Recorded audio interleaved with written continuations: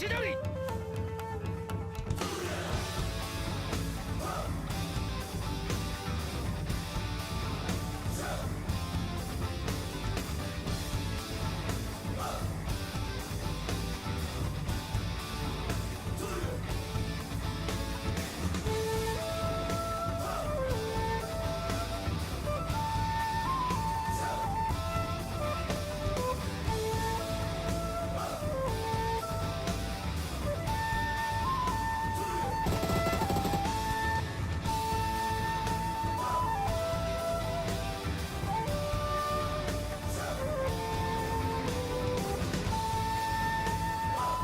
それが俺の人道だ。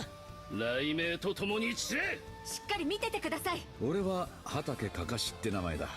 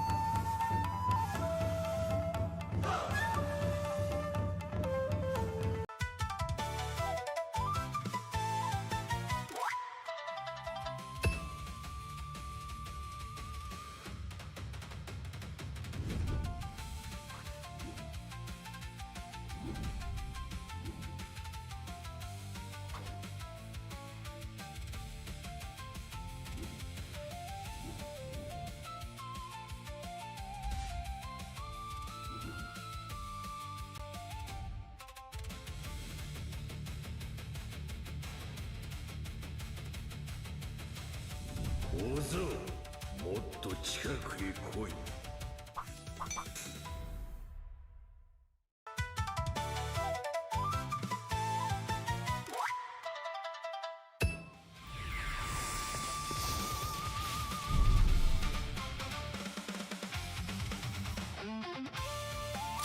飛来神の術、飛来神2の段。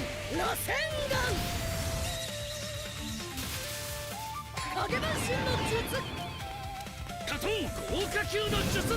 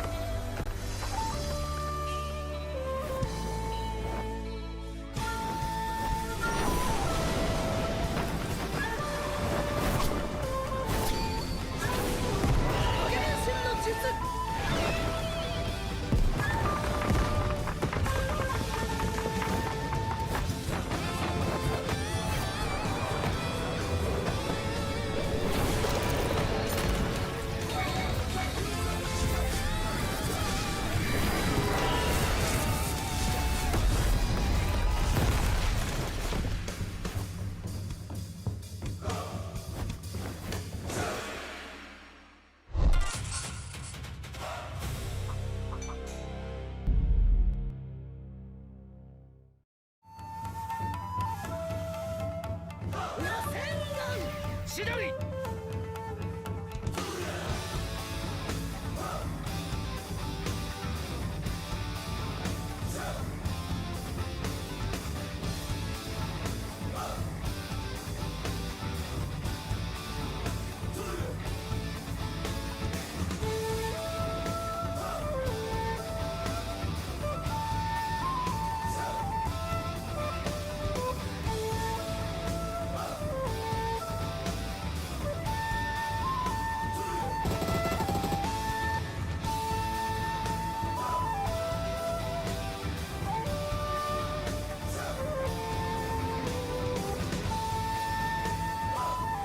それが俺の人道だ。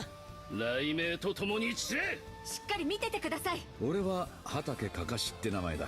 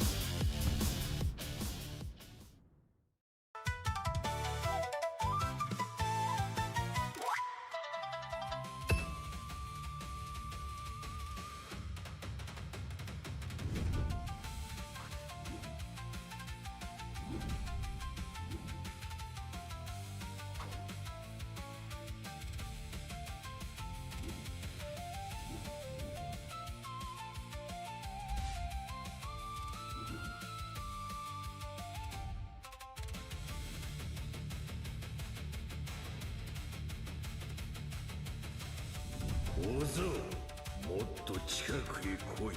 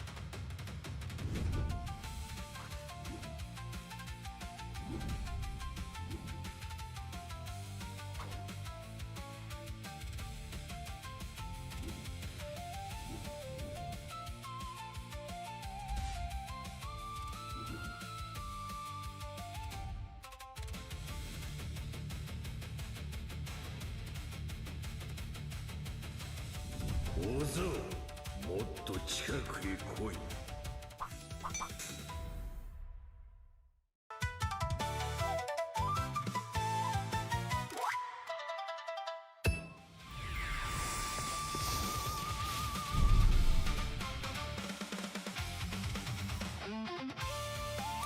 未来神の術、未来神二の段。螺旋丸影分身の術。カトン豪華級の術。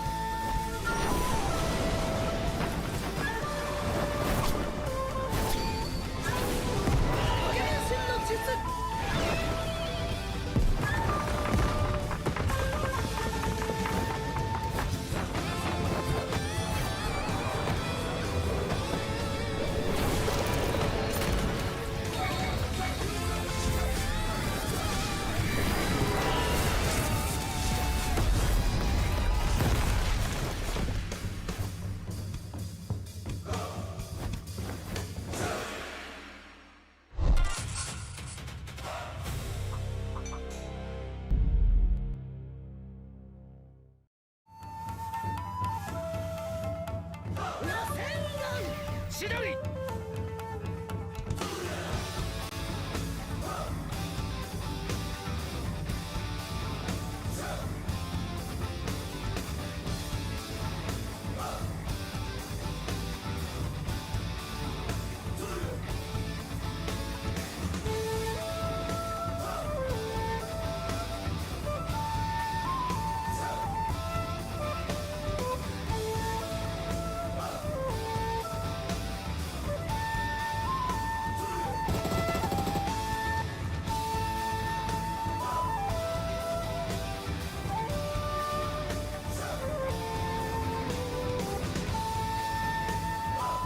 それが俺の人道だ。雷鳴と共に散れ。しっかり見ててください。俺は畑かかしって名前だ。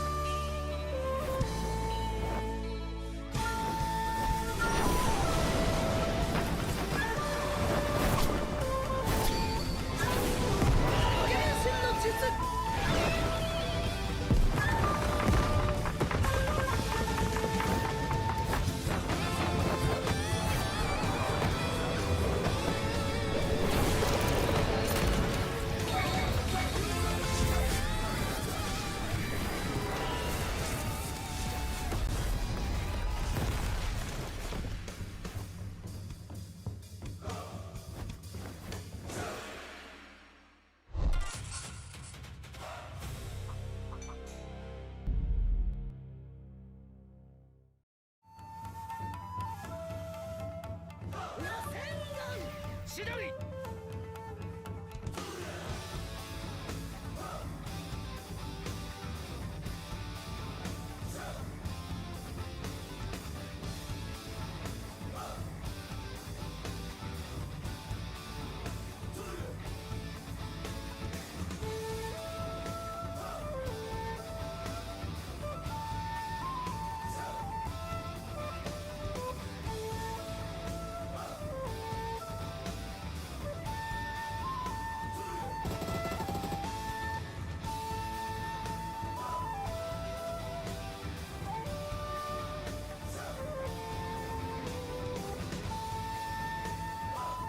それが俺の人道だ。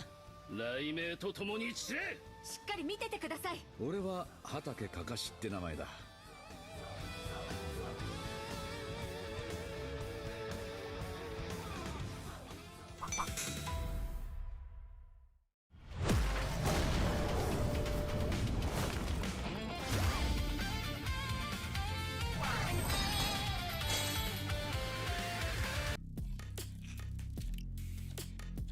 What's up, ladies and gentlemen? Welcome to week 2 and day 2 of the PUBG Mobile's Challengers League. Once again, it's Contra as well as Tash Bunny to be your casters for the entirety of this week. So it is rather exciting because we are looking for some of the top teams to qualify to the finals. So there's a whole lot for the teams to do throughout the entire course of the week. Yeah, and I think what's super interesting today is that we're going to be seeing a team shuffle as we go through the groups. Yesterday, we didn't see the presence of the big dogs, NGGZ, that was the best performing team of week 1. And now they're currently here playing in the server. What's more importantly as well is the fact that yesterday, we have Hive who is setting a big and high bar for a lot of teams to chase, a whopping 97 points and 61 eliminations. So since big numbers were set by Hive yesterday, and big numbers were also set by NGZ last week, I'm wondering what exactly does NGZ have in mind to play catch up today?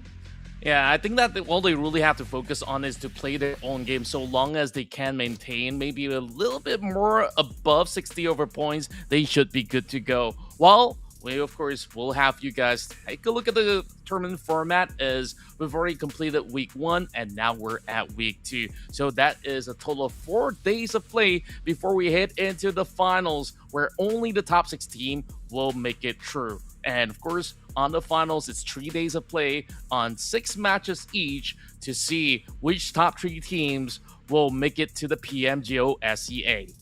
Yeah, and on top of that as well, we have a $30,000 prize pool on the line here for both the league stage and also the finals, excuse me. And I think one thing's for sure though, despite of what happens in the league stage, the top 16 that heads to the finals will also be getting a separate prize pool as well. So that's also another motivation to be doing well. And the idea that every team is on the same playing field toward that finals is also very, very enticing. Regardless, as we don't really have a lot of space, the ones at the bottom 4 will be eliminated. So they have to watch out for that as well. That's true. At least everybody walks away with a little bit of something, but they definitely won a big bulk when they do end the tournament, and there's definitely a whole lot more once they book their slot into the PMGO SEA. So, of course, that we will find out eventually on the following weekend. Right now, on the weekday, you're joining with us here as we're approaching the end of the month, but we're definitely looking forward to see how this one concludes.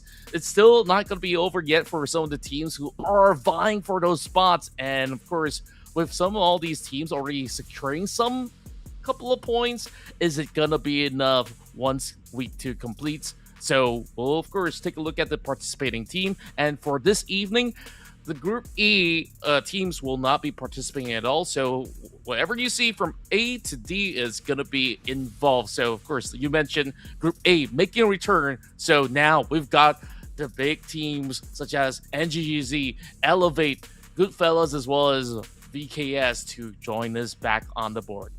Yeah, and I think because of the amount of points that were caught yesterday, were put up yesterday as well, a lot of teams are definitely feeling that pressure. There is a big gap between 1st and 2nd place, and also a big gap between 4th and 5th place as well, if I'm not mistaken as well, if we were to look at the overall rankings from yesterday. And I think, if anything, right now, we haven't really seen the best of the best that has yet to come. I believe that one of the biggest complaints that we saw in the chat yesterday was the fact that it was a very, very passive style play, and I think the viewers at home are feeling a little bit more antsy. Now the question now is whether or not this, I would say, tempo would be changing throughout the day. Again, the presence of Group A, would it change the drop spots? Would it change the speed of the game? Because we opened up map 1 fast with Hive going completely nuclear. We had multiple back-to-back or multiple chicken dinners across all the board from multiple teams as well.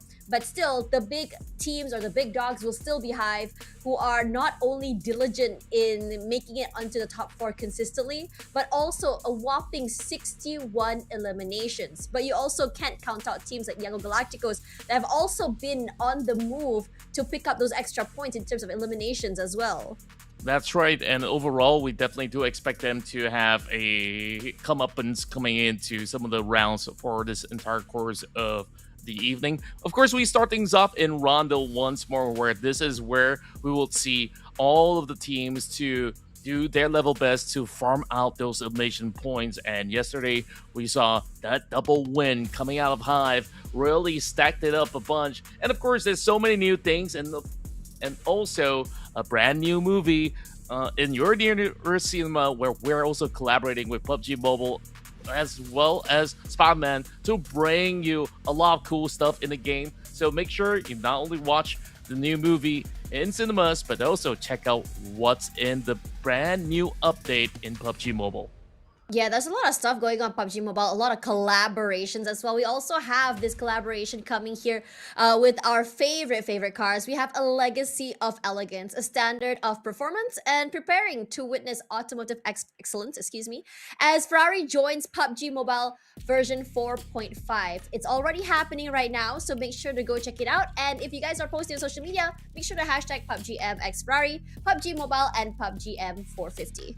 And if you guys are fans of anime, of course, this is definitely one for the books that you want to just bring your friends along to enjoy the collaboration between PUBG Mobile as well as Naruto Shippuden, as it's currently live in the server where you can basically enjoy the new gameplay mode for everyone who ever dreamed of becoming a ninja. So we saw the Ninetales yesterday flying down. It looks super duper cool. I'm pretty sure that today we might actually see a little bit more. But before we of course get to that, we gotta talk about our predictions real quick. So I see you bring along NGGZ. That's definitely a whole lot of great hope for them to bounce into this day 2 performance.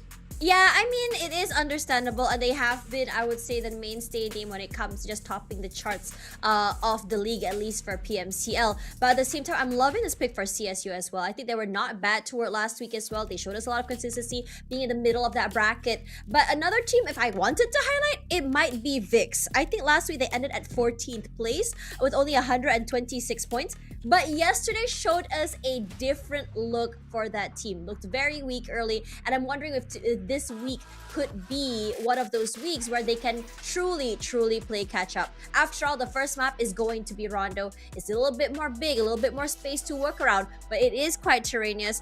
And since I've had highlighted VIX, this is also one of those maps they didn't really do too well yesterday. Yeah, it's definitely a cause for concern, as everybody is definitely gunning out for maximum points in this round. So we'll see who will be the big winner here in our opening match as we dive into Rondo.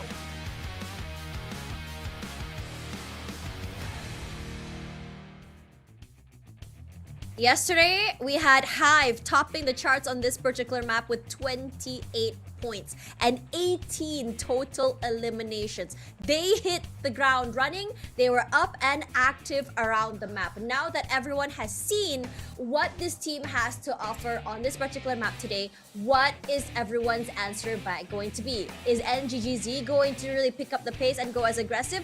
Well, that is going to be the question now, since a lot of people watching at home are saying they really wanted fast games, and honestly, me and Contra too. So I'm really hoping that we're getting these early fights. I'm really hoping that we start to see teams get really up and active. We saw a little bit of that coming in from Hive. We saw a little bit of that coming in from Yango Galacticos as well, but they definitely slowed down toward the end of the day. So map 1 opening hot, please. Yeah, overall, I would definitely say Rondo is always going to be action-packed no matter what the situation is. And you can already see from that mini-cam that we're already seeing two teams looking for a brawl. And that is going to be BKE. That's going to be quickly equipping themselves before things get a little bit more dicey. So I do believe that, some of the viewers were thinking, oh, why is it so slow? Because some of the maps they were playing, the ending around those urban terrains, and yeah, it's really difficult to navigate around. But when it comes down to this kind of circle, you better, of course, put all the chips in the basket that this is going to be some really big fights that will conclude maybe by the edges of some terrain when it comes down to stage 8 or so. As Observation Esports open their account, they will be able to strike down a few units across the map already. It's only going to be 59 teams left, so there's just so much action happening around that Neox factory. I can't believe that it's already this hectic so soon. Usually in a situation where we just find ourselves trying to figure out where exactly the drops are going to be, teams sort of hesitate. But today, especially teams that had played yesterday, are starting to get very, very comfortable. We see GC even joining in on that mix, taking down some players of Hive, which is honestly a big statement in itself. But as for Time, they're just picking up the pace here, getting picks left, right, and center, and it's looking really, really good. Finally, a second point in the bag. As for the rest of BKE, we talked a little bit about how they started to show up toward the middle side of the day. Wondering if right now they're still feeling very, very cold. And for the rest of Time, it's all about just looking and hunting out the last few members. Remember, the possibility of teams bringing up their members back into the game is going to be very high. You don't want to put yourself in a position where, it's good that you are going to be managing to farm things out, but at the same time, that recall could also spell death if you are not quick to reposition. Now that BKE are comfortable again as a 4, I'm wondering what their answer back toward Time is going to be, especially since half the team had been annihilated before. Yeah, well, they're just going to go all in, and if it does get a little bit hairy, usually they'll just park one mid player on the corner. Meanwhile, of course, beautiful swing from the side of Dale in order to secure those 3 points. So that is going to be a quick recall coming from ABC to top up their fallen allies. Same goes to Hoshuan that just got brought back by CSU. Now we go over to YG versus SNK. YG struck gold initially, taking 3 points already, and now having 2 members of SNK bunch up all together. This is not going to be all too easy because SNK, they don't really have the angles to peek out, whereas we're not looking ever ready, but there is still a grenade in hand for the side of Delta. Lil Wang, speaking of grenades, he's going to be able to pop one towards Pretzel. Pretzel's not going to be in too much of a pickle, I do believe. But it is a little bit of waiting game coming from the side of Yangon Galacticos being a little bit more calculated, while, of course, we see more and more names appear on the corner of our screen. And Galacticos just really taking their time here. One member knocked down already, but that's the point we've taken away by Galacticos. As the other team, SNK, going up toward that second floor, top, just making sure, Smile, will be coming through here, giving a bit of support from the bottom side as Mernat will be able to pick up that pace. SNK lost 2 members so quickly, but no problem to bring them back into the game. But at the same time, you are giving Young Galacticos already 2 points from your team, a total of 5 starting off so early. This is possibly the most active I've seen Young Galacticos since yesterday. In the first few matches. Yeah, I absolutely agree, because usually when it comes down to Rondo, they are a little bit more passive. Meanwhile, a quick phase check did not yield much for Clay Jr. Bro got a heart attack. Yeah, I would get a heart attack if somebody's waiting by the restroom just by the corner of the door. So, yeah, beautiful work coming from Chewy. That's 3 points coming from him alone. A lot of teams are very active right now. If you look at the feed to the right, we already have Time with 3 points. We have GFS with 5 points, really setting the pace on how exactly they want to do this. And by the way, GC is moving right now. You could tell that they're really, really trying to play catch up. But yesterday, the performance, I wouldn't say is the best. They had lost so many members. They were getting farmed left, right, and center. There was one pop-up, or at least rather a promising match that they had, but unfortunately, they weren't able to just really tie up those those loose ends, which really tells a tale about what this team, in terms of their potential that they can bring to the table. And now they're starting off really hot right now. They already got 3 eliminations, and they've already slowly moving around the area, very aware that Vix is close by. And meanwhile, Young Galacticos, they're just on a field day. Whatever that moves gets completely annihilated. They're farming with 6 points already. They're just hanging around the blue zone, no problem. Yeah, this is the scary side of YG that nobody wants to face with. Meanwhile, GC tucked in the corner wall, but somehow gets the job done, receiving a little bit of help from the outskirts. GC so far looking really clean, but there is still Tova now limping away, needing a little bit of a helping hand. Meanwhile, from the side of VKS, as they make their debut performance for week 2, are just sniping from the outskirts. A very interesting play coming from Amura. And overall, I really do wonder the rest of the positioning coming from the side of VKS because they plan Amura on the outskirts, but we don't really have a clue on the whereabouts of the rest of the team. Oh. That is not the way you want to start day 2 for Elevate, especially since they didn't play yesterday, only leaving the lobby with only 1 point. As for NGGZ, also with eliminations at 15, this is a very different look than what I expected to see from their performance last week. But again, most of these teams are coming in cold. They don't have that heat or that momentum, especially from yesterday as well. But as for SNK, despite losing a few members a few times already, they've still managed to stay intact as a team. But this is where things get super, super interesting. It's a very rough start for many teams, but it's starting to slow down. And meanwhile, for AOV, well, I have to say, Rex knocked down already, and I think his team is just ready, just buy a bit of time and just bring him back into the game as soon as he just gets lobbied. So as for time, this is also, I would say, something I expected to see, especially toward the end of yesterday. They started to get very, very active. They started to get super aggressive, and they're really taking these fights in stride as opposed to the first few matches where it feels like they're going over aggressive and getting knocked out early, or they just stay quiet but not really getting that situation to tie down those few ends or even end the game in a way that they want to go. Yeah, really do like that all these teams are getting so proactive in getting a couple of all these tags onto the stragglers as well as those who are camping out on those recall towers. Speaking of areas of play, is going to be some long trade-offs coming in from the side of DOS that does connect to find another member from the side of OV, and that is not going to be great news for the rest of OV, who has already got into the zone, and there's not going to be any recall tower around that area, so that is going to be problematic for them. Meanwhile, CSU goes in for the catch as well, while all the teams are busy navigating their way around. So that Tianlong Garden vicinity is absolutely being marked from all directions right now. CSU, they will be opening a great passage to get themselves in the clear, so they definitely are still in their prime form, I would dare say, ever since they had that miraculous chicken dinner from yesterday. That jump shot for the chicken dinner was absolutely golden. They're really good. Started off slow yesterday, but CSU, they rallied back toward that end day. Some teams take a little longer to really find their groove. Sometimes it takes a whole 6 maps the next day, rather, will be the day they're finally online.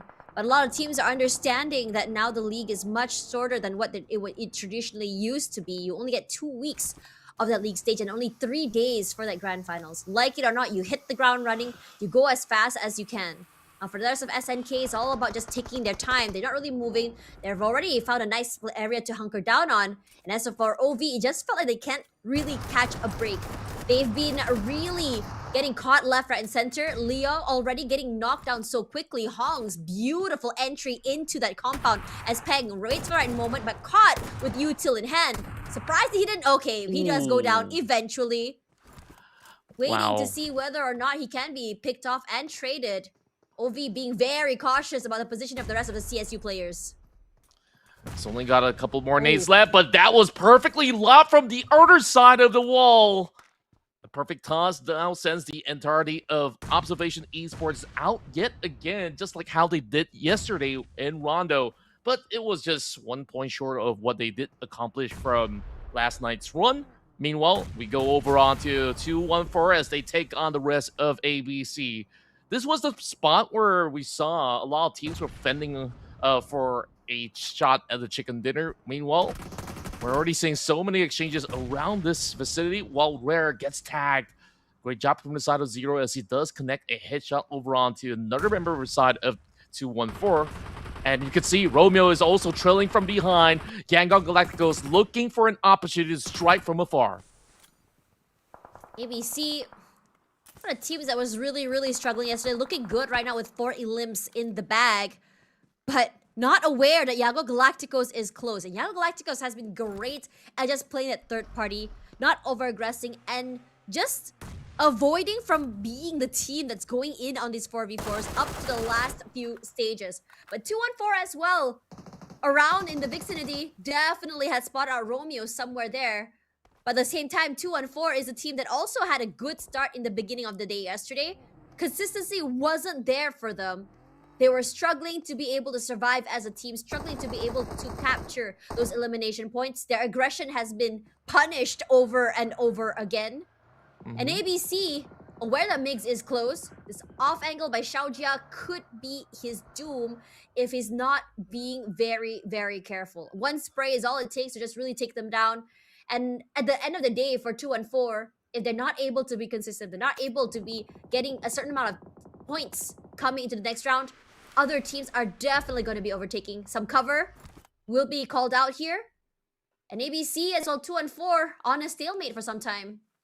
Yeah, definitely it's going to take a while before they break their truce, as these are compounds which gives them so many defensive options overall. But from the last look of the mini-map that we actually gotten, we have seen a lot of all the teams taking a very long route to get to the zone because they have so many of all these early altercations that got themselves recalled, and usually all the recall towers are on the outskirts, so you will definitely see a swarm of teams to get in towards the southern side terrain, so it will eventually get a lot more hectic. As you can see from the outskirts, from the views of Xiaojia, there is BKE, there is YG around. As for YG, I saw that we're having a very interesting formation, a 2-2 split from two opposite sides of the map, so it is rather concerning for some of the fans to wonder of what exactly are they planning up, but I do believe that they should be able to reconvene, and eventually once they do, they should be able to get themselves involved. Plenty of all these grenades now tossed over the corner, but Mix stood tall.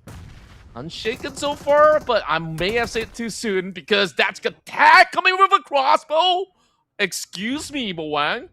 What was that? We've been stuck in this corner for quite some time between these two teams. I am very curious about other teams on the map right now. If you guys could see the map feed, you can see Bernat already doing a great opening onto one player. Migs is recalled after all, but if you could see the feed, the entirety of the eastern part of the map is completely full. Yago Galactico is gonna go toe-to-toe up against BKE here. The nades will be cooked. This angle by Smile could be nasty. Doesn't really clip onto anyone. It's Smile. It takes a little bit of damage instead.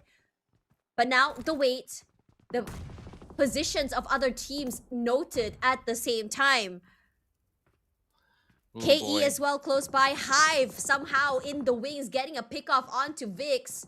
And Yango Galacticos, this area where they're holding is right in the middle of that circle. So they don't really have to move, but you can tell that both teams really want to poke and prod each other if they can. True enough, I mean, if YG can overcome BKE, this is going to be the entire sector for them to just have a stronghold to hold for that late game. Meanwhile, Hive is struggling to make ends meet. This is a shack where you can be shot from multiple angles, and that's a very dangerous play. Meanwhile, that infiltration does not come true for the likes of Smile, as he will falter with that cook of a grenade. BKE, they were well aware of this approach. Spyro will confirm the number right now, bringing the points into Tree. Frenzy's doing so much work for the team right now. Meanwhile, I believe YG will try to hold back because they've already lost 2 members at the moment. They should be happy to oblige of sharing that space all together for the moment, while Pretzel gets the job done, takes out Dale instantaneously, and Time Esports, they want to press on.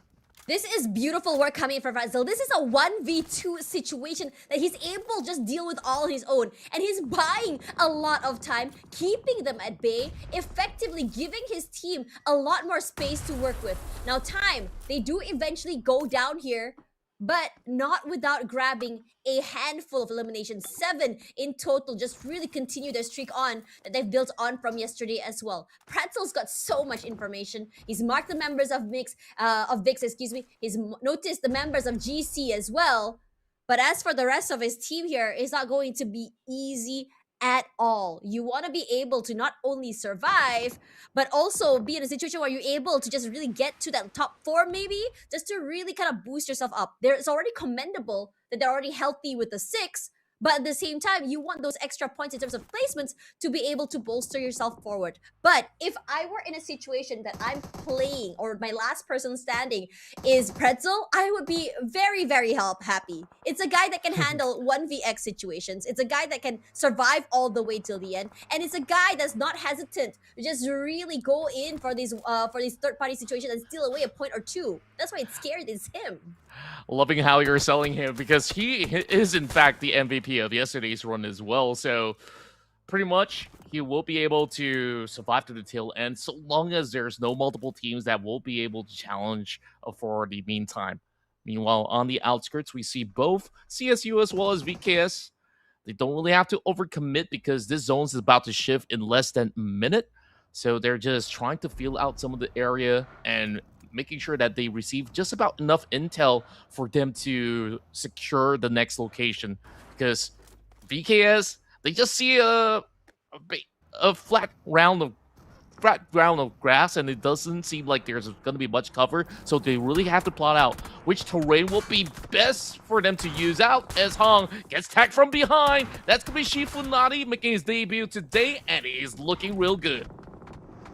Need to go and reposition. His teammate already knocked out of that vehicle. Shouldn't be a problem to bring them back into the game either. They have a lot of cover with the rock, with the terrain, and even those smokes as well. It doesn't feel like anyone is just really pushing the, oh, spoke too soon, KE coming here, Davan X always going to be that tip of the spear. The nade comes through. Does he know there's one close by? Is that question? Lil Wang's barely alive right now. Gonna try and go in for that massive spray. Nothing actually is hitting. Tries to avoid that nade, and he does survive for a little bit more time. The pressure he is facing is immense. A lot of damage from those stray nades as well, as Mad Dog decides to join in on this fight. Another one joins in as well, as his teammate tries to find a hop forward to see if anyone's head is out there in the open. But the most that the players for VKS can do is just keep their head low and buy a bit of time. Mad Dog takes a lot of damage. The answer back is here. But the timing, just a little bit better by Nhop. So Mad Dog falls. The pressure being taken away from Lil Wang's shoulders. But the zone is pushing. So everyone is thinking about just getting away from this area. I just love how Lil Wang actually played it out so diligently. Meanwhile, Astro OP from the outskirts does actually pepper down some of the members of BKS, and that leaves Shifunati in a pickle. And he's just running out of that space. There's just no vehicles for him to even take cover from, so this is going to be the last stand. He's got to try, at the very least, to take out at least one member beside the KE. Might be able to maybe heal off for the moment, but I don't think he will be able to walk into the zone, so this might just be him tagging out of the matchup. So 5 points for their opening run is not too shabby, to say the very least, but it could have actually been a little bit better. They were just held back ever so slightly by the rest of KE. As the journey continues, we are only left with 9 teams remaining, and the next one that goes down is going to be CSU. They will walk out with 6 points. Yeah, I think it's great to see CSU still being able to just get those elimination points, just really bolster their way forward. I think one thing's for sure though, CSU, they know what kind of way they want to go out of the game. They don't really try to push too much for anything either. They're making sure that they're in a very comfortable position to be able to take these fights. And being able to continue this streak, not even a streak, but rather consistency from yesterday, I think is something that's very commendable for them as well. Now, as for GC, they were a team that I said that were struggling yesterday. They couldn't really find their groove. I think they were one of the few bottom teams at the same time, but now they open up with 4. Chili Put unfortunately gets knocked down, but they look in a great position that they can go for this pickup is one. And number 2, that handful of eliminations could be a telling story about what we can be expecting from them in terms of performance today. Renix Tova just now, I think, was someone that was really good at just leading the charge in some of these fights. 3 eliminations already for this guy. And now they have a bit of space to work with. They have that high ground. They can pressure the rest of Hive, only the only player for Hive, excuse me. Yeah, it's scary that it's Pretzel, but if they do have the right comms and the right timing in terms of pushes, they should be able to deal with him swiftly.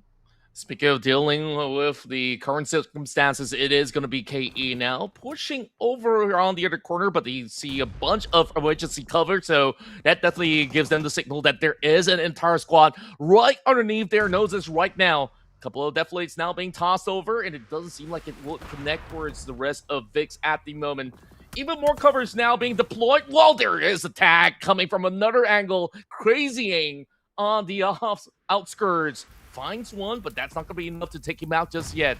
Vix should buy enough time. Marcos now just got to be very wary whenever KE makes a move. Doesn't seem like they're going to be doing so just yet, but they do have those vehicles prepared.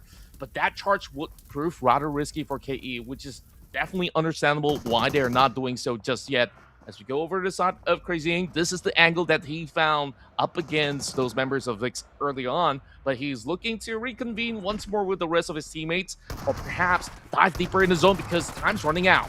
Okay, looking really good, taking full advantage of this high ground angle as well. Good to drop the members of VIX at the cost of his teammate. But still, his teammate not knocked out, which means that they're going to be able to bring them back into the game. Pretzel hunkering close by. Majority of teams not even in the zone right now. The only two is Young Galacticos as well as BKE, but the rush is here. Pretzel now cannot hold. And I have to say that GC knows exactly what they wanted to do when they executed into this area. They have a bit of cover, which means that they can protect themselves from the players of ABC. And hell, if they want to, they can even rush forward and wrestle away that area control from them as well. If they do that, it should give them a bit more space. If they do decide that they want to take the space away from 214, because in my opinion right now, 214 has so much space to work with since the entirety of the western side of the circle is completely uninhabited. True enough, and overall, BKE remains to be very elusive at the moment, still sharing that space alongside with YG.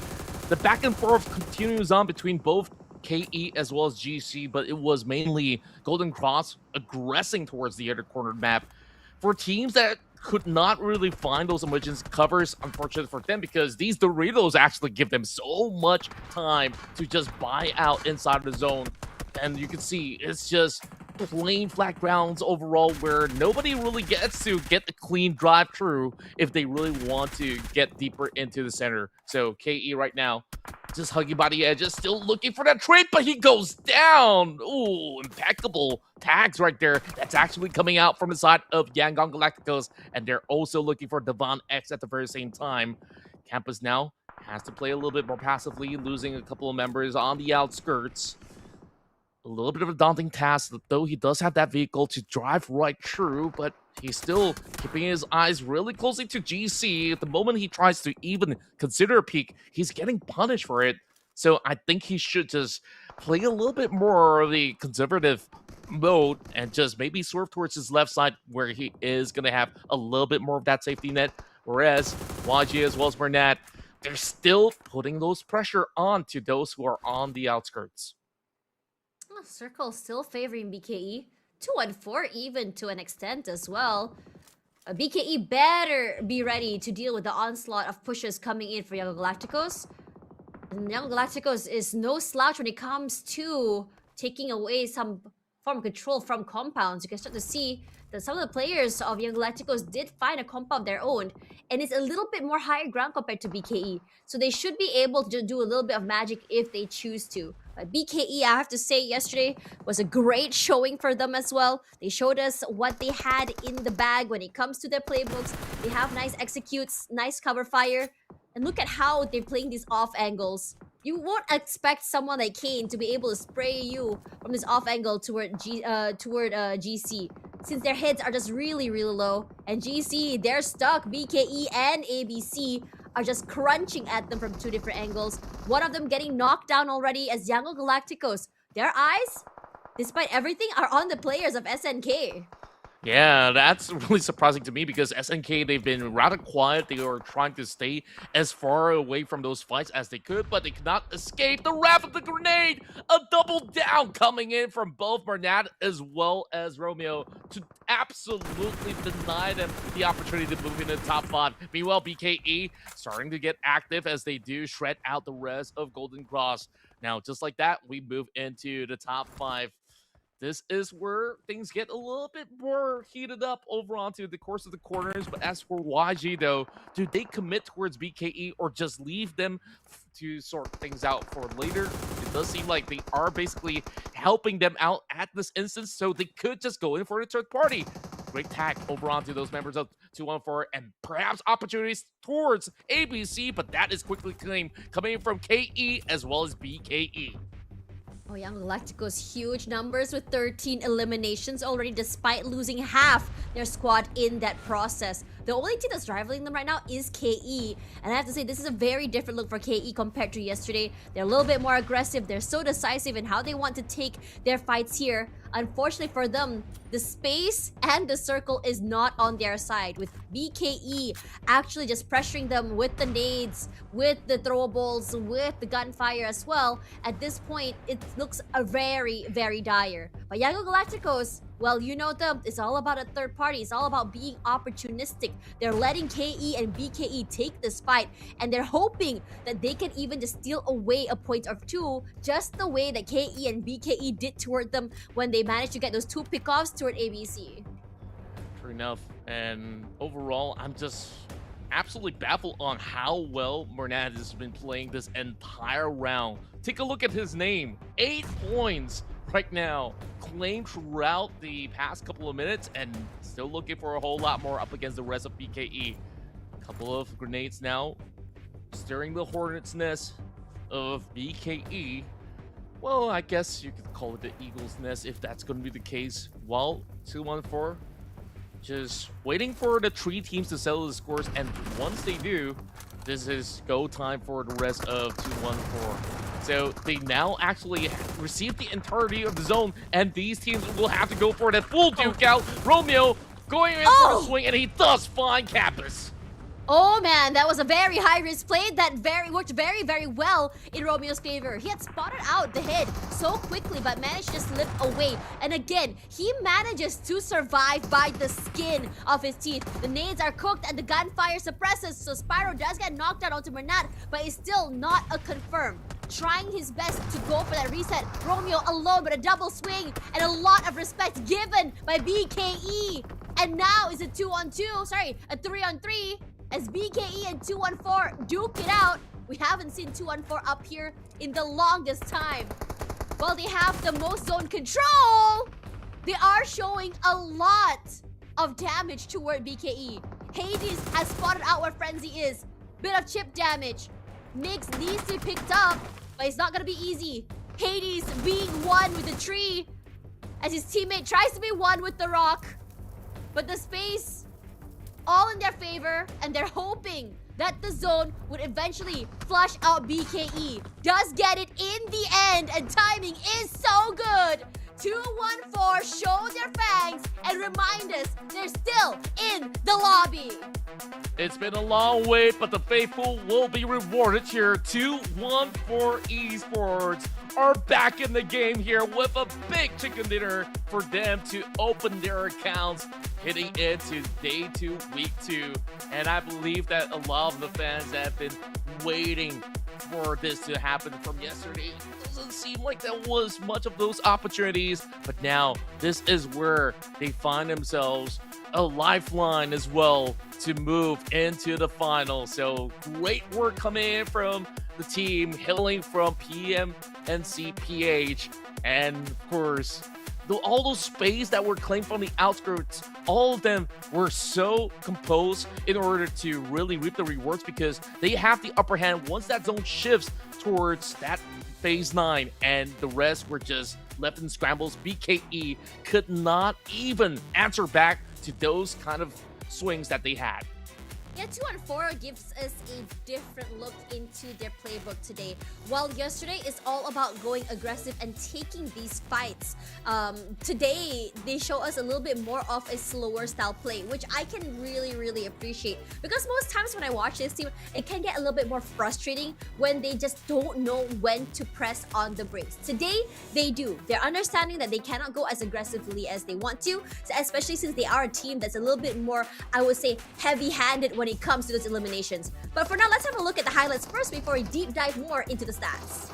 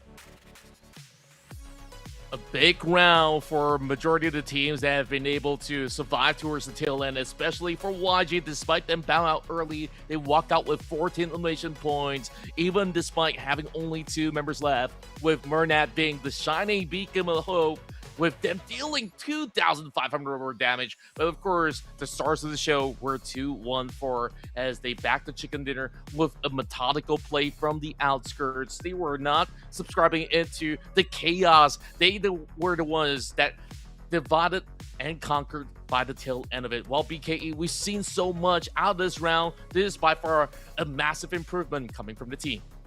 Yeah, I think if anything, the whole of 2-1-4 was just really showing up here as well. They had an idea on how exactly they wanted to get to that final circle, and they delivered that. If you ask me, I think that final circle was one of the most hectic circles I've ever seen. It was wide open areas to a part of a compound as well. So anyone crossing that compound is already going to be kind of stressed out, I feel. If you ask me, you are in a position where you are flushed out into the open. That's exactly what happened to BKE. And teams like 2-4, I have to say, the circle favored them from beginning to end. A trajectory from the western side, very open, giving them the space just really hold off for the rest.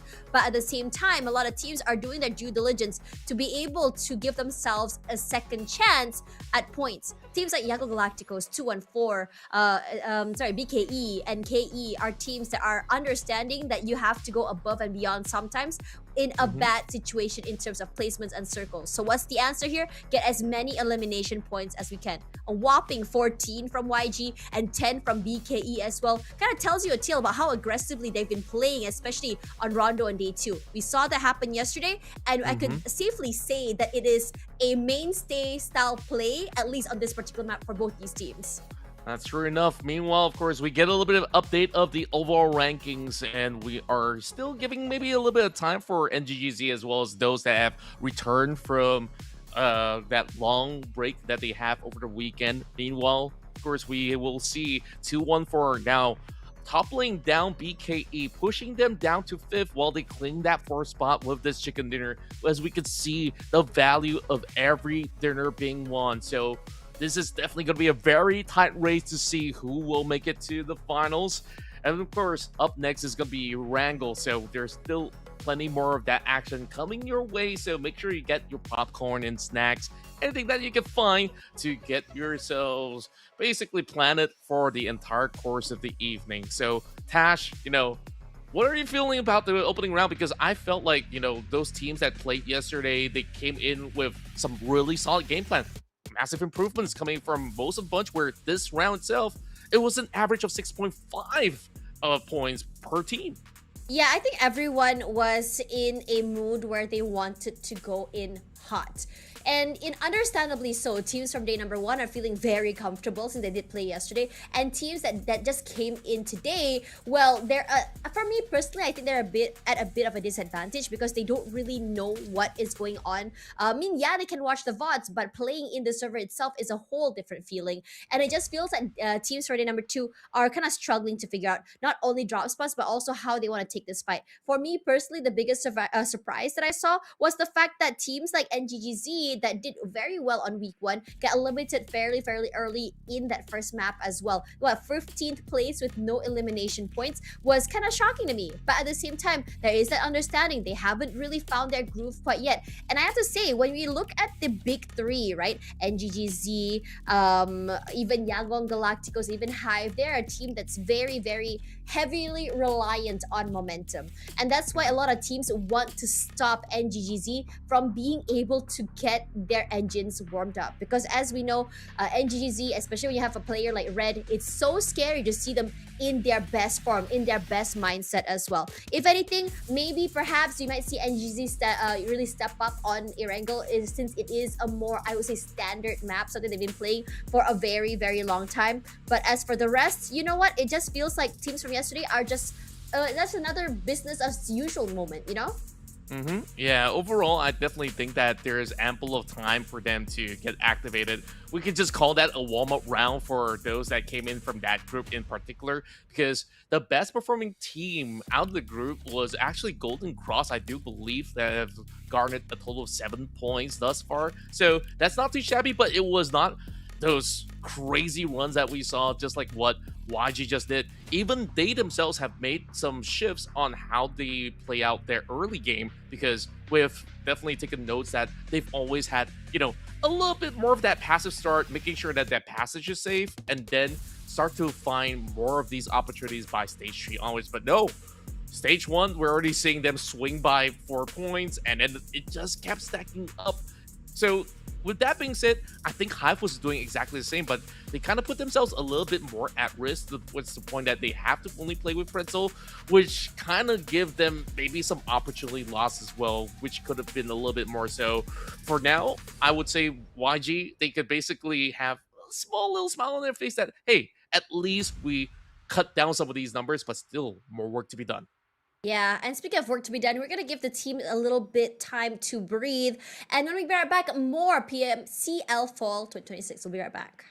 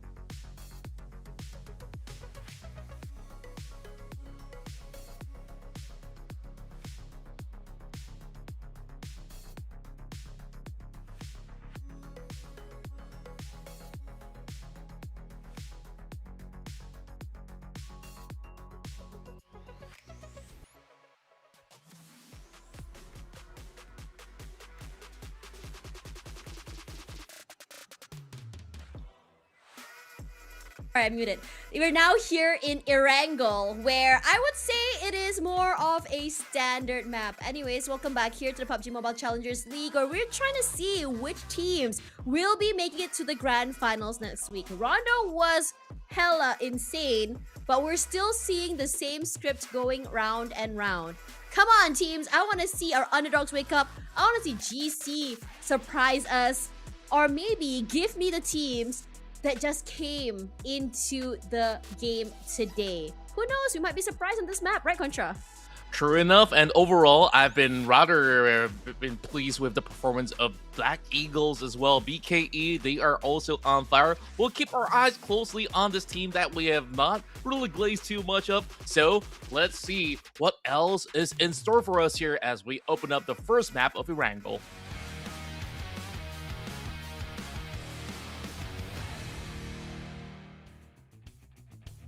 Okay, here we go, Erangel. This is the map that I expect everyone to wake up. Doesn't matter if they played yesterday or even today. Seeing NGGZ getting knocked out very, very early at 15th place, 0 points, was a little bit of a surprise to me. Because for me personally, I would have thought their cold engine style play would be somewhere in the middle of the pack.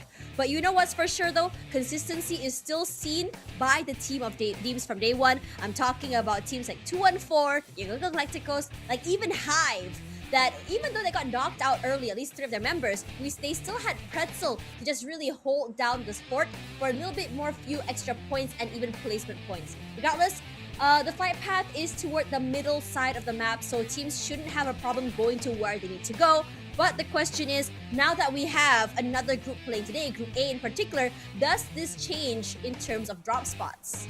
I believe that most of the teams have already studied well enough over the course of the weekend in order to have maybe just about enough breathing space for them to work around with, or else it'll be a very challenging 3-round Wrangle run that they will have to figure things out on the fly, which is not really the best of situations. But one thing's for sure, not much is changing in South Sanaska. We're still seeing OV as well as YG heading that direction, and it only takes a bridge for YG to get towards the zone, which is centered around Yasna Pollyanna. Because of the flight path, this is going to be unclaimed, but NGGZ should be headed towards that passage, and that is going to be a cleaner start, so hopefully some big points awaits them by the mid-game. You can see the mad dash of some of these teams already toward Yasnaya. Look at how fast NGGZ will be making a beeline there as well. And for good reason. If you are going to be heading into Yasnaya Pollyanna, there is some compounds that you want to try and prioritize. And also at the same time, you also want to make it there early to be able to just really catch any stragglers that are trying to get into the area. You put yourselves in some 2 compounds, a high ground somewhere, and suddenly the areas between these compounds become sort of like a meat shredder for anyone crossing through. Regardless, looking at BKE right now, like you said, Contra, BKE look really good. They came online toward the end of yesterday, and they're riding that high into Rondo. Now for this particular map, I don't foresee this team slowing down at all, whether it be positions or even taking fights. They're great at just pressing the brakes, and even in terms of executions as well. And that's what makes them really, really dangerous. That's true. I mean, overall, you're spot on what you mentioned. Early on, we saw Frenzy getting those triple points very early on, and then you start to see the activation of Spiral throughout the mid game, and everybody was just rallying. Well, even the likes of YG was trying to challenge them, but you saw what happened. They just struck one of 3 members down, and then towards the end game where YG tries to push through, there was not much that's being left. NGGZ wasted no time, breaks out the vault to see what's going to be in store for them. Perhaps the AUG and some real good stock for them to load out for what's about to move into these playing fields where it could still be anywhere. Of course, we do see it being within the trajectory of Yasnaya, but areas such as Mansion as well as Rozak on the outskirts is still very much playable. So it is going to be some good grounds that they really have to hold out. So this definitely comes in very handy. Meanwhile, SNK, this is one team that definitely needs the most points in order to make it through. Currently at the borderline of 16, and I do believe on the past week, they've only got a few points out of what they've been able to accomplish. So Just let me double check real quickly. So they have 4 points. In order to make it true, they just got to make sure that they are within the threshold of 12 by the time that the weekend ends. Then they should be safe for the grand finals. Look at the map right now, also very interesting. Stalber, Saverni completely empty, even Kameshki. So if there is a possibility that NGGZ does get, I think, pushed out of Yasnaya Poliana, going up north wouldn't be necessarily a bad situation, if you ask me, since a majority of teams are migrating from that southern side, and that puts them away from all of the fights. The ability to hunker down, just really press the brakes and maybe go in for a third party could also be a strat that they can take if they choose to as well, especially since they do need to make up for that map 1, I would say, point loss. They got no points in their first match of week number 2. I'm surprised that we're not seeing a little bit more aggression in this early game, especially since Rondo did showcase that. But I think the predicament of less games to be played draws a little bit of hesitation for some of these teams. And you know what's really interesting? Even in that previous map just now, the teams with the bigger names are the teams that are struggling. Hive lost 3 players very, very early, as well as, and you know, NGGZ lost 3 members early before finally getting knocked out. Now we do see a bit of a, I would say, stalemate between Time and Hive. Some chip damage around, but no full commits quite yet. But DOS wants to change that as the members of Hive cross off one another. Monboy barely alive, no knockdown quite yet, since there is an answer back, and even Ramon going above and beyond to knock him down. You hit my teammate, well, I'll knock you down. Take that. But no confirmed pickoff quite yet. No, finally they do. You always have Pretzel to be around. Just really pick up the space and just tie down all of those loose ends. So great opening pick for this team. And now for the rest of time, well, they want nothing to do with Hive anymore. Yeah, I just love the fact that Ramon was so ready to actually give that cover fire just to ensure that Pretzel gets a little bit more safety net alongside with Momboy for them to actually get right across. And now Time kind of bite too much more than they could basically chew. So right at this moment, you could see that they have been able to at least get by over onto the other sector where they would be able to take control of a couple of compounds. Good enough to hold out for the late game, but should I say that was rather early to claim that space? A lot of the teams eventually will be moving towards the direction, so hopefully they could still basically win out maybe certain trades when it comes down to phase 5 onwards. But for now, we are still seeing maybe a little bit of a late joining of the members of YG coming from the outskirts. Observation Esports looking to go for that quick refuel. These things don't come cheap these days, so you gotta ensure you stock up as much as you go. And of course, OV, I think last round wasn't that great for them either ways. Yeah. I am really curious to see what exactly they have to offer. If you look at OV yesterday, they were a team that was just stellar in terms of their fights. They had some really pop-off moments as well. Players like Rex especially was just so good at being that tip of the spear, being in that front line. And Janboy as well as Kid are just so good at putting that pressure. Now Chili puts that opening damage onto Rex, forces him to go back into hiding, forced to go for this reset, definitely rallying his teammates to come close here. Wants to finish what he started. The nade comes through, possibly a bit wide. Now, with Janboy and the rest of the team close by, this is going to be very, very problematic since the blue zone is here. Not a lot of damage quite yet, but still enough to just really ring the alarm bells in your mind that you're running out of space and time. And Chiliput is doing a great job of just keeping a majority of the OV players at bay. The nade's cooked, sent out, doesn't clip onto anyone, but buys enough time for the rest of the team to be able to rotate over. Oh boy, take a look at that. Execution is just taking a lot of time for both these teams. And somehow I'm surprised that no other team has crossed them quite yet. And the problematic portion is that once they're settled with this, they have to journey all the way into Yasnaya as well. A full commitment coming in from the side of KE, making this a very big swing. While those nades are being cooked up from the side of Devon. They got to wrap this one real fast, or else BKS will just pin them all together at the very same time. This is going to be a big meat grinder from both sides. Meanwhile, from the outskirts, it's going to be Campus holding it out. And that flush coming from Mad Dog secures it for KE for all the points gathered. As the rest of BKS, they were just boxed in with nothing else to do.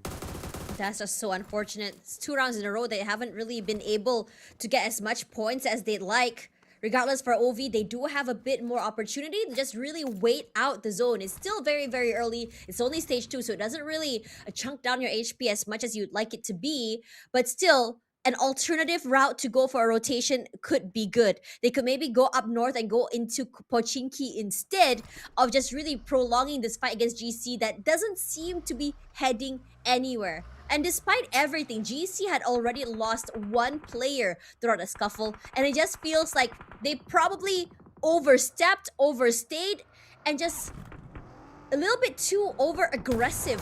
A little bit more, I would say overconfident will be the right word. As for BKE, this time around, going to cross toes with CSU. And CSU, stellar yesterday, hasn't been able to replicate that success today. But Peng looking to change things. A nice jump shot to come through. And BKE, even Spyro, is barely alive right now. Going to be picked up. 2 points in the bag for CSU. There is going to be another team close by. It's going to be GF that wants in on this fight. But CSU, they have a different style of play and a little bit more aggression to go for more, especially from Peng that nearly finds Shaco and knocks him down. Oh, finally does. Oh, that's crazy. That was a nasty shot connecting right there, and that full commitment coming out of CSU sees them going onto the outskirts, also getting punished by Chewy. We saw him lose that tire, and Huoshuan, he goes out of control, forced to tap out. Meanwhile, the rest of Goodfellas, at least they bring something back for that lost member in return. But Goodfellas, they know that this is not a place to linger around much longer because we last saw it's moving deeper into Yasna, but certain areas over in the far north is still going to be absolutely playable. So Goodfellas, they will take this as a checkpoint. They won't be basically hanging out for long. But the question remains is that once they do get back into Yasna, what happens then? Because there's plenty of these places already being claimed. Take a look at that. Southside, absolutely flocked. Meanwhile, it's only going to be SNK further up north towards Stauber. So, Goodfellas, they might be thinking about, hey, what about we wrap around Stauber? Well, there you go. You got those SNK members waiting in the wings, and Peng is also moving around that lake area, so they might lock horns for the second time coming. I love this fact that SNK has so much space at northern side here. They're just really just roaming around here. And all that information means that they know where to look and where to play, especially when the rotations are going to be coming through later. Yes, Naya looks like a place that is fully inhabited. I would like to say that at least 80% of the buildings have a player in it as well. Marku is going to try for that damage onto the players of Hive. But unfortunately for him, none of his bullets are going to be clipping onto the members of Hive.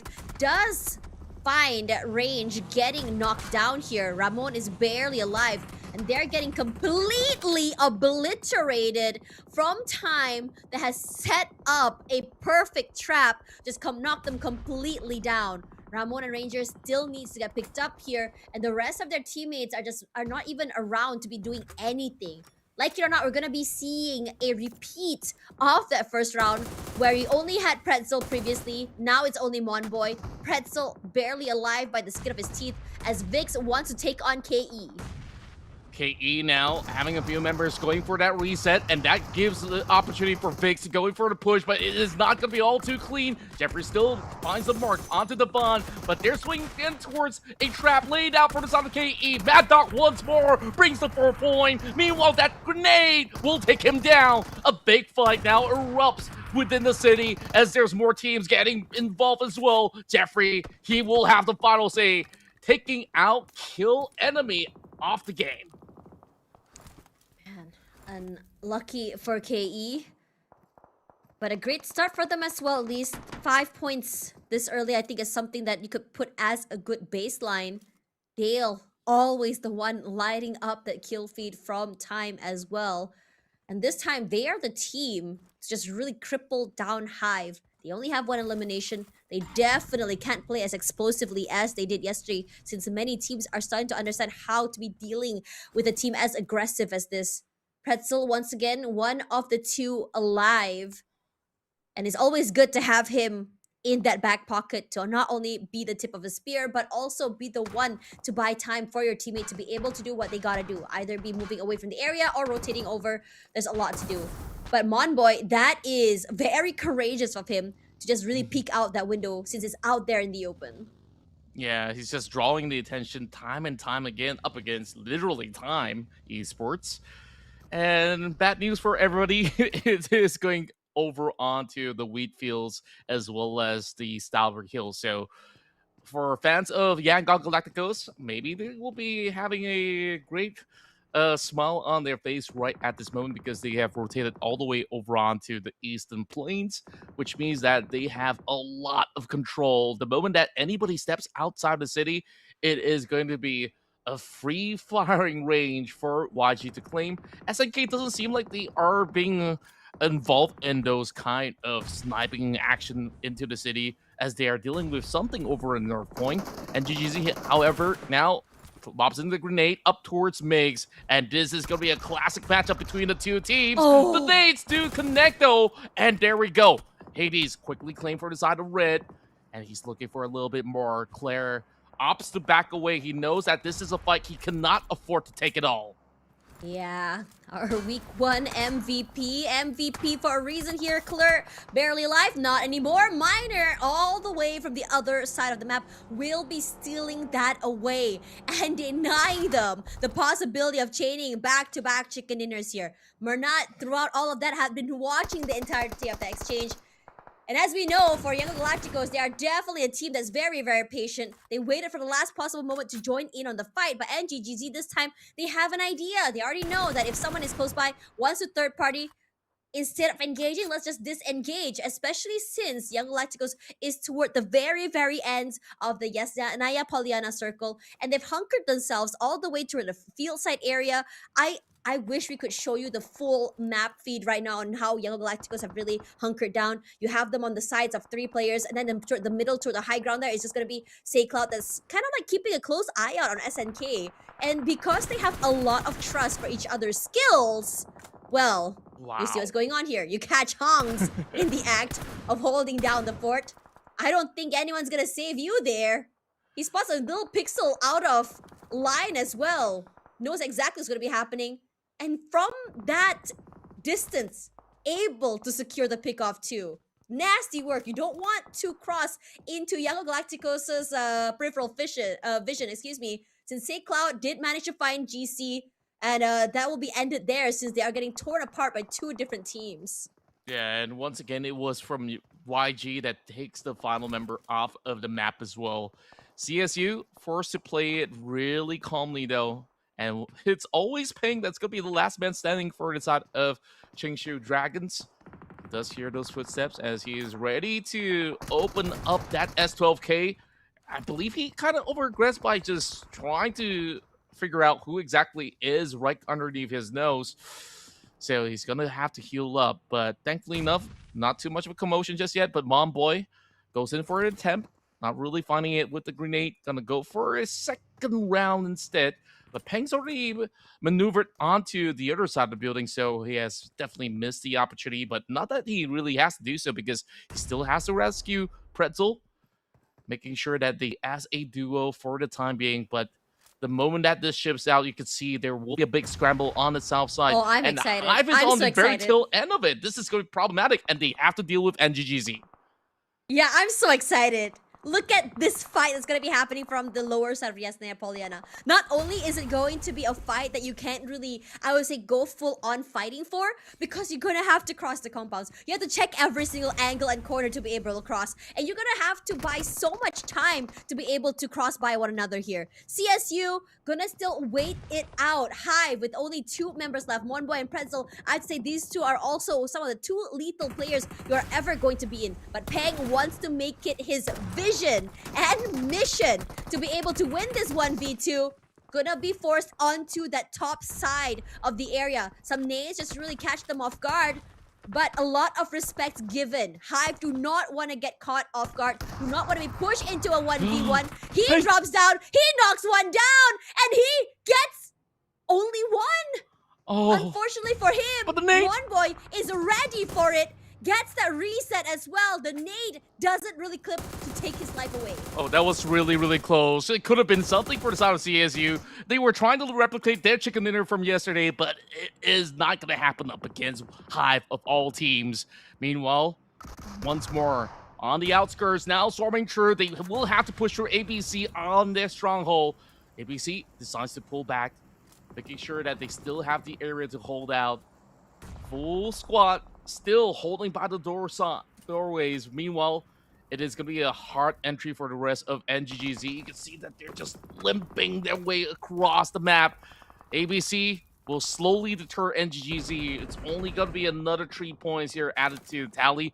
As a matter of fact, this is the first 3 points that's been gained from the side of NGGZ, to say the very least. While we carry on, Pretzel's the next one to be knocked out. So, Momboy, he might opt to just play the solo, but it's going to be rather difficult, especially with his own now closing right in. And ABC has marked onto him for quite some time. Zero was just prioritizing himself, but he soaked so much damage that he just have to let Momboy pass. This is going to be painful for Hive. Has a bit of cover. As soon as they heard the footsteps, they go through.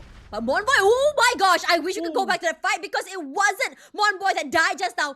Flicked all the way upwards and managed to get that knocked out. Meanwhile, for time, they are trying to get very, very active. They want to wrestle this space away from SNK, away from GFS, and most importantly, away from Yango Galacticos. But Yango Galacticos, look at how strategically they've placed themselves. They have so much wiggle room to step away from the nades and even strafe the bullets as well. GFS, he hasn't been spotted out quite yet, finally does in the end, as Damon will be denied his point. Goodfellas go out with only 3 points, and Yango Galacticos is reaping the benefits. The nades cooked, and that terrain looks so scary for time. Forced off the side, want nothing to do with it. As for Yango Galacticos, they have a buggy waiting in the wings. They can move around the area. They can even go into the zone if they want to. The wide open, vast areas in front of them is just all in their hands. It's just all these ridges for them to find cover up, but nothing at all for Magic, as Romeo have always sniffed out all these possibilities. 7 points already. Another big round for the side of Yangon Galacticos. We saw how they dominated the east side of the map, and now they take up north. They've also flushed out the positions of Time Esports. So all that's left to do right now for YG, keep their attention into the city area, because that's where a lot of teams will be scrambling for whatever space that's still available. And Elevate, they have found themselves a vehicle to try to park it in somewhere safe in the open fields and maybe make a barricade out of that for the moment. Burnett now adds one more to the tally. I believe that's only going to be a knock for the time being, but YG members, they're currently in the blue zone as well, or should I say just by the edge of it. A little bit tough for them to also go for that descent, because that will leave them absolutely vulnerable. Yeah, Galacticos are just chilling right now. There was like, what, 3-way fight or 4-way fight all the way northern side? And the only team that's managed to survive all of that is Time. And they're not even so close to that zone. Every time they try to get even close, Yangon Galacticos completely pepper them down with util and with bullets. And Time, they have to find a different way to get into that zone. I was really expecting or hoping for them to go in toward the southern side, get in from the other side of the circle. But the lack of information about where the other teams are going to be is a problem as well. And they also don't want to let go of this terrain that could potentially just protect their hits against the players of Yangon Galacticos. Meanwhile, southern side was still in this, I would say, Mexican standoff that no one really wants to move out of. We saw Vix just now got picked off one player, but Monboy was able to do. That was nasty work. And now somehow the tables are turning on Yangon Galacticos. 2 players had been knocked down, possibly a little bit too aggressive. So SayCloud, no answer back and no trade back either, as the rest of Yangon Galacticos opt to pick up his other teammate instead. Romeo's position still hasn't been noted here. He could go for a nice off angle. He does. A lot of damage onto Dale, but not enough to get that pick. Yeah, the last I saw it was Elevate, who also sent some pot shots over onto Yangon Galacticos as well. So Murnat currently pinned down. They will still have to help him out, but they're keeping their eyes onto Time Esports because of that pressure being formed up. They do spot out Holy Smoke. That was the player that actually landed those bullets over onto Murnat.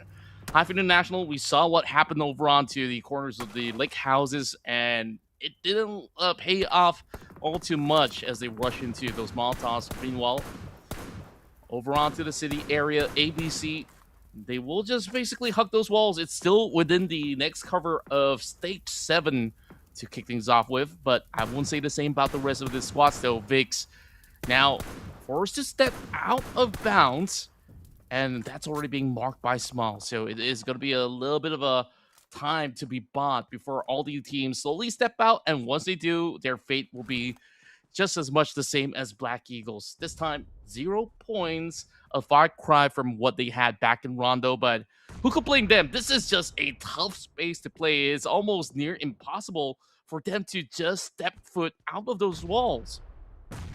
That is why it's not necessarily a good thing to be able to get the compound either. Nasty angle Murnat's able to abuse there. Straight from the top side of the train into the window onto Clay Jr. Now Kid wants to go for that pickup there, even taking a lot of damage crossing over. Just lucky that Murnat is forced to reload there. Still pressured. Even ABC joining in on that fight. Keeps their head low. That nade finally clips onto them. That's Xiaojia that does that in the end. And through all of this, you even have Romeo getting active onto the players of Vix here. Looking real good right now. Vix eliminated at 6th, but not without getting a handful of eliminations. That's total 8. Jumps down here, Kid, nasty work. Unfortunately, whiffs. Almost gets knocked down, but Xiaojia finally goes down in the end. His teammate at the very end, Mo Wang, does get one pick off. Janboy will be eliminated, crippling down the numbers of OV. But a lot of respect given as well. Do not want to be caught. Do not want to be traded as well. Top side failed to account for Mo Wang. The blue zone chunking over. And it's Rare with that perfect nade to launch us all the way to top 4 as Smile gets knocked down from the other side. Now, this is going to be the biggest moment out there. Time. Can they eventually overwhelm Yangon Galacticos? We're going to be taking a look at the minimap at the current point in time. Holy say he is still by the electric towers, and there's nowhere else to run. Meanwhile, Murnat goes in for the push. He cannot afford to wait too much longer. Well, Rome now have to avenge his fallen comrades. A 1v1 duke out. Can he actually find the mark? Doesn't seem like it's going to be having enough space to do so. A big moment coming out of Wako to shut down YG completely. And now ABC will have their turn to try to form up altogether a fair tree versus tree. But Time, they're looking for that reset. This could be the opportunity that might slide out of their hands. Rare slowly pushing upwards, and this is about that perfect angle that he could eventually work with. But the problem is, Dill gets to spot 2 at the very least, so he knows exactly where they're at.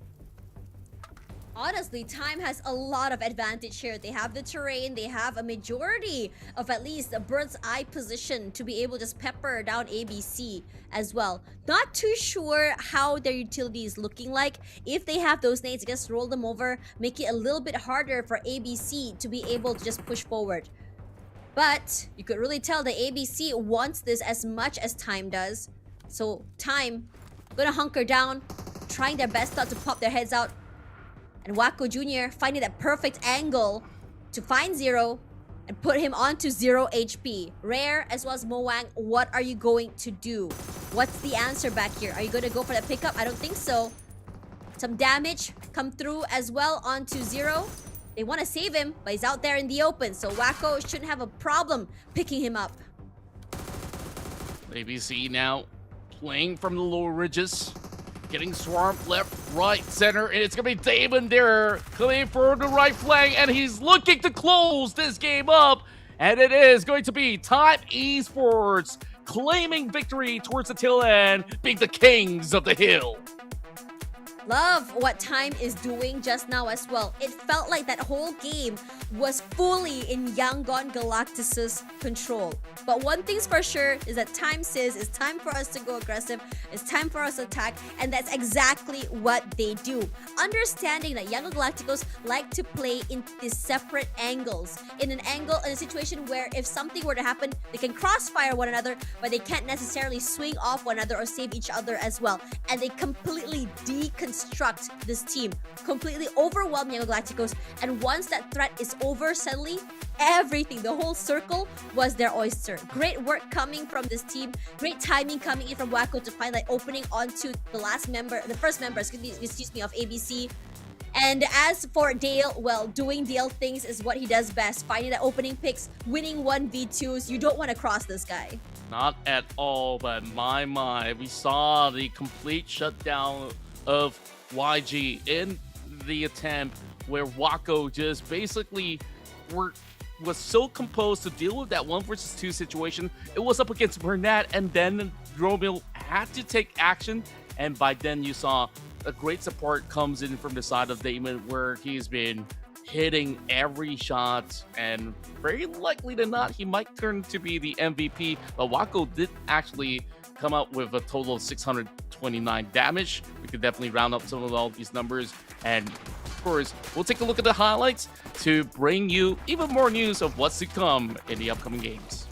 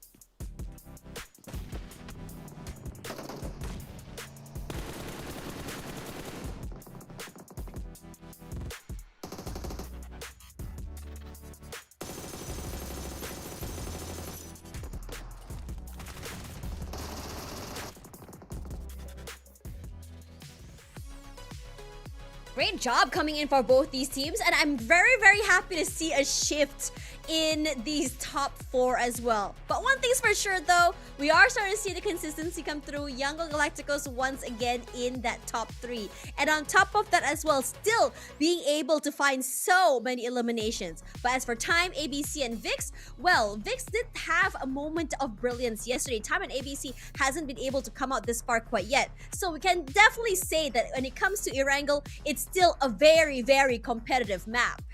Yeah, evidently, when you take a look at those numbers, they were all so close, tying it up with 9 eliminations for the top 3, and Vix have gotten 8 as well. While if we take a look at some of all these margins, nothing compares to Damon's performance thus far, with 4 eliminations, 4 knockouts, as well as 500 over damage, contributing 35% of what the entire team has been able to offer as well. So the way that they've been able to not only hold out, but to really take firm control on the top side of Sauber is what matters the most. They know that they have to deal with the situation of YG coming from the eastern side, and they were just saying, you know what, eventually they will have to push us, so why not we just double down on this hole? And that paid off very well. So that has rewarded 19 points towards Time Esports, whereas for ABC, that's 15, and YG walks out with 13.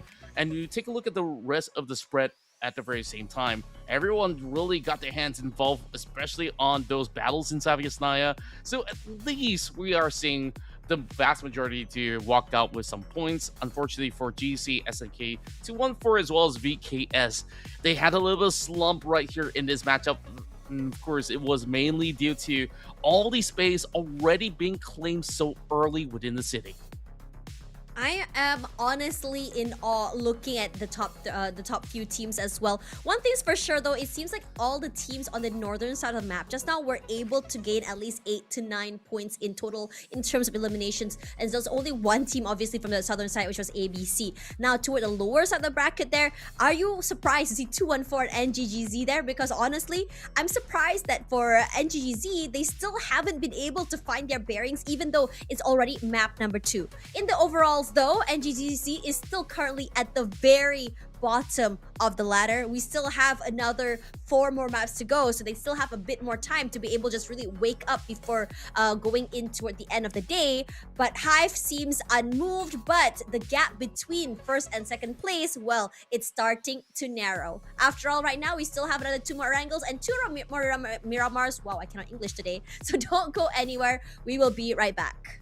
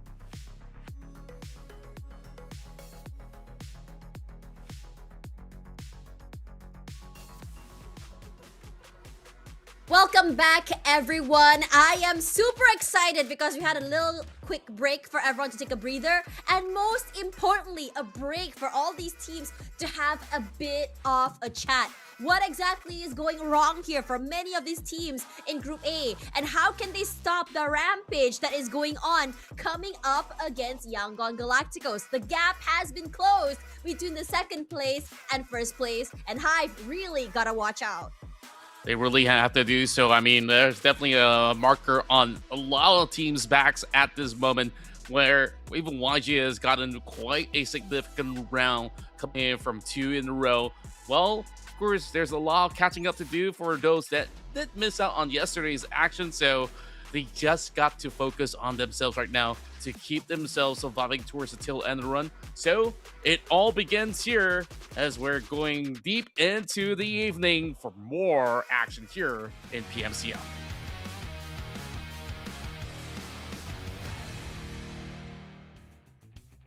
Okay, here we go. I am so excited for this particular match because we are absolutely at the third map already. After this one, we still have another 3. Now, this flight path is skewed all the way northern side. And this makes it so interesting because many of these teams are not going to be able to drop where they want to drop. Either they go in for the long route where they drop somewhere and leg it into a different area or back to their usual spots, or they go all in and go in for these fights. And you know that some of the teams would absolutely go all in, granted that they get the ability to. Yeah, true enough. And overall, I would think that it's wiser for them to not really get themselves too hung up onto some of all these early fights or so, or else you see what happens then, where last saw KE, they were in a little bit of a pickle as well, as they got their wings clipped off very early. And they just gotta make sure, if you want to take those battles, battle it out inside the zone. I want to figure out what's the next zone gonna be, because we've had quite a bunch that was around that Stalbert area. Yesterday there was one, today we see quite another as well, but it is a direct drop yet again for some of the usual suspects. So not much has changed other than the flight being maybe a little difficult. And speaking of difficult, we're finally getting that 50-50 split, either the island or the mainland. So I would say YG very likely to stay put. The same might be said about Elevate, who's controlling Milta at this moment. This is a rough circle. It's gonna be very, very fun. I would like to see a bridge circle after all. It makes things so interesting. At the same time, though, I think we started to see in the beginning of the day, some teams like to rush into the circle early. That didn't really, I think, fit well for any of them as well, because they weren't strong enough to hold on to the compounds and areas. Meanwhile, GC and CSU are the first up to go head-to-head against each other. And this is very interesting, because CSU had, I think, a pretty decent run today. They never really go back to the lobby empty-handed. Meanwhile, for GC, their opening matchup on Rondo was not bad, but that map too was just back to business for them, and I would like to see them break that mold. So Renix Tova, he had a pretty good opening day just now. I think 3 eliminations just in the beginning of Rondo, and then finally getting a few more after that.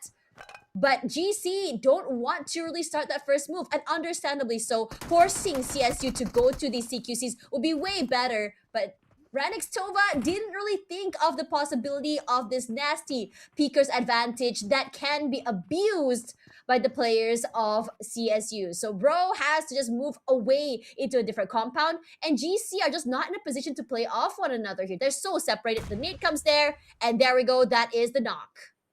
Yeah, and take a look at Ping. He's also chasing upwards as well. Crazy Ink, does he have that one tap potential? Looks like he does, but on the other side, it is going to be settled by Ting. Great cover right there. Meanwhile, actually, we are also seeing the activation of Hive Esports as well. 2 points in the row. Now, this is one quick trigger coming out of these early span of the match. 2 points in for the side of CSU. And we last saw 2 members from the side of GC were planted further up the hillside. So CSU hasn't taken notice just yet, but I don't think that GC wants to get deeper involved on this battle that is going to be a lost cause. Meanwhile, NGGZ drives straight towards the direction of VKS as they pass by the mansion terrain. Mura. That's a nice pick onto a bit of damage actually onto red. Shouldn't be able to get away scot-free here, but he's now out there in the open and very, very low. Only a buggy in hand. But driving skills, saved his life.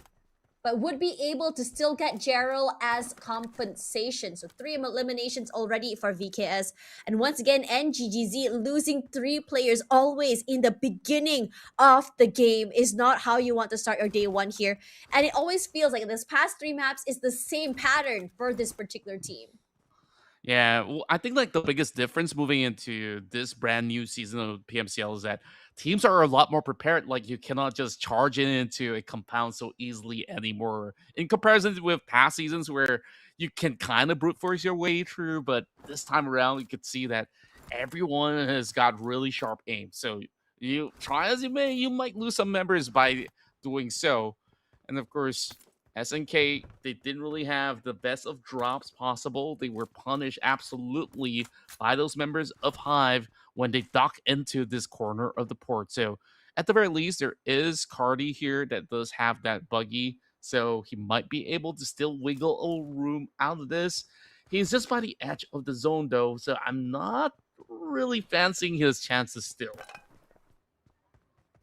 I figure out how exactly they want to approach this as well. Trying to see how the rotation's coming in here from the map feed. Seeing a majority or a lot of teams, rather, at least 50% of the lobby already just hanging around toward SMB area. And I like this fact that for SNK and Hive, they're really hanging around toward the southern side. You can catch anyone that's taking maybe a boat or any water vehicle trying to dock into this area as well. You don't have to worry too much about your backs either. But as for Hive, they didn't really have the most successful of days despite an explosive opening on day 1. Whatever, I would say, gap they had and chances they've given to themselves are just finally spent already. At this rate, if they do get eliminated early and don't get more than 5 points this game, high possibility for Young Galacticos to be able to overtake them in this game. Now we move over to campus. Nice pick off onto Chewy there as well. The shots are good. Carti, positions noted. Pretzel, oh my gosh. Great movement to give himself that one final elimination to just eliminate SNK. And Pretzel, probably very excited with the predicament as well. This is a great day. Just really lengthened the lead. Yeah, or maybe perhaps it's also taking some of the frustrations out of the previous rounds at the very same time. Meanwhile, it's ABC versus YG once again. We've seen a little bit of this action coming into Yasnaya last round, but it is going to be Murnat this time going with a heavy toss. Connects with no one, but it is going to be great cover fire coming in from the side of Smile with the flank attacks. And now there's only one member left from the side of ABC that's around this radio tower. It doesn't seem like there's going to be all too much that they could do, but to try to hang on. Xiaojia now going for the pickup as the rest of YG. They were just happy that, you know, this zone absolutely benefited them. They didn't really have to move too far off from their starting point of Novo. They just basically climb up the hillside just to find a bunch of ABC members lurking around. So this is just going to be pretty much a straightforward assault into the compounds. Meanwhile, the swing! That is one thing that Murnat was not expecting at all, and that might just really cost the side of YG. Oh man, ABC still a team and a force to be reckoned with. Yeah, they lost Mowang in that process, but Young Galacticos are not gonna let them get away scot-free. Still a possibility to pick up Marnet, but they got to be quick. The lack of information and space is making it real hard, and Zero wants to be a smoke criminal, trying to catch someone just by jumping out of the smokes. Smile definitely heard the footsteps, are not sure from where, but Zero's timing is just a little bit better. Eats a chunk of damage from that nade. Romeo looking for a most opportune opportunity. The sprays, unfortunately for him, are not clipping. So he has to just play a little bit back. Gonna try and force the revive here. The nade tossed out, and Xiaojia is gonna move forward and spray. Finds nothing! But Romeo was very much ready for it. Say Cloud providing another layer of support. And ABC suddenly find themselves scrambling. But there is going to be a very tiny window of gap here because ABC is looking to try to double down here with that hasty approach, trying to wither out the rest of YG, who's being weakened already. But once they got the reset, this is what happens. They all crumble in defeat. YG reigns supreme. 4 points added to the tally. And they are now celebrating that assault. And it was just so close, yet so far for ABC. ABC had the right play, right read, right position as well. And I was really hoping for them to push into the area of Yangon Galacticos despite the smokes as well.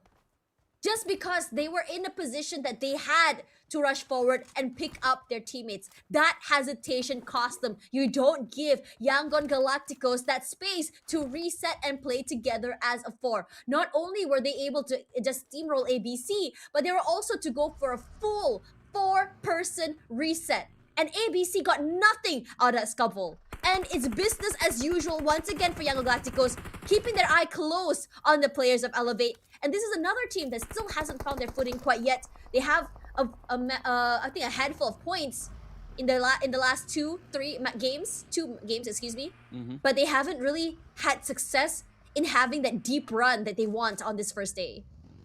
Yeah, and overall, I think like ABC, they could have actually reacted in a certain stance where, you know, if they were just 2 seconds quicker on the ambush, it might have been a very different story where they could completely shut down YG altogether.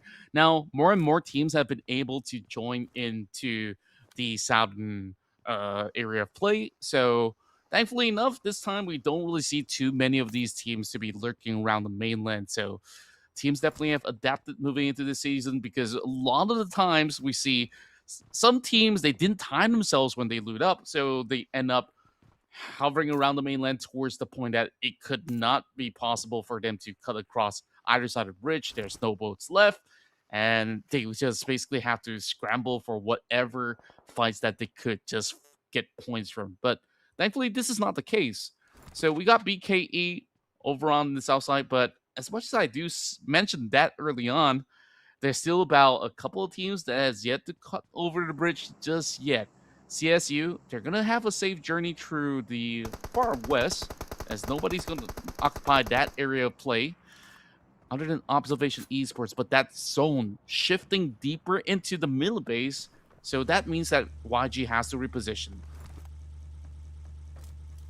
This circle, not only was it already so annoying trying to figure out whether or not it's going to be a mainland circle or not, now it goes all the way into SMB, where teams such as Yangon Galacticos have just really had, I think, a bigger or earlier footing into the area itself.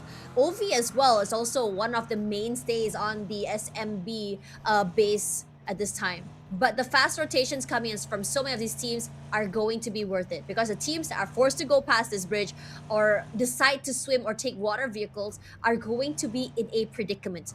There are so many angles that they could just get picked off from the bridges, from the water itself. 214 just gonna hunker down here for the time being and just wait out the zone, hoping that maybe there will be a big fight happening in front that they're gonna be able to take advantage of.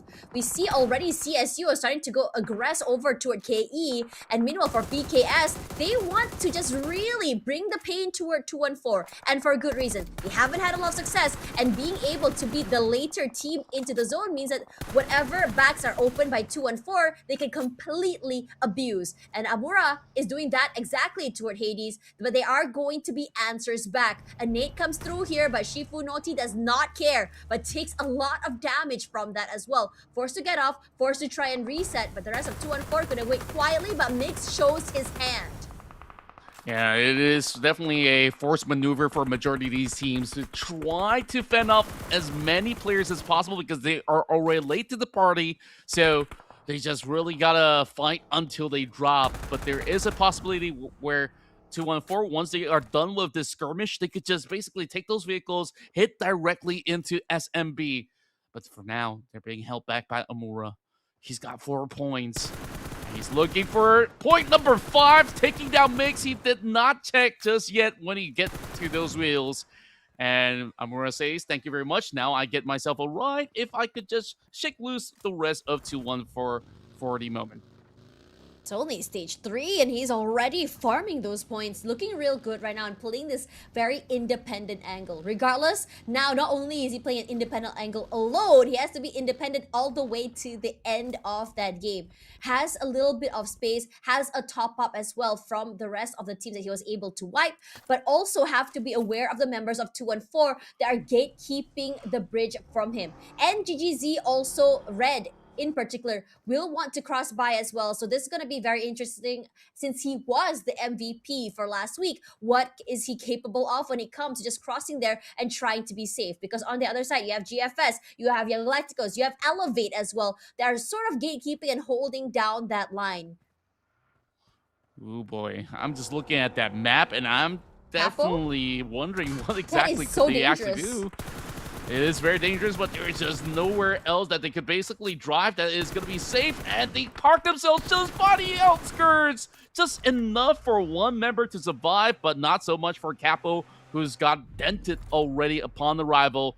YG looking to clean up shop, and doesn't seem like there's much left to do for Claire, but there is that drive-by with the hovercraft. He does actually do some chip damage towards that member of YG, brings him down to confirm that point before he bows out. A valiant effort to say the very least, as Claire leaves, holds a little bit more longer in that attempt, but it's only 3 points for the side of 214. This is very frustrating for them as well. They had one bad round, one good round, one bad round, one, I would say, decent round as well. And the pattern doesn't seem to stop. And meanwhile, for Young Galacticos, they're making a lot of noise. This road area is just something they've created a death trap on. Knowing that the vehicles and the buggies will be crossing by, they made it a meat grinder. As for GFS, able, or at least some of their players, able to get away unscathed for that time being. But Young Galacticos, they're getting very active here. There was like 2 or 3 teams. They were able to just really clip the wings off, and now they're looking for that final member of VKS. We talked a little bit about VKS, our expectations of them, what we wanted to see for this week, and how much they haven't been able to find that groove, and whatever heavy, I would say, lifting that's needed by the team is currently being delivered by Amura. And in a situation where he doesn't really have to worry too much about the rest of the team, he can play his own game. But against a team such as Young Galacticos, is not going to be easy. Gonna just try and eliminate one angle for them to just crunch from. It's gonna be one, but the double swings are there! Hard to do much here. 5 elims, 10th place for VKS. Amura really did try. He absolutely did, but it is also to be expected that YG will bring their forces all together to just secure those numbers. Well, of course, with the update of the zone, we do see majority of the teams that have been able to survive has already got themselves inbound. I do believe that Hive currently holds the best spot possible in between those bunkers where they don't really have to overcommit as compared to those teams who are already firmly planted inside of SMB. So right now, there is an interesting situation where on top of the bunker is CSU, while BKE is sitting still inside of the deeper area of the warehouse. As for Elevate, they're just going to be wrapping around the North Point as they are drawing a little bit of a change here coming in from time towards Observation Esports. But to my surprise, OV, they had plenty of opportunities that they could actually find activations, but they opt You're not right. to play such a way. And up till now, they do have the space, but they could have gotten so much more. They have so much space, Contra. The world is their oyster. They've got time cornered in one area. Elevate doesn't even want to fight. Now, Clay Jr., look at his position. They passed by the members of Hive there, and Hive saw it and they're like, nope, we're gonna go back into the zone. We do not want to lose our space. And great call by Hive, if you ask me. They were the first team, or one of the first few teams to get into the circle and onto the island, and they hunkered down in that area. They did not move. They did not go super aggressive either. A far cry from how they played yesterday, and in a way, a nice change of pace, because whatever they were trying to do in the beginning of the day just wasn't quite there. That break in between map 2 and 3 is it just gave them a bit of time to really rethink how they approach this map in particular. And meanwhile, for Young Galacticos, I would say the rampage might be halted here since Ho Xuan does find that perfect pickoff onto one of their members, but unfortunately not able to secure that kill. Look at how much pressure the rest of Young Galacticos are answering back to him. Yeah, overall, he definitely knows that he has put just about enough that he doesn't really have enough backing coming from his teammates as well. So it's wise enough for him to quickly pull back into the safe haven over onto those ridges while Elevate looking to crash through those members of Observation Esports. Hovercraft smoking up. He has to dish it in between, but that gives him a little bit of wall to play out with. As Observation Esports, they have no choice but to double down. Yep, and it's good call for them as well. You have one player in the vehicle, Clay Jr. doing a great job of pulling away the crosshairs while his teammate is able to just play off of him. Regardless, Rex is already so very low. Kid's already getting knocked out. And the smokes are eventually going to dissipate. He manages to get the reset right in the nick of time. Gets one, but not the other. Traded quickly by Elevate. Could this be Elevate's time to shine? And speaking of time, it's time from downtown that steals away the final member of OV. Unfortunate situations, they didn't get any points either. But as for Elevate, that quicker move toward the circle gave them a bit of space to work with, which works so well in their favor. Yeah, that was a perfect opportunity. They hear all that ruckus and they just chime right in. One free a point added to the other side of Time Esports, while YG had to sacrifice Romeo in the process early on up against those members of 214. While there is still some above that they have not checked, and they will trade it back up against Ranger. And now, these are the top two teams fending each other off to see who can outlast towards the tail end. It doesn't seem like Bernat's drive is going to be the smoothest, as those tacks are still going along the way. But that smoke comes up, and Pretzel's looking for the angles. It's going to be Ramon that finds it. Oh yeah, and they're gonna double down here onto the members of Young Galacticos. But Young Galacticos, they do have a protocol in play if they are getting pressured. But I'm not sure of whether or not they put into account where Pretzel is. They do. And the nade does eventually get a bit of damage onto top, but not enough to take him down. Monboy, barely alive. The rest of Hive just breaking down left, right, and center. Young Galacticos also meeting that very, very same fate. Hive going to be surviving with a 2, but still a possibility to bring themselves forward into the top spot again. Yeah, wow, just seeing the top two teams battling it out and seeing Hive now limping with only 2 more. But the good news is that they found themselves a safety net with that compound that they've got themselves secured. So just clearing out YG is already a very big win. So possibilities are endless for Hive to still farm out those points once some teams actually vacate some area up the north side. And speaking of which, Elevate now makes a drive-by. Cram literally is stuck by the corner for the moment, so he won't be all too involved, but he might be able to at least send a couple of bullets onto this couple of shacks. Meanwhile, Holy Mango has got nades for days, 7 in his back pocket, tossing out 1. It's going to be a little short, though, but the rest of his cavalry has just arrived in the scene. So we're expecting them to just crash the gate and take a look at Hong. He wants to drive into this deep area as well. So all these teams, they're just keeping their eyes on Hive. Honestly, doing God's work as well, but the rest of Elevate still need to go for that reset there. Monboy is still alive. They want to reset, and most importantly, you want to bring Pretzel back into the game. This guy is the guy that will be bringing in that firepower as well. Anyway, I don't know why, but I just realized Elevate's name. Holy Mango, Holy Smoke. I am very, very amused by their team names here. Monboy is barely alive right now with only 36 HP left. I think he's just trying to go for that reset one more time and then maybe just really hunker down. But at the same time, not being able to secure those points is just frustrating. Now they're back as a 2, but the lack of info where Elevate might be is just questionable. So they can't really go in for a full-on fight either. But once again, Pretzel, despite being reset, going to be found and seen from that, I would say, the Peaker's advantage angles. And Holy Mango wants to go forward, wants to take this 1v1, and he does have the bigger, I would say, gun in hand. Here comes a shot. Here comes the free fires. Monboy cannot hold on. And Holy Mango wins it in the end. Hive goes down at 6 with 7 eliminations regardless. And also being able to get a top up and a reset here. Surviving as a 3. Still very, very healthy. They really put down a firm chokehold right there and then. And now they get a little bit more of that reprieve. Meanwhile, I believe that this is all that's left inside of our Sonoska military base skirmishes. And now down to the top 5 by stage 6. You can see how difficult this round has been for the likes of many. The top 2 teams already bowed out. And the highest record set by far is still from the side of YG, 9 elimination points. But of course, there's still so much more to play for CSU.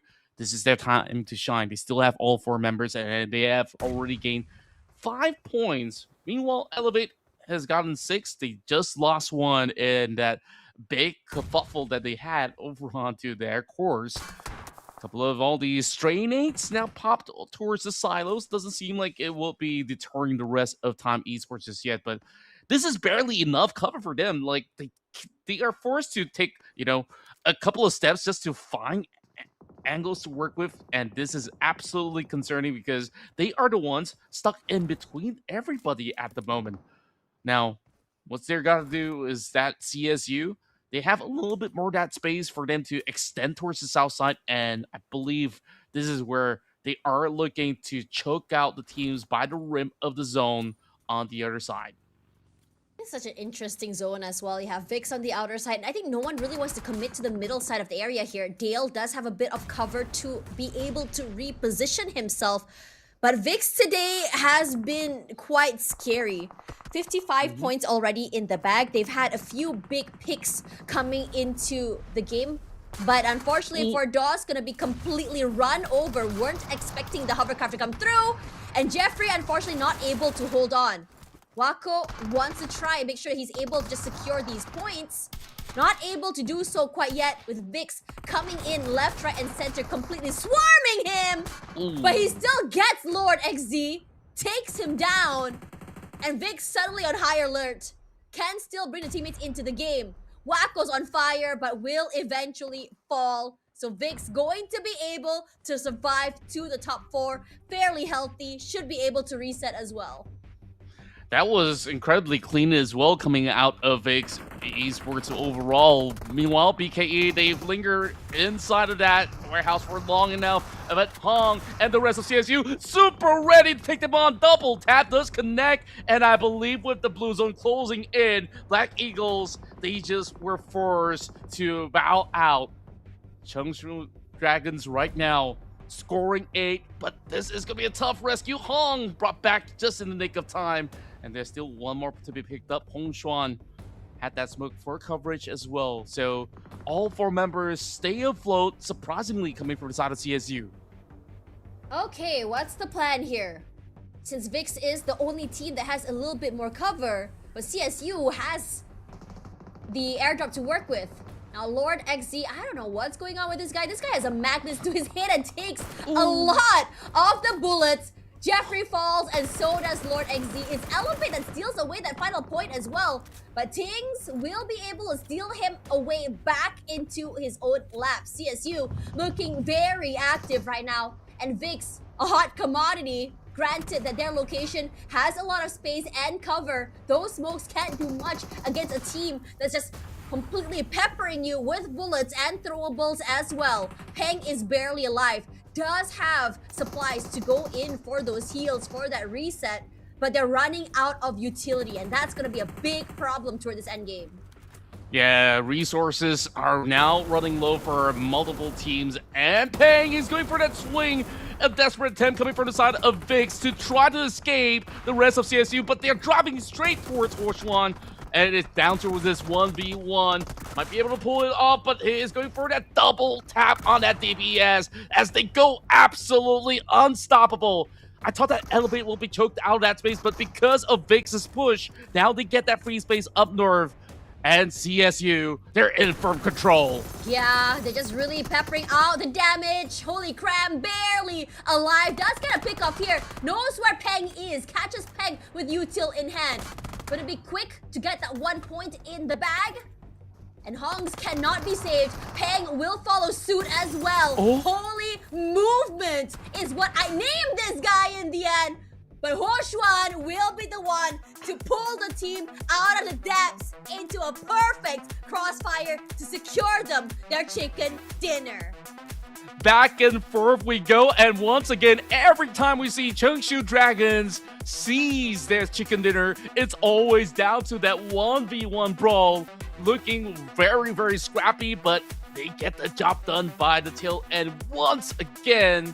And it does seem like Erangel has been their turf all along, despite the circumstance, despite it being in Sonoska military base, it does not even break a sweat out of the Dragons.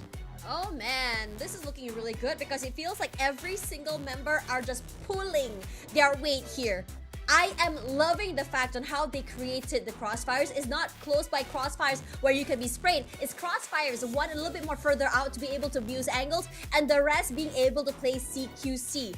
And the way they moved around the map was very methodical as well. They're not gonna try and initiate against two teams at the same time. The call was so clear. Whoever is doing the IGLing is just goated. I am excited to see them go further later today as well on how exactly they want to navigate around the area. Hoshuan, of course, as usual, will be the guy in these clutch situations to pull them out of the messes. I've seen some step-ups coming in from Tings as well, from these, I would say, really bad situations, trading out teammates, buying time, really good stuff coming for them. But enough of that for now because we are going to go to the highlights before we break down more.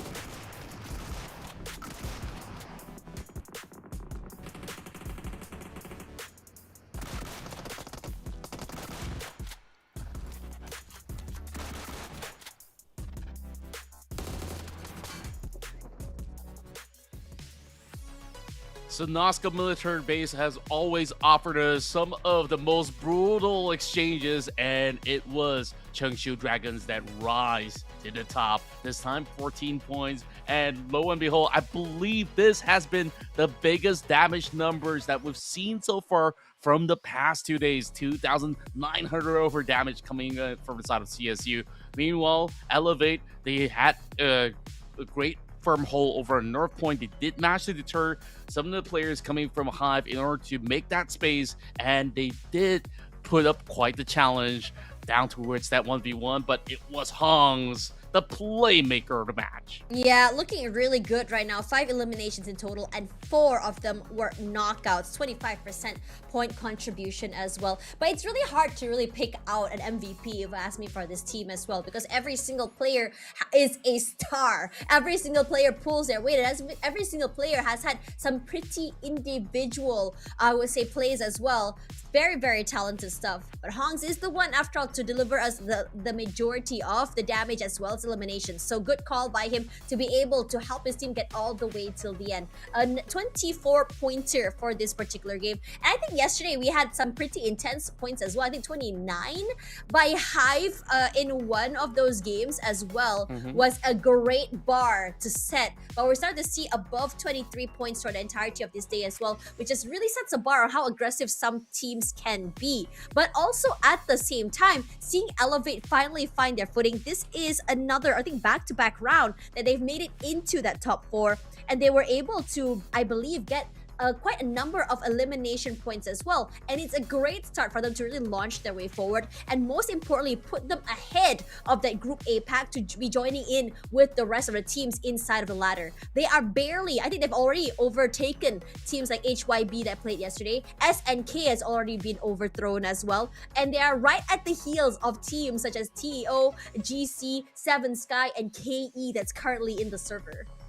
Yeah, and of course, with CSU joining the Double Chicken Dinner Club, take a look at how close they are to also play catch up to Yangon Galacticos. That's about 20 points just to break even, and just another added point, we'll see them also match up to Hive.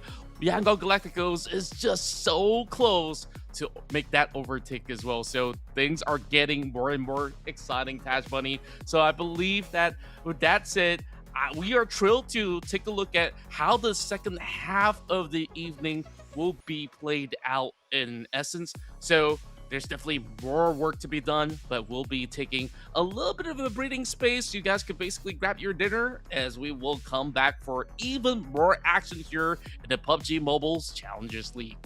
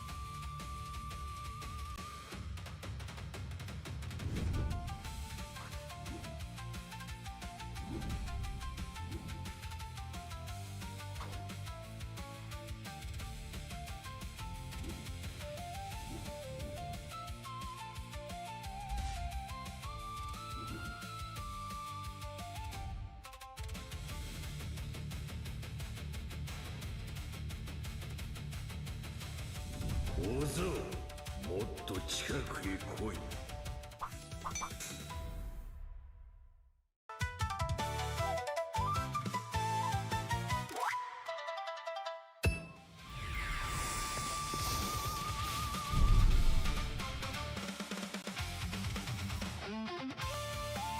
飛来神の術、飛来神2の段、螺旋丸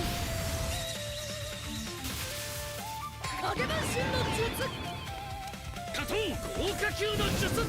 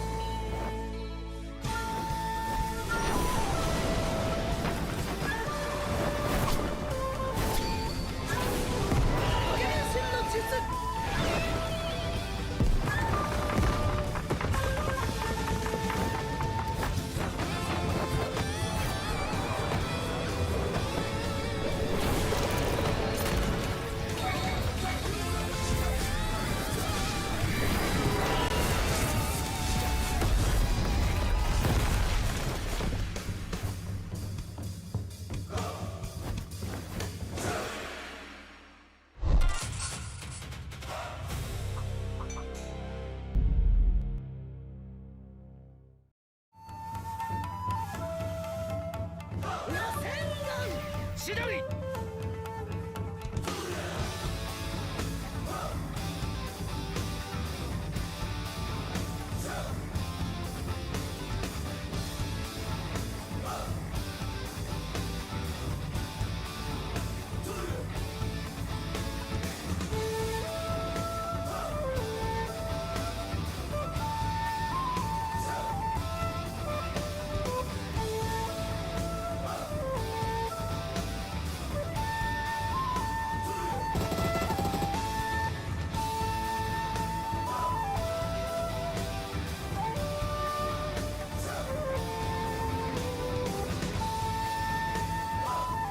それが俺の人道だ。雷鳴と共に散れ。しっかり見ててください。俺は畑かかしって名前だ。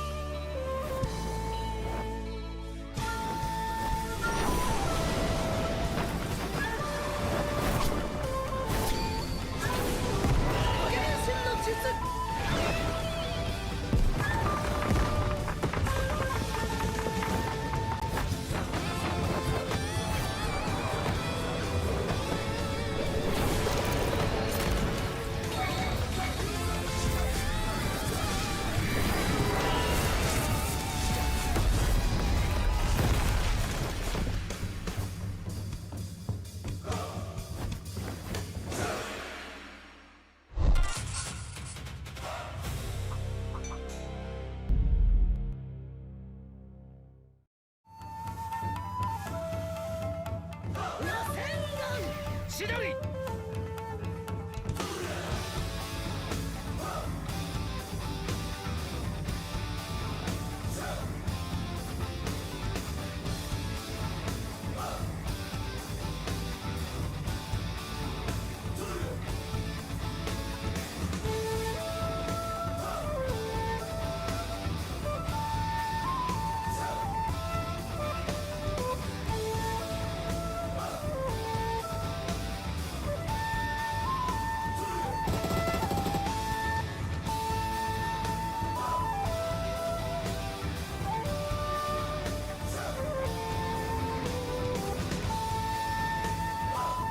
それが俺の人道だ。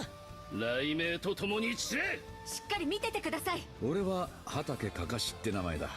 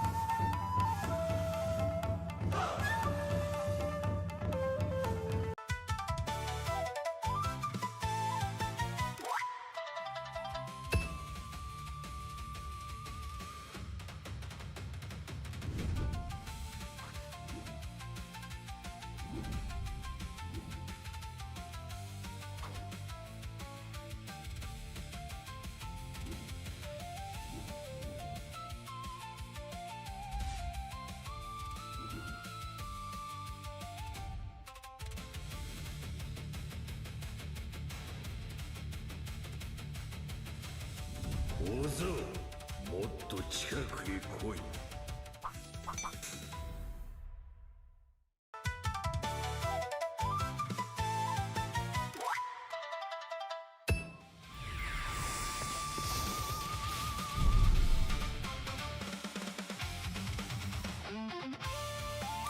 飛来神の術、飛来神2の段。螺旋丸影分身の術。加藤豪華級の術。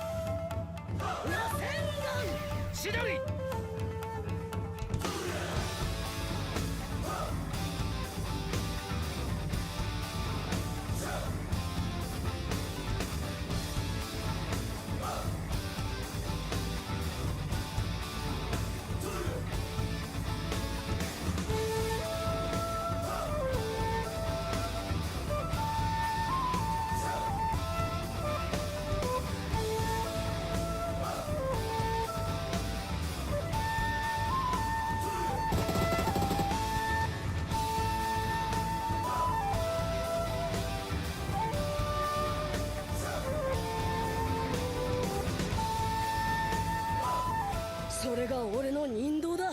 雷鳴と共に散れ。しっかり見ててください。俺は畑かかしって名前だ。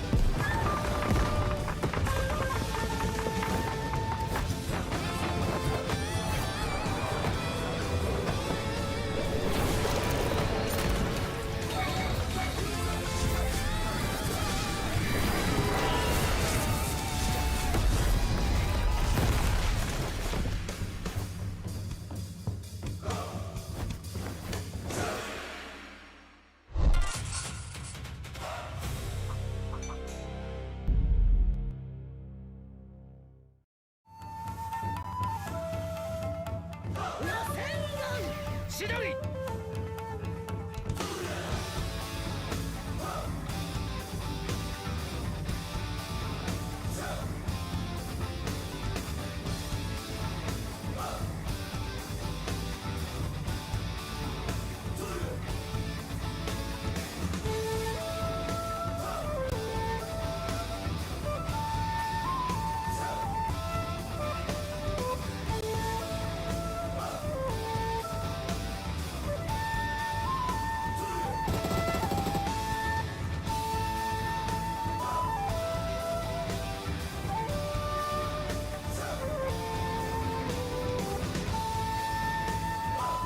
それが俺の人道だ。雷鳴と共に散れ。しっかり見ててください。俺は畑かかしって名前だ。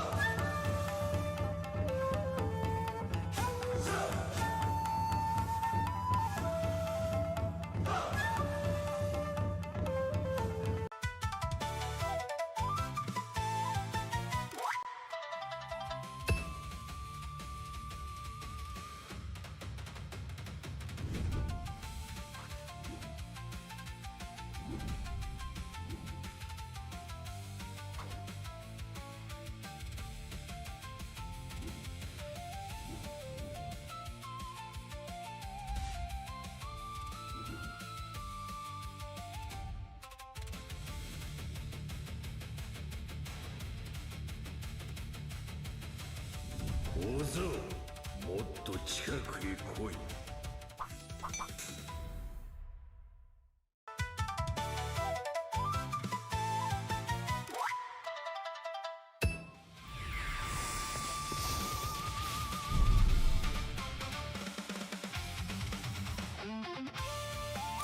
未来神の術未来神2の段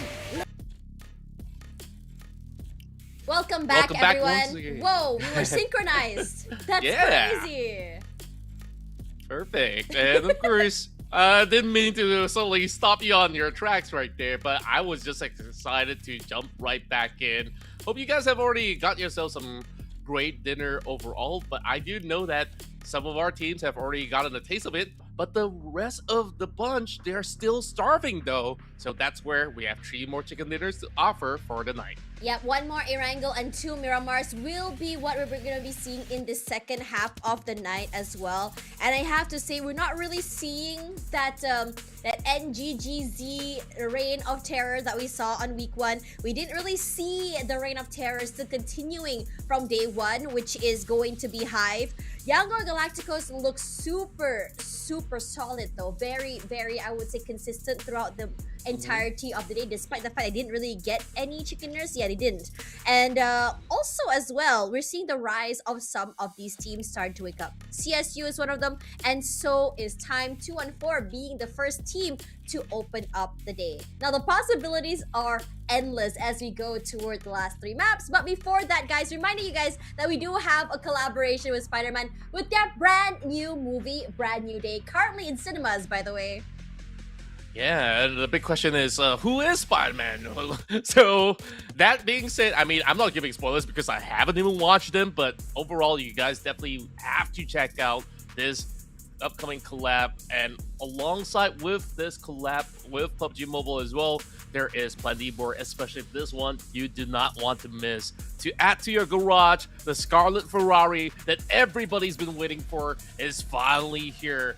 A legacy of elegance, a standard of performance. Prepare to witness automotive excellence as Ferrari joins us here in PUBG Mobile version 4.5. It's already here. You guys can check out the stores and, of course, drive around in Scarlet Red. It's a very pretty car, by the way. And last but not least, we also have a collaboration going on with Naruto Shippuden. And I know a bunch of you guys are big fans, and so are some of the players. We've seen some of the flares, some of the skins that they have in the game as well. But also, on top of that as well, there is also a new game mode for everyone who's ever dreamed of being a ninja. So you have ninjutsu, 9-tail encounters, iconic locations recruited for the series, all available already in the game. Alright, Contra, now let's talk about predictions. Let's talk about what we want to see here. For me personally, I think I put that big 3. But at the same time, I already start to see that because it's quite predictable, the same could be said about the rest of the lobby. Everyone is bringing their A game and everyone knows how to anti them. But what's your thoughts on this? Yeah, I think like there's definitely certain ways that they've been able to play countermeasures. I think like everyone's trying to one-up each other, which is why we saw last round was so exciting to watch, because there wasn't this point of time where, you know, back in certain seasons where you see players bowing out to the blue zone because they couldn't enter the island. That wasn't the case. They were fighting tooth and nail for every drop of points. They're not letting it go to waste, and certainly chances are not aplenty. There's only less than half a week to go, so this is where it's all pedal to the metal from here on out. We'll see who's up next for more of these chicken dinners here in the PUBG Mobile Challengers League as we dive into our next map of Erangel.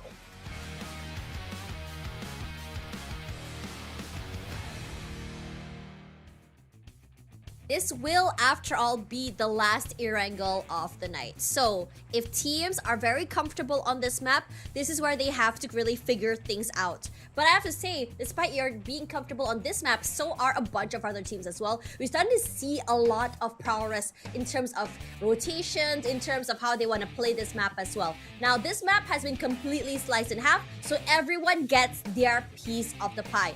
OV should go to SMD, you know, YG should go for Novo unless they do decide to go to an alternate drop spot if, I don't know, they want to change things up. We didn't really see the aggressive day that I thought we would, granted that it is the second day of the week. In fact, I feel like day 1 felt like a higher momentum, higher pace compared to today. That's true, and overall, I definitely think that there is a certain shift of gear coming in for multiple teams. Whereas for those that just started off this evening itself, which this entire group took a break back in day one, is still trying to find a little bit of footing to try to match up to the kind of tempo that everybody is playing out. And the ones that are currently having some of the best runs are the current top three. And of course, when we talk about the top three, we have to talk about our recent winners of the past round, Chengshu Dragons. I mean, overall, they got flair, they look stylish as heck when it comes down to how they did their photo shoot. But overall, each individual has their own flair, but when you put them together in a group, it forms a strong identity. And maybe back in week one, they were trying to find this identity. Now it's playing fruition on the amount of work that they put in over the weekend. Man, we got the same circle again today. All the way up This north. is the second one. We had all the way down south and all the way up north. Can we please get, I don't know, Remask, Fairy Pier or something? Regardless, I mean, we're still seeing that same pattern happening again. NGGZ, first one up toward Yasnaya Pollyanna again. Considering the circle, we did start to see, and I feel like the tempo, overall tempo for this map in terms of rotations, a lot faster. YG looks a little bit more further up already compared to just now. They were just kind of hanging around Novo. OV already in their vehicles rotating toward that left, that's West Bridge as well. So I think everyone is just scrambling compared to before. Yeah, true enough. I just hope that there's like a giant curveball somewhere in this kind of zone where it tells you Yasnaya and then they just swerve it all the way to the corners of Severny so that it becomes a big scramble. Or better yet, move it to Kameshki because Kameshki has not received that much love from, past couple of seasons. It's rarely around that top corner of the map. Meanwhile, I do think, once again, Hive International, they'll be very scary with those weapons that they acquire from the truck because this time around, there's the P90, and up till today, I think that the P90 is still the strongest weapon in the AR category. So that being said, of course, when you put it in the hands of Pretzel, he will be a force to be reckoned with. Well, if we take a look at some of the great movers on the chart, we have to talk about Time Esports. I think Dale so far, he's been popping off both past couple of rounds, and also at the very same time, his teammates are also catching up at the very same pace that he's at. So Time is starting to become a dominant force moving into some of the rounds today. Yeah. It's really scary looking at Time as well. If we were to look back at the last three maps in the beginning of the day as well, you start off really strong with 2-1-4, but not the highest in terms of points either, right? I mean, if anything, if we want to talk about points, it's still consistently going to be YG that's able to go down. Despite not getting that chicken dinner, they're still going to be the team that somehow makes it to that top one, top two, because they somehow still manage to farm those eliminations. I wish we could kind of zoom in on what the trajectory and thoughts are when they're kind of moving around the map, just to see where the fights are going to be. I think toward the time that, toward the mid side of the game, we finally see them. They've already collected like 5 eliminations. We're wondering, is it like a full team fight, or is it something that just pick off since they like to hold in so far back on the high grounds, on the buildings as well? Now, on the screen, we're already looking at BKE getting very, very active. Of course, it's going to be BKS on the other side. I feel like BKS has been so unlucky today in terms of the rotations, always meeting against a team. And I feel like maybe they are a little bit too hasty or just not aware of where these, teams are holding. So they walk straight into their traps and they lose 2 to 3 players fairly early as well. Yeah, I do think that, with this brand new roster coming together, Amura, as much as he's played a couple seasons back, it doesn't seem like they have really found maybe a certain kind of formula just yet for them to work around. How exactly do they move across the map? Well, being in some of all these areas over on the outskirts, there is that tendency where teams are also lurking around, which they've always been caught off. So I think that there's definitely adjustments that's required, maybe within the span of the night, for them to make amends to some of all these lost cause. Because if you're not going to be ready for those early battles, then at best you could try to avoid it. But it doesn't seem like that has been the case for the side of VKS. That has been certainly costly. Now Amura's the only one left alive. Meanwhile, we go over to the side of Goodfellas as they are trying to take control of the Stalber Hill. Well, I do believe this is actually elsewhere, but overall, shouldn't be too much of a commotion. It is only gonna be a member coming from the side of SNK holding out. Maybe he's just puffer fishing for now to try to stop them for the moment. And yes, indeed, this is actually Stalber that they're fighting for, as a lot of teams are expected to move towards this direction. So, Goodfellas, great that they are already securing themselves such a great ground control.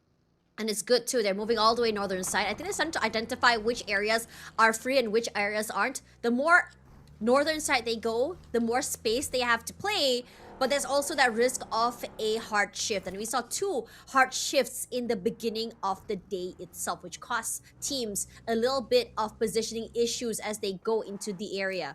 Now, as we go into that as well, I really want to go back to VKS about our conversation again about that. I think that we are seeing a deja vu moment. I think in the previous air angle as well, something similar happened. Amura was the last player standing. But Amura, like you mentioned, very, very experienced player. He was able to hold his own. He was able to play, I think, independently. Before he went down, he was able to get 2 to 3 more points before finally getting knocked down because of, I think, an overwhelming amount of, I think, players just swinging right at him. 5 points in total, all alone, shows how much firepower and impact he can be to the team. And I'm just really hoping that they find a day where they're finally finding their chemistry, because you can't really rely on one player alone to pull your team from the depths. You gotta have someone to be able to survive with you and provide the support. Absolutely agree with that. And of course, this is the teams currently at the gutter from the past weeks. Dismal performance is Time Esports, Golden Cross, Vanix, and Seven Skies. So from that past week itself, the VKS side has been able to acquire a couple of points, but it isn't all too much altogether. I believe it was just 5. So is that going to be enough? It is going to be a very big question by the end of the week. So if they don't start getting those momentum, they're going to lose all that steam and maybe lose that spot in the grand finals.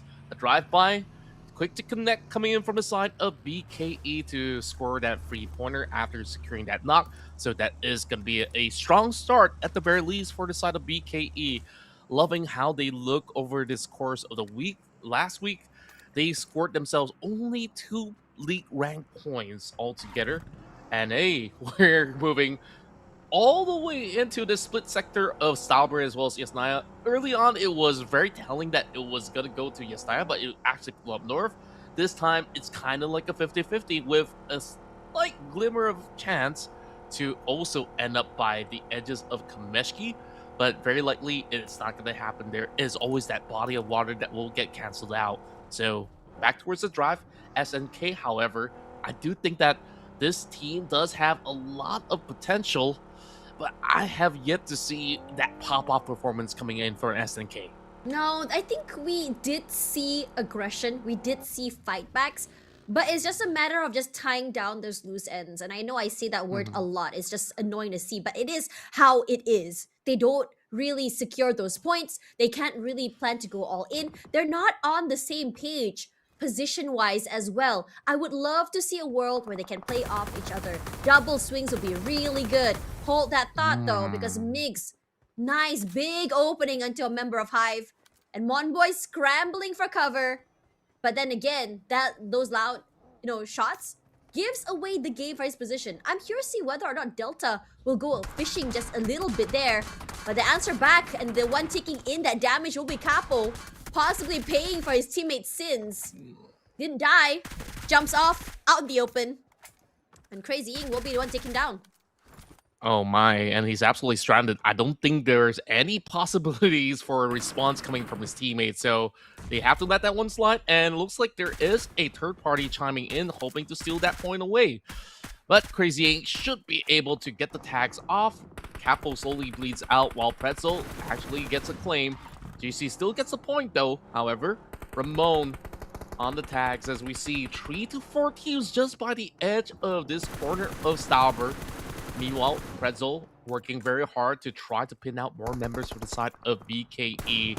And this is one of the worst spaces to get stuck on in the early game.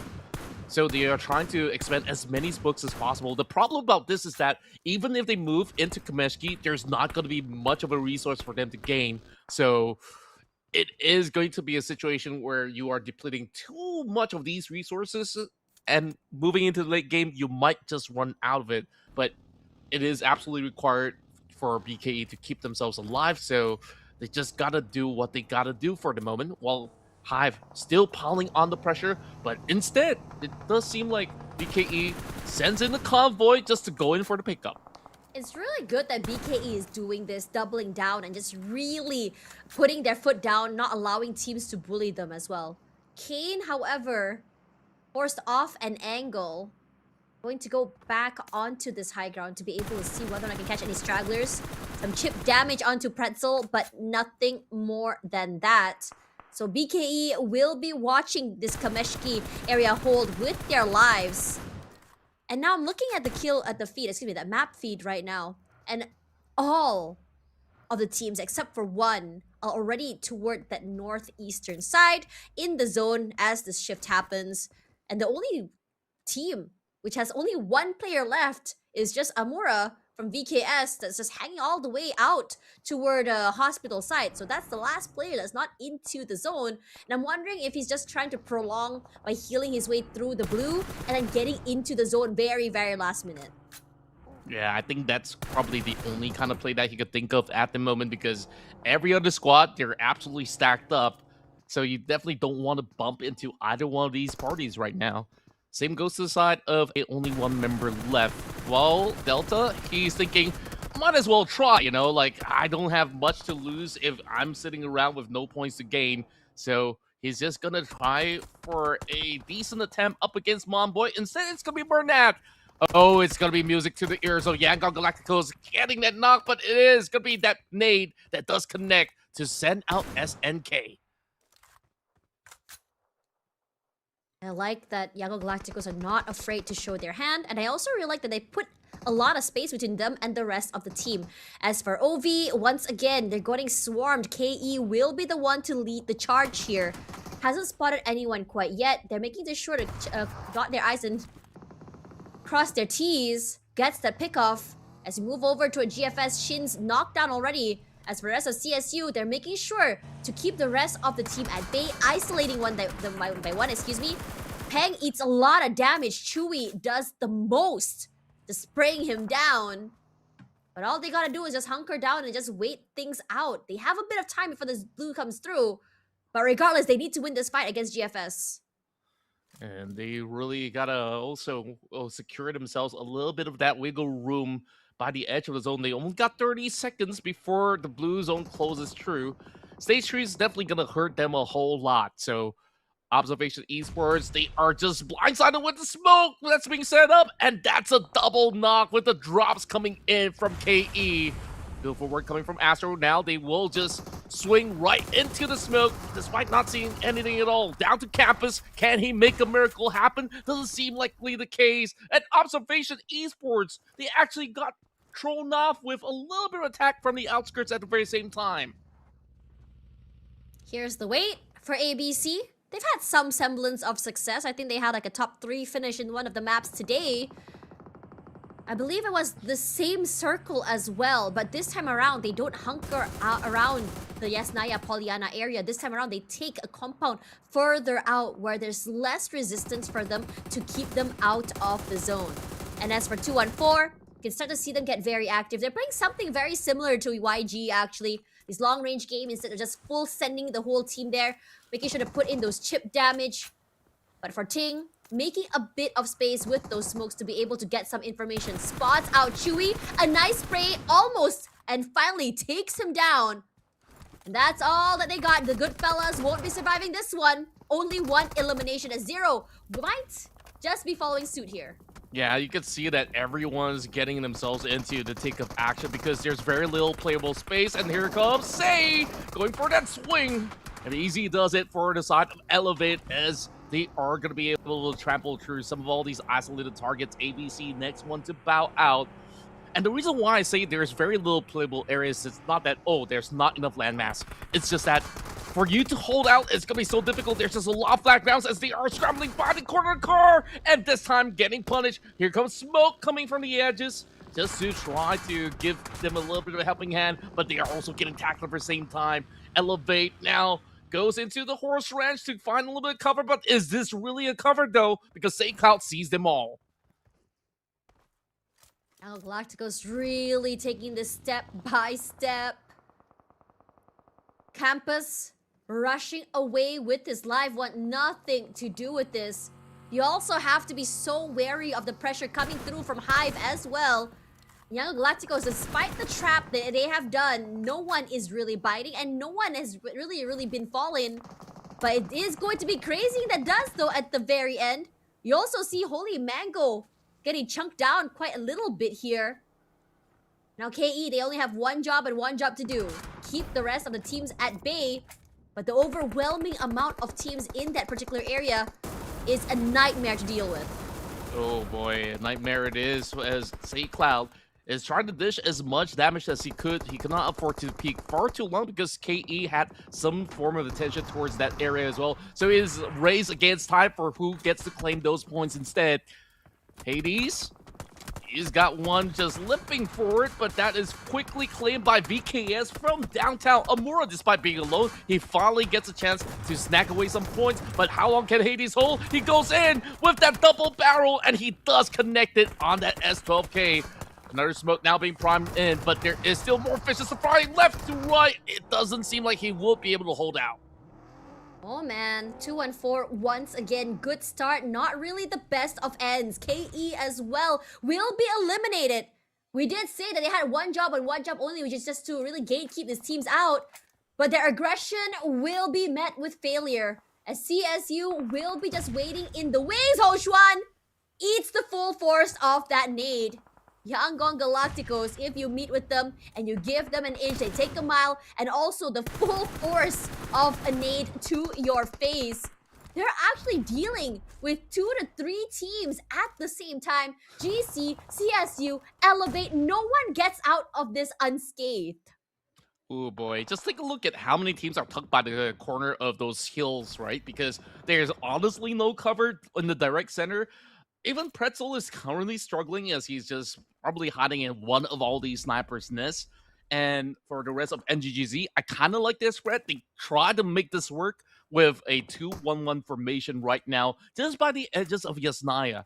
St. Cloud has been planted here for a very long time. The problematic part about playing around these terrains is that, honestly, there's not much loot to go around. Even if you take somebody down, are you willing to risk it for the biscuit to try to loot off their boxes as well? Smoke somehow stays afloat for quite some time now in between harm's way, while Ranger now marches forward, immediately getting some tags sent his way. Amura, what can he do? He does land that nade, but it's only chip damages, and now the push is in full effect. Amura baby runs further to the life, and Ramon does fall, but Ranger from the wings, nice crossfire. Teammates doing so good to pull away the crosshair to give him that space to flank. Hoshwan needs to be saved, but in this situation, I think CSU has just probably just legged it and said, yeah, cut our losses, not happening. So Pretzel, eager to pick that one up. Even Miner as well from NGGZ falls. It doesn't seem like anyone is super safe right now. The only 4 teams are fairly healthy. Well, it's YG. BKE no longer the same, and so is Vix. Spyro gonna be able to find red here, and the rest of time they want to continue on this fight. It's a 3-way hold. What are you gonna do in this situation here? Doss wants to change the trajectory of this. Good for one. Frenzy to fall, and now he has all the space in the world to bring his teammates back into the game. But Damon, I'm not too sure since Vix is around, so Jeffrey picks him up. Oh boy, there is the rest of the members of VIX now trying to get that elevated angle, and those bombardments are making it difficult for the side of time. And just as I said, VIX, they found the perfect angle, and that's going to be Jeffrey that takes charge at those 4 points to his name. So far, he's been stellar going in for all these elimination points. Meanwhile, Spyro, 1 versus 2. Can he make it out alive? Apparently not. Scythe is just way too quick. Meanwhile, can he actually get that recovery done? Because all eyes are across those hills. Big Nate's coming in from the side of YG, finally settle the score to dent the hopes of CSU trying to take any more drop of points in this match. If we were to go by theory of time travel, it just feels like this is a reincarnation moment. YG definitely did learn a lot from this previous map and the same previous circle. This is the exact same hold area that they had previously that they weren't able to win it since time was around as well. This time around, a little bit more patient approach, but at the same time, they're not afraid to show their hand and they're taking fights left, right, and center. There's a lot of confidence in their gunplay. Taking those 3 fights just now, it was a 1-1-1 and the 1-1-2 formation going on here, where even Say Cloud and Smile, was able to really hold down teams by their own selves. Yeah, I certainly agree. What's really incredible is the level of discipline that they do have, because most teams, when they do see a target, they just rush towards some teams out there. But you saw how long YG hold it out. They do spot those members, but they choose not to push over until the timing was right. And this is now the perfect timing because a lot of space have been cleared up already. Meanwhile, GC have bombardments being sent out from NGGZ as well as YG wanting to get involved just a couple of seconds too late. So those points will go over to NGGZ, finally getting to play the game how they have played out back in week 1, moving into the top 5, but they only have 2 members left to try to fend off the rest of the party. And now YG taking a swing over onto the top end of the hill. So it does seem very likely that YG is going to be able to conquer the entire course of the map. YG, so aggressive. And it's working very well in their favor. They have a lot of layering. They're very actively moving around the area as well without really overstepping this invisible line. And for a good reason. You stay within that line, you are in vicinity of your teammates to be able to be traded and to be able to be picked up. And that trajectory as well gives them so much space. Look at that. One player gets knocked down and immediately Mernat answers back. Yeah, at the very least, Romeo does fall, but Ramon also will be answering back for what he did. And now because of the low ground, the rest of Hive cannot come out, cannot pick up Ramon without meeting any consequences. And they have easily brought back Romeo into the game. Crazy work. Look at that, Ramon already knocked down, range alone in that particular angle. What can you do here? The blue zone's shifting, you go out in the open, you're flashed out, and you're gonna give Smile 1 free point. And they know very well that is Yangon Galacticos. They are not going to give that free pointer as long as they want to stare. Smile's not going to get those points, so he will just let it slide and just count himself out. Happy enough with a top 5 finish. Now, we still have Vix, GC as well as NGGZ on the block to see if they can form a challenge. Vix definitely do have the numbers game, but Jeffrey's being knocked down, so this is going to be a tough revive because that spot absolutely vulnerable to those members of YG. As a matter of fact, that point will go over to NGGZ instead. Gerald hugging by the electric tower and those tags send his way. He's barely surviving just by the skin of his teeth, and still it's going to be Romeo that gets another knock. Now, can MM make a little bit of a rescue here? But even as much as he wants to, where else can they go? NGGZ, they're absolutely getting pinched. Yeah, this is still not prime NGGZ here. Granted that they weren't able to get any space or control in this circle as well. Yellow Galacticos has taken full control of all the high grounds and terrains. A nice little wormhole as well for Say Cloud to say, surprise! I was here all along! Gets a pickoff onto Lord XZ. Side now on high alert. And Nate just really pushed Say Cloud out of the out of the smoke. But now, spots out Mernat, but can't really do much. Gets the spray, gets the knock. No, it's hard because the rest of Yangon Galacticos are pushing forward and pinching him down. And there's nowhere else for him to hide out, so he tries to take a little bit of a drive-by just to reposition himself.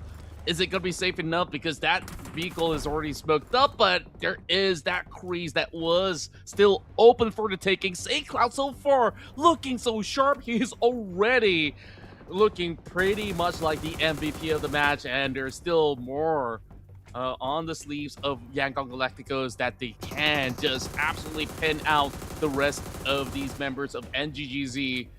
Doesn't seem like there's going to be any solid chances, but they are trying to trade back. Romeo just defends himself from that metal railing, and he will trade back. Emin now goes down.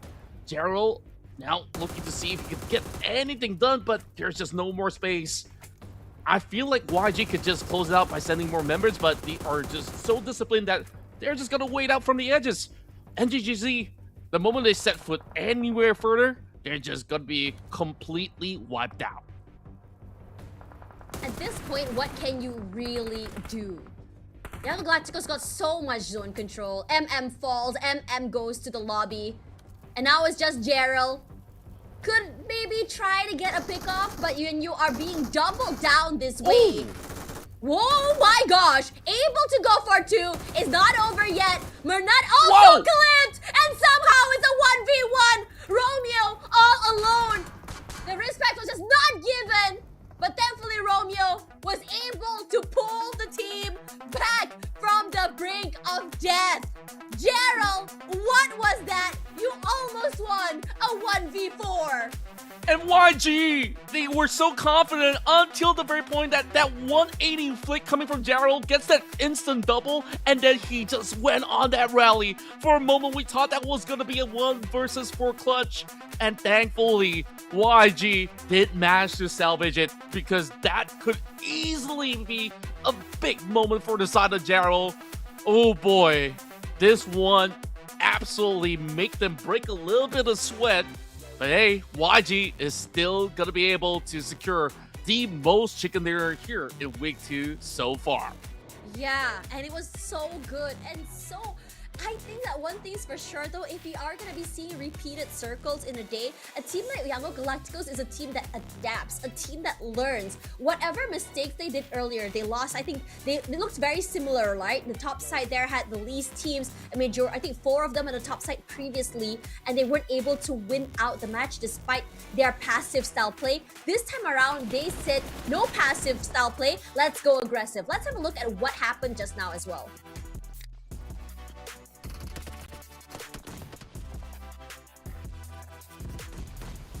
That was crazy. That was insane. I was losing.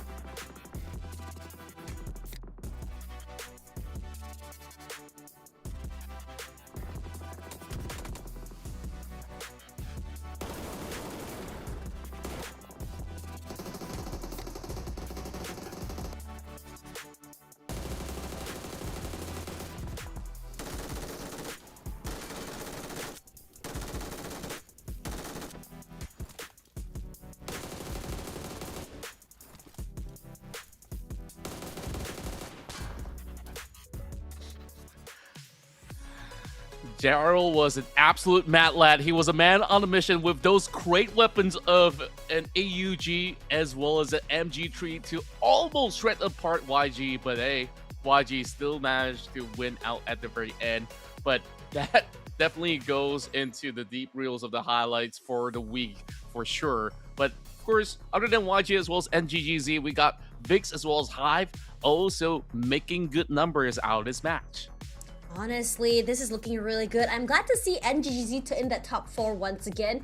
I wouldn't say it's prime NGGZ, but it just really showed us that, you know, whatever that's not been working in that half day, they decided, okay, like it or not, we cannot play our usual game. We have to really take this step by step. We have to really try and survive first before we can go in for these fights. Because if not, if we play our usual game, aggressive very, very early, farming eliminations, but we can't even hold our own in a fight, that's going to be a problem. And I'm loving the fact that some teams are okay with doing this. Regardless, for this one, it's going to be Romeo as the match MVP, as he should, by the way. Bro not only got those eliminations, but was able to just really cinch that final player, Jeril, before he just completely destroys the team. I did talk a lot about how Yangon Galacticos had learned a lot from that previous, I would say, map, that previous circle, but they failed to account for the fact that maybe a double swing might not be enough against a player like Romeo. You cannot, sorry, not Romeo, excuse me, like Jeril. You cannot, I think, let anything to chance. Regardless, it's going to be Young Galacticos over 21 points here onto the board, which means that they're going to still catapult themselves forward. A big gap between them as well as NGZ. Vix is looking very, very consistent alongside Hive as well. BKE is up here. KE has joined in to the consistency team alongside CSU, and a much better showing from GC throughout the entirety of today as well. Yeah, I think like this goes to show that this game isn't about all full on offense. When you can play defense like NGGZ, you can reap plenty of rewards, just like how he played it out overall. But of course, when we do get the update right now, this is how the standings looking like. Hive has been pushed down the pecking order, as it is YG that takes over with those triple chicken dinners that they've acquired for the past 2 days. And coming in closely, CSU, they were dropped out a little bit earlier with a good performance coming from Hive, so they are still pretty much in the running to reclaim their throne. Vix, though, has been super consistent. Like you said, some of the teams have been able to really find a good grasp of how things go so far. Meanwhile, of course, all the dust has settled for the side of Iron Gold matches. Well, we still got 2 more Miramar games to play out for the evening, so that is definitely something that I do look forward to, because we've seen plenty of amazing plays coming out of the match.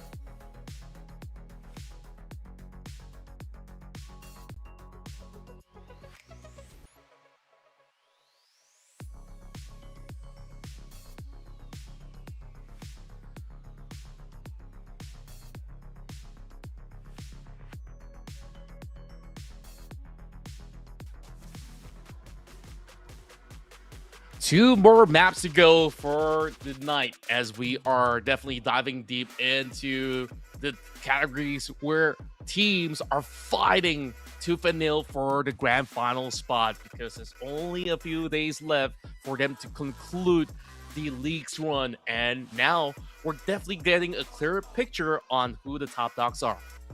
Yeah, but at the same time, it's not the top dogs that we usually suspect as well. So that's what makes it super fun. I think it's been a while that we've had a league this competitive.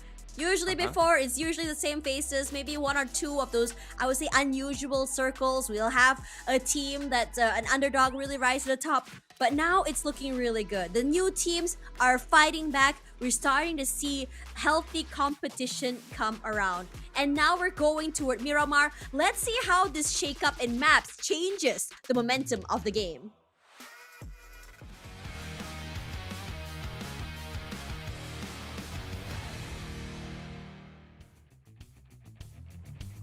Here we go into the Dusty Dunes, as this one will take flight from the southern corners of Partona.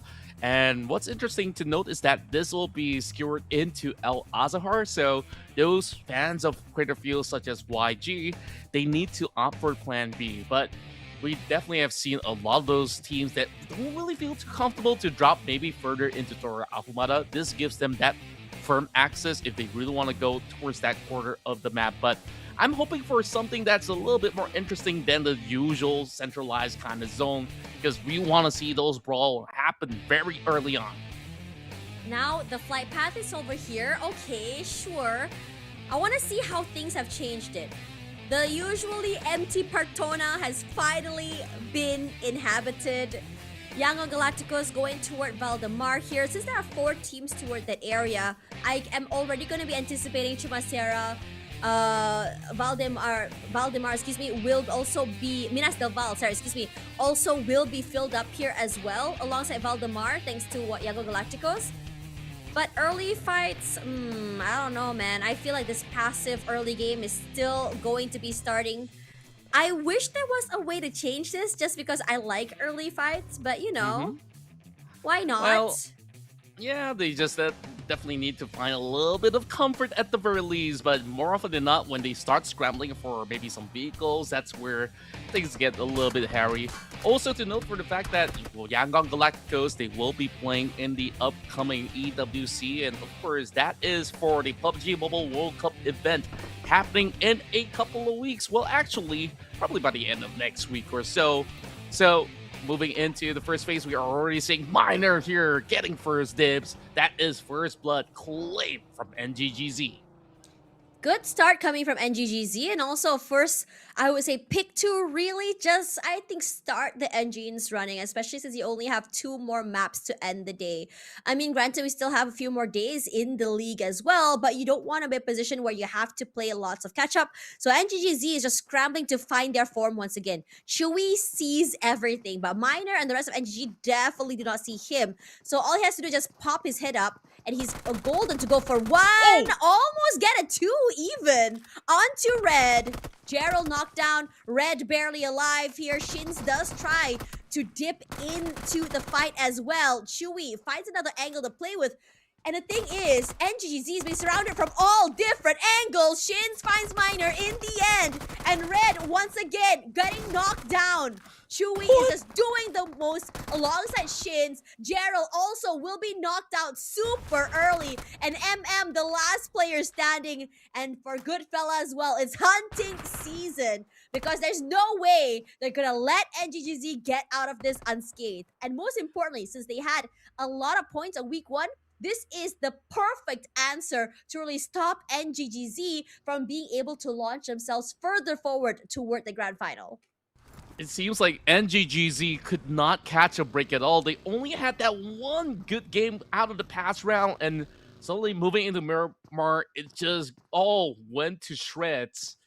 Oh boy, so much that has been undone, and it's not just them. When we take a look at majority of all these players within the same grouping as NGGZ, they're kind of finding each other a couple of times that none of them really get to solidly climb the charts. If we were to maybe look at maybe the bigger winners out of their respective group, it was only Elevate that has gotten 26 points so far. And if it were to be them starting on day one with just 26 points, this is just mere average, which you should expect a team to gain from just a couple of fights per round. But this is a far cry from what is supposed to happen. And now MM's being stranded all alone, has to pick up that bike and maybe go somewhere uncharted that nobody can find him, at least for a good 15-20 minutes, if he can survive that ordeal. But oh boy, I would say GFS, I mean, Goodfellas, they had such a great angle. Chewy, that angle that he got in right there was absolutely golden. Okay, let's see how these rotations are going to go here. We already have a few teams in the middle of the circle, GC being one of them as well. Problem with GC today is that they're very quick in terms of finding positions, which is great. It's just a matter or not of whether or not they can hold on to it is that problem. And I feel like the way they just, I think, die is just very, very unfortunate. They have compounds, they have some cover. It's just that they're just not aware of these off angles that can be abused by so many different teams. There's still off angles from either long range, from above the terrain further away, or maybe they'll be hiding in a corner on the ground floor and someone walks by the window and just spots a little pixel off, which is just very, very unfortunate. Also, Contra, I have a question to ask you. Now we have, horses in the game, right? Does it make you sad if, say, the horses get shot at? Well, yeah, a little bit, but they just basically take a break and they just run off and find some Wow, haystack it's like or you're something. trying to tell me that Santa goes home and goes to bed when he doesn't exist. Yeah, something like that. Similar sorts. But hey, I'm glad to actually see players utilizing, whatever is being offered from the game itself. Because as much as, the horse may leave the player vulnerable, it is very easy to get around. Back in the days when you pick up whether buggy, UAZ, or whatever vehicle, sometimes you drive around the map and you just flip over with the horse. You can trust those galloping shoes where they will just run across the map with haze, and also you could basically climb up even some pretty good steep hills as well. So I think that these horses are absolutely reliable. Anyways, hopefully could be just as reliable now that he has to play as a Lone Ranger. He's gonna hide out somewhere in the middle of the graveyard, but he gotta be a little bit more focused because up above the hill is gonna be a member of Hive International. So if he's unwary, this is gonna be a tough one to crack. BKS, oh my gosh, I'm so worried for this team. It just feels like they'll have a really good run. They'll lose players super early, and then after that it's just one player trying to survive all the way till the end. I want to see this team change that narrative. So far, they survive. It's looking really good. They manage to cross. They find an area to hunker down in, and so does ABC. And ABC, I think they've already smelled a little bit of an inkling that there's someone around, but it is going to be a great spray that actually knocks one member, but it is the entire squad that's going to be here for the taking, so it is not going to be easy to remove them from play. But 214 says, hey, you know what? You've struck one of my members. We're going to take you out as well. A good nade over onto Rare as it takes a little bit of chip damage. But it is looking unsettling for the rest of ABC as that full nade connects from the side of Capo. He's going to go for the double as well. This is just going to be too tough for Rare to crack the case. While he is still going to muscle it through, only one member remaining. Well, there is still Hades on another different angle. So they will cut their losses. They know that there is just no way to outfight the rest of 214. But hey, they are looking to change the narrative, dropping a couple of nades now. It's not going to cause any kind of harm towards 214, but they may as well just try. To be able to get that final pick off in the end, no problem. There we go. Now Circle, that's a hard shift toward the right there. Despite all of this chaos, Hades barely alive right now. Some stray shots through those smokes, but nothing really hitting. Finally getting it in the end. That'll be Capo that gets it. ABC, you start off really, really strong, but you gotta commend Ryujin K. He was able to just pull 3 players from ABC straight toward him, gives that space for Capo, Hades, and Mix to be able to rotate over. Yeah, he pays with his life, but gives his team a total of 4 elimination points. And I would say that is a very, very worth it situation. It definitely is, and overall, it is gonna be a half of clearance for some of these teams to just vie for even more of the spots. Now, another drive through, as we'll see the adventures of That's gonna be absolutely cleared off, so he's gonna be able to keep himself pretty much afloat throughout stage 2 as well, hopefully. Now look at the rest of the party as well. I think like a team that have been able to really put in some great number across this evening has been Time, where they did manage to surge all the way into that 7th spot. Maybe they've been, outshined by YG, Hive, CSU, and the rest of the party that's currently in the top 5 for a little bit, but they have been very consistent as well. Hopefully, we get to see a little something special coming from them moving into these maps of Miramar. But over on the side of Golden Cross, I think they have a little bit of stagnation as well. They gotta get themselves back in the form. A couple of times today, they've been picked off plenty of times, and maybe Miramar is what they needed to slow that tempo down, play it really safe, get those long range angles, and BKE is having a great hole. Emeng is just gonna dock himself by the edge of Minas, and this could prove to be a little risky. Meanwhile, on that feed, we got KE versus Hive International. Trying to see where exactly teams are going to be going from here. BKE, not a type of team that you would expect to go for these early fights. Now, MM's has been spotted. Makes me a bit nervous for him. You don't want to go out now. You want to be able to go out a little bit later. Bring in, I think, at least 3 to 5 points just to make sure that you're going to be able to at least go to the next round with some form of, I would say, progression in the bag. As Vix, great, I would say, run today. Going to be the team to keep out SNK here at Impala. Rocco goes down to the play zone. The rest of the team as well, hunkering down. They do have those supplies to be able to just heal the way forward, but that pickup is not going to be easy. It's all the way. You have to go down this terrain. There is a bit of cover, but getting down to the train, especially since Vix is marking you, is not going to be easy. Your HP as well, getting chunked down by the zone doesn't help as well. Now, for the circle, is going toward the truck stop area. There's some teams already very healthy inside the zone. VKS as well as Elevate 2 right smack in the middle of that circle. I think a BKE, a truck stop as well, has the perfect angle and area of hold. They have terrains, they have cover as well. Wouldn't be surprised if it's going to be a hotly contested hotspot later down the line. Absolutely agree with you. And overall, I do think that Elevate, that spot that they're holding by the hillside, is going to be the best option possible, because if you commit to truck stop, exiting it is also going to be an arduous task. So whoever doubles down got to be very certain that that zone closes in towards that area. Meanwhile, an upwards push from the side of Yangon Galacticos, fancying an opportunity up against those members of Time Esports. But they do have a little bit of a crease of a tunnel, or I'm trying to look for the word that resembles hole. Like, it's been a while that I've been looking through those. Yeah, it could be that word where you have those kind of craters for these players to hide around. So Time, they will be unshaken, and YG says, you know what? Let's not waste too much of a time. Let's try to make a wraparound. I mean, they can. They have so much space right now. They can really take their time. They can just really wait the rotation out.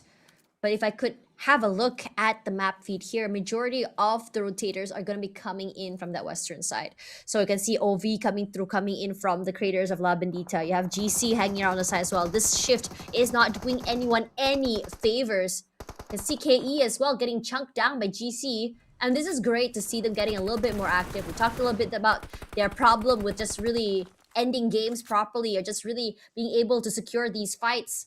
But while I'm talking about that, Clay Jr. has already gotten a pick onto KE, and this is terrible positioning from them. Not only are they late to the zone, they don't have any high angle positions, and they're also getting chunked down by the blue as well. You can't do much than that. Rex should pick up 2 more. KE only able to get out of this with only 1 elimination, and is looking really, really scary as well for this particular team because they had moments of brilliancy. They had really deep runs, but the next one, it feels like it's almost cursed. You can never really chain a few good rounds in a row. Yeah, the fluctuations are real, and overall, it really dampens some of all these players' morale overall because you thought that, hey, you've been doing absolutely fine, and the next thing you know, like, you try your best not to make mistakes, and it still happens. Like, it really is frustrating to be in their shoes, but it is a tough lobby after all, and we saw how Observation Esports have played that one very, very well. So, no fault to them because it's really just better positioning that has worked out for the other party instead. But the trade did not go well for the side of Black Eagles, who's definitely looking very, very opportunistic. But it is going to be Hades answering back, and now those nades is also going to be late to waste because it is very difficult to clip all the way uphill. But BKE, good news for them. That's going to be a quick pickup to get them back on track. But we cannot afford to take too much time to deal with this side of Time Esports because if we look at the clock, Stage 4 is about to go to a closure. So it is about time that they need to move into the next checkpoint. Meanwhile, what happened to Romeo? It seems like he could not get by, and VKS is gonna hold him just in the middle of the tracks. I don't think he's gonna be rescued because he's just dropping too low for Monat to consider.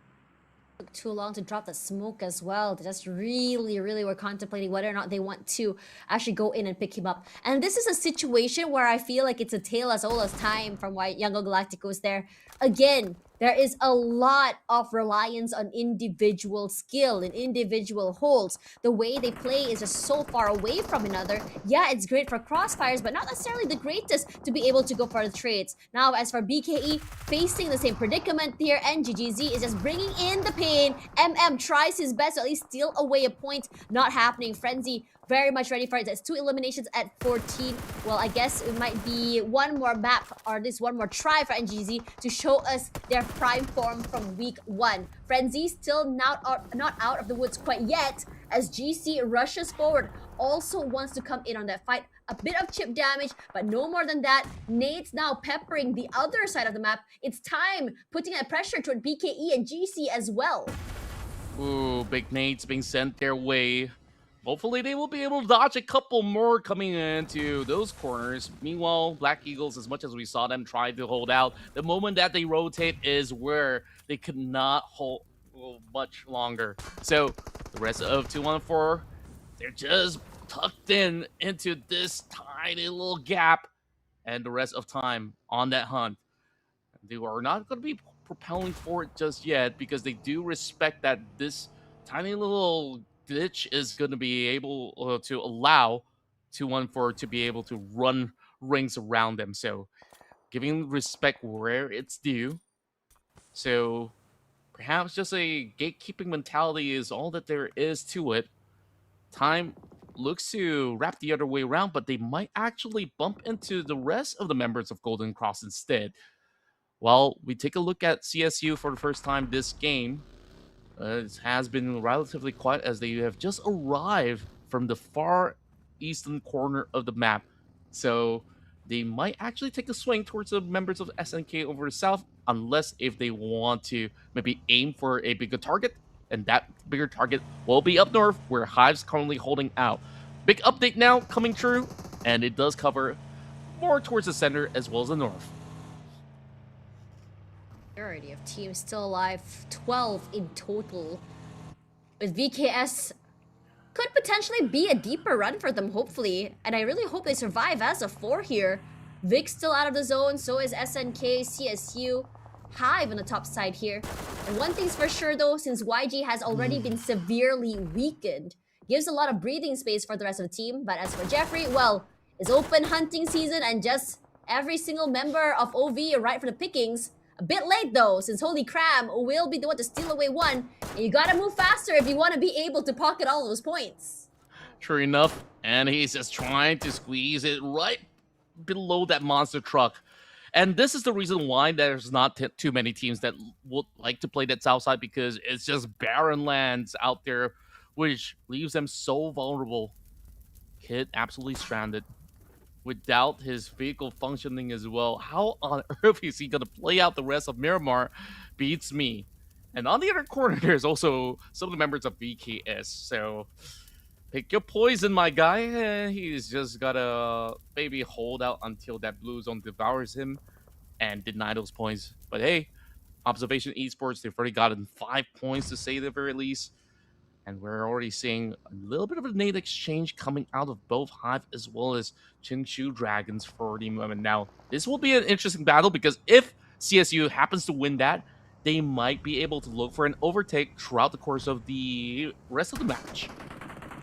Now for the rest of CSU. Cars already almost on fire, but still a bit of space can be made and cover as well. I think Peng is even comfortable to even set down his vehicle and even go in for these fights.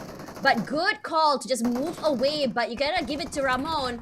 Bro managed to just really tag on to the members of the team and they weren't able to survive. Kid finally eliminated. It's gonna be Amura that gets it in the end. But CSU not done quite yet. Ramon will have to answer for his sins of dropping down on Thember, so it means Monboy will pay for it. Ramon can't seem to find a trajectory or angle. He's pinched as well. Takes a lot of damage. Hong's on the upper side here. Trying to see where exactly he can actually throw in that nade. Forces Ramon out into the open where Ho Xuan is waiting for him. They're just swarming him from multiple angles. If Ramon managed to get out of this alive, I would completely lose my mind. Me too. I mean, there's like 3 teams targeting his area, and it is just bombardments after bombardments of pummels of all these bullets coming from Hoshan as well. Yet to find him, he's somehow still holding on. But how much longer? Because Han's on top of the hill right at this moment. He's looking for that closure, and even the rest of CSU is soaking the damage. So whoever over-aggresses, they pay the price for it. Because there is the arrival of those members of Goodfellas from the North Point. On the south is SNK. They heard those noise, and now it is time for them to be the vultures to devour. Nice high angle as well by Magic. Just really throw in that Molotov. Just really flush him out of the smokes as well. And the rest of the team just looking to hunker down here. Should be able to run him over. No, they missed. Where exactly is he? Can't find him in the end. You can tell that Hong's just holding on for dear life, holding his breath. It's taking a while. This is very labor just to find one guy. But his HP is slowly bleeding out here as the zone shifts through. But I think, did they leave? No, they're just really hovering on the area, but they're not really checking through once again. Here's the smokes, and Hong's catching someone holding him for quite some time. Secures the pick. 1 more point in the bag. Hops into the vehicle and repositions away. He's so low. He runs over another player. No, yes! What? Gets that pick off onto Magic. Another point. 1 more time. Hard carrying his team from beyond the grave. 4 eliminations already. And now SNK only is just Meow Meow and him. The nade is here. Goes a bit too wide. Throws out his throwable. Rushes forward. Spots the head. And he shoots him. But not the right gun to do so. And Meow Meow will be able to get away with murder. Oh, that was too close for comfort. Another close clutch. But what was that, Hong? That looks pretty illegal to me, the way that he's been able to walk off scot-free after 2 vehicles were chasing him, and even more action happening right now on screen. Members from the side of Time Esports getting tagged. It's only down to Dale. He could not hold on for longer. Goodfellas so far rampaging their way as they dominate this North Point. Now taking a swing. Meow Meow. Little kitty cat here has got to make some room. But can he pull off another Hong play? That is something that we will not get over, because, like you said, he was hard carrying. Meow Meow does fire it with the nade. Meow meow. Torch is now on to you to be able to do the same that we see Amura as well. As Hongs was able to as well. 3 eliminations is all they have. A deeper run than usual as well for this particular team. Aware of where the good fellas might be, but also safe enough, cautious enough not to overstep. And somehow, for Goodfellas, 2-4, spot out Chewy, eliminates him. And now Shins wants to go on the aggressive. 2 players sent out just to deal with that lone 2-1-4 player. And Meow Meow also joining in on that fight. Shins goes down thanks to Mix. And also taken out of the game. Mix doing the most here is the battle of the 1v1s. And wins it. Eliminates the Goodfellas. 5 eliminations just by himself. 2-1-4 when it comes down to Miramar. This is their playground. 9 points despite Mix being all alone. As a matter of fact, 5 has been claimed by himself so far. It is just a lot of solo missions going around the map. Meanwhile, this is going to be the tag team duo coming in from the side of Hop, claiming 1. Still more to go from the side of GC. Oh boy. I feel like this round itself, anybody can take the cake. Anyone can walk away with a chicken dinner. It's all about finding the right timing. Elevate finally appears, and they definitely spot 2 possible points in their grasp. Big toss. Does it connect? Yes, it will. Knocks down Hop. 1 more to go. Amura, can he hold on? Honestly, this is great because Elevate, wow, completely obliterates VKS, but it's still VKS's best run today. Elevate being very quiet. We didn't see them toward the tail end of the game, but through all of that, they've already quietly gotten 5 eliminations, and them being, I think, in the best position in the circle has given them so much dividends. They didn't really have to move much. They just wait in the wings and they can prepare more for how they want to play together as a team with the Crossfires. Holy Mango does find Meow Meow in the end, but a great job done by Meow Meow to just drag the rest of his team all the way up here to the top 4.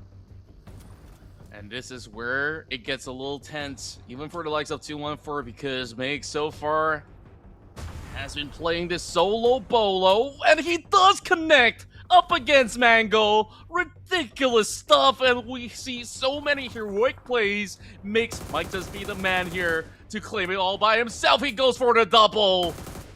And now, as much as we saw Elevate had the manpower, it's being brought down to size. We have the duos from the side of GC who's not really showing themselves. They're waiting for their moment to shine. Chiliput now finding that opportunity. He sees the nade being swung across. Now he kind of have a little bit of an inkling of how to play this one out. All right, here we go. Chiliput and GC looking really good this game as well. One of their deeper runs. And I have to say, today has been so interesting. Teams that you don't expect to make it to the end are just really stepping up here. So Holy Smoke gonna find Holy Cram. Holy Say gonna be picking up his teammate. I'm sorry. I love casting this team. The names are just so funny. Now, in this particular situation, no one is truly comfortable, but Elevate did manage to go for that reset. Comfortable again as a 4. They have the high ground fully in their control as GC hunkers down, keeps their head low. We've seen so many situations where someone pops their head out and it just gives a free, I would say, a free target on their head for free. But this is one of the more quieter endings as no one really wants to relent their space and no one wants to start these fights. Yeah, and at the very same time, as much as Mix have put in the effort to get that double dunk, he could not afford to overpeak to try to take out those members of Elevate, and that reset was being allowed. So at this moment, Elevate, best possible chance for them to secure themselves their first chicken dinner heading into this week 2. Should they finally puts Mix to rest? I mean, the guy's done enough to put 9 points on the block for the side of 2-1-4. Now, Elevate Holy, how much more will they claim out of this round? Potentially 2 points coming in for the side of GC, unless if they deny themselves. Meanwhile, Swamp is just going to be spotted out. And right now, Smoke knows that Chiliput is on the other corner. He's going to be quickly claiming whatever points necessary. And Chiliput, he's run out of space. Mango with the final toss will secure the victory for Elevate Holy. Great job coming from them as well, despite the slower day start. But it looks really good how they were able to take up that space and hold off in the end.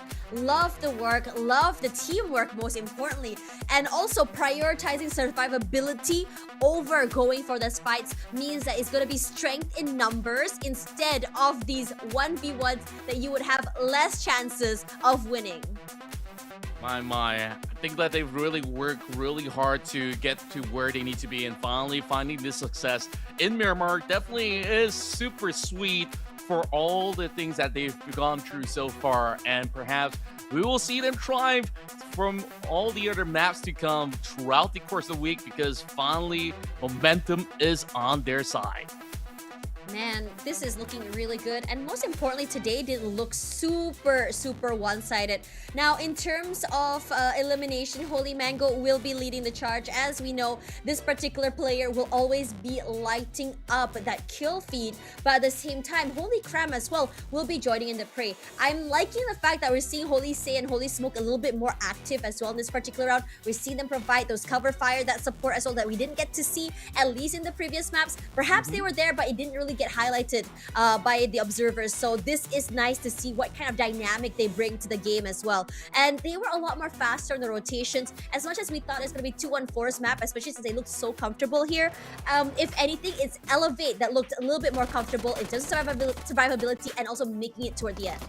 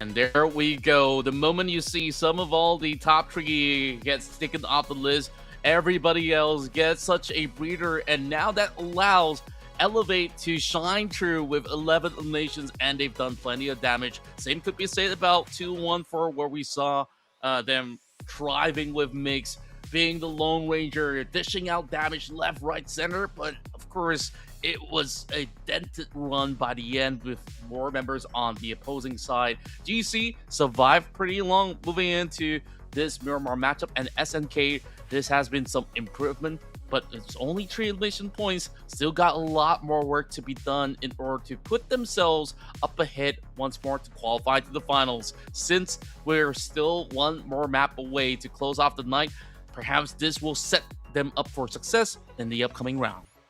Honestly, it's really refreshing to see SNK have a deeper run on this particular map. After all, I wouldn't say they were actively trying to go for fights, but they did try to engage any team they saw.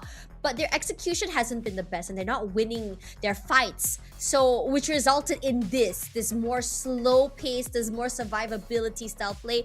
And I would say GC would also fall into that category as well. Most of these pickoffs, most of these eliminations come into it the later parts where you're forced to just really fight their way into the zone, into the circle. But at the same time, you know, being able to get these points and also those placement points all the way to top four for me is already an achievement. Sometimes you gotta go, you know, through it brick by brick, right? First of all, how do you get all the way till the end? Survive. And then what do you do when you get all the way till the end? You gotta fight. So being able to kind of deconstruct that, I know it sounds, I'm just simplifying it, but it does sort of help with the trajectory on how exactly you want to plan your rotations and which teams you want to take your fights. 2-1-4, I have to say, very comfortable on this map as well. You could say that it is very, very much their, I would say, their playground still, but at the same time, they didn't survive as a whole team in particular, but the roster change definitely improved things for them. Now, moving over to the MVP, Holy Mango, once again, it's always going to be this guy. Elevate is having a great day, looking super consistent despite the fact that they don't always get those chicken dinners, but being able to make it to the top four and being able to farm this many eliminations also already says on what trajectory and what kind of play they want to bring to the table, or they do bring to the table. And I think that they also need to be careful because they need to start thinking about like, okay, if this particular strat doesn't work, what's our next one? But for now, this is looking great because it is, after all, their debut day for week 2, and it already sets a good tone for the team. Yeah, I really love the fact that Mango has been able to really get some really clean plays off the board with the help of Smoke altogether. Of course, the rest of the party has been in the optimal form in order for them to thrive moving into this round. But Elevate, they just need to replicate rounds like this, be a little bit more cleaner on those execution, and they will definitely find more successes like this and maybe more MVP titles for the side of Holy Mango. So we definitely want to see, you know, this Chad on our screen a little bit more. So going into match 6, I definitely think that this is going to be a shift of pace where we're seeing, you know, the top teams are struggling already. CSU, as much as they gave us a little bit of highlight, they could not pull through for a long run. Same could be said about Hive as well as Yangon Galacticos, because they just got pinned down by multiple teams cutting from across the map. So a lot of adjustments to be made for a lot of the parties involved, but overall, I'm satisfied with the outcome that we're getting here. One more map remaining. It is too hard to tell whether if it's going to be, once again, some of the names that we see appear here in match 5, or possibly even another few that has not won the chicken dinner before. So that being said, though, we're definitely looking forward to what will be brought to the table in moments' time. Really, I just really want to talk about like what we had to see just now in that game as well. You know, 2-1-4, they had lost, I think, 2 players in a 1v3, if I'm not mistaken. And, you know, Mix was the one who had brought them all the way till the end. And I think that it does... And I'm getting a bit concerned because we're seeing a lot of this happen today. These hero plays, this one player that drags their teammates all the way till the end. I don't hate it, but at the same time, I feel like teams should not be put in this situation at all. We saw that happen from VKS. We saw that happen from 2-1-4. And, you know, we love the hero plays, but at the same time, if it happens way too much, it's more of like, what is going on here? Why are teammates all dying and why are you the last person alive? And what can we do to remedy the situation so we don't have to get hard carried by our teammates here? You know, the kind of small little games that you play with your friend where do you trust your teammates and then you make them fall, and whether you pick them up or not is going to be the big question, right? So I guess like they do trust their teammates that much that, hey, even if we're down to 1 man, there is just about enough hope for them to pull a couple points right through the board. We saw that being done by Jarrell. We saw that being done by Mix. We saw that being done by Hong as well. And I think that there's just so much more to come, Tash. So this is just basically the beginning of it. If it's already this good, imagine what happens in the finals as well. That is going to be happening next weekend. You guys definitely want to mark your calendars and not miss a single moment. But make sure you just watch throughout the entire course of the week, as we are going to find out all together who plays in the finals. Maybe some of the fans of, the top 4 teams right now might be happy enough that, hey, very likely than not, they should be able to make it, but it is definitely good to find out, what is going to be the storyline, the narrative, because some teams, they may not have enough points to push through into the next week, and this is where things are just brewing game after game, and literally just elevated their chance of moving to the finals. Yeah. It does get very, very curious to see who exactly makes the finals. I think if you go by that bottom 4 right now, I think it would likely change as we go through the week as well, especially since we do have days that some teams play and days where some teams don't play. I am quite surprised though at the pacing of the games today. I mean, it was quite passive already yesterday. It was a little bit slower, but I just feel like today was even more slow. I'm wondering whether or not it's because of the presence of NGGZ into the server as well. After all, they were hot last week. A lot of teams are definitely wary of them, and they don't want to give them that position where they're able to just go all in for these fights, right? Today is the day where we had the big 3 come into the game as well, and surprisingly enough, we didn't see too many clashes from any of the big 3s, at least toward that mid game. YG did have moments, but it's mostly toward the end game. The only thing, 2 teams I think we did see meet in the mid rotations was Hive as well as NGZ, and that was only once. Well, I do believe in some of the wrangled maps we have Hive versus the likes of those big teams like Yangon Galacticos from time to time. They cancel each other out only about once or twice, but more often than not, it was some outfight from third parties that kind of tap one of the other teams out in essence. But overall, this was the result from the previous matchup where Elevate definitely were the kingmakers out there, having the entire squad surviving towards the tail end to dominate, while 14 points goes over to the side of 2-1-4, and of course the list goes on. So healthy numbers coming true. That means that the middle of the pack, take a look at that before we focus over on the top. From 9th position all the way down to arguably 14. 7 Sky is not playing today, so they will be stagnating, but we expect a lot of shifts on the 40-pointer mark to see maybe a bounce. Even the likes of MSI isn't going to feel all too safe.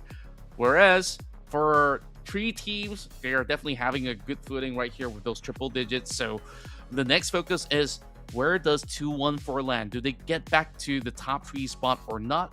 We'll figure out by the end of Miramar.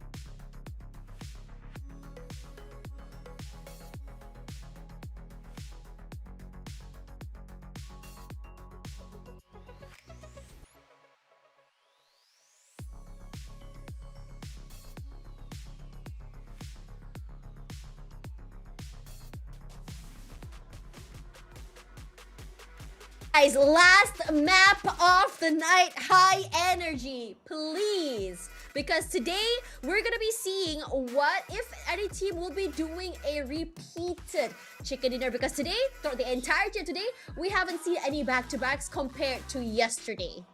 Yeah, overall, this has definitely been the hunger being displayed by all the teams that want to make it to the finals.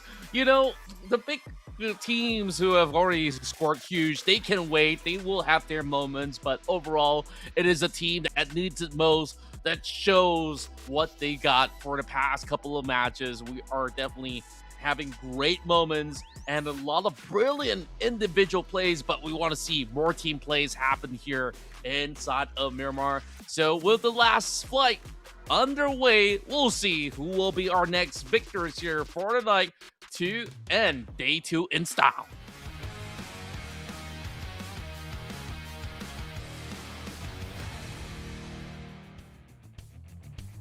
Okay, here we go. And I like the fact that today we didn't really get to see the usual suspects other than, I believe it was 214 as well as Yangon Galacticos that get those chicken dinners, which is always very, very fun. The top 4s have also constantly been changing hands as well. We're not seeing any patterns on who exactly is the top dog in the server as well. Now, flight path here skewed to the north side just a little bit, so the southern side there should be fairly empty. And good thing, because the previous map, the south side was completely packed from Valdemar, Portona, Minas de Val, Chumacera, everything there was full. I'm trying to see how exactly this should change things. Granted, the circle did go up northern side, right? And that mad dash from everyone made things so complicated.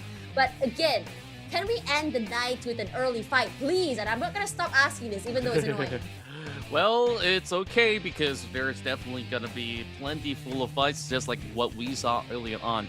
But what did change moving into today's action, ever since NGGZ is present, you saw yesterday YG kind of sent more members into Crater Fields to take 2 spaces at once. So some of the resources will be denied for the side of YG in essence. But in terms of rotation, it is going to be a arduous one because they're on the opposite side.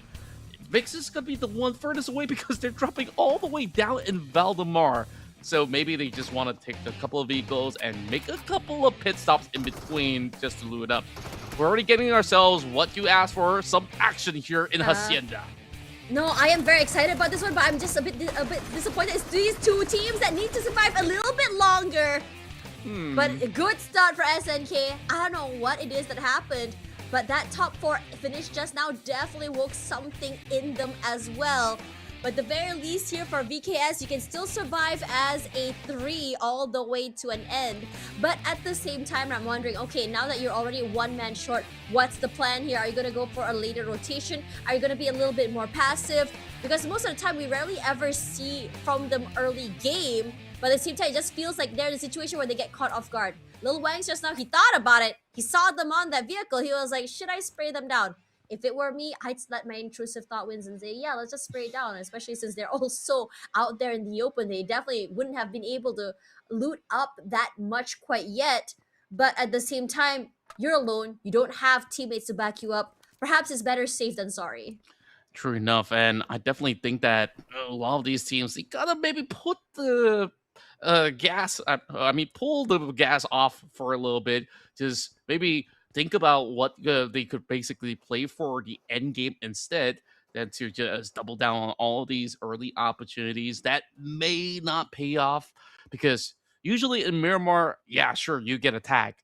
Can you secure it in within that first 3 seconds once you get the knock? If the answer is no, very likely it is going to be a very long haul trade. But ABC, they got other plans. They're just going to send more members through to infiltrate this 2-man army of VKS. And it seems like that fight was almost botched. A 1-for-1 trade going through. Rare now getting that perfect jiggle peak as he will be able to close up against 2.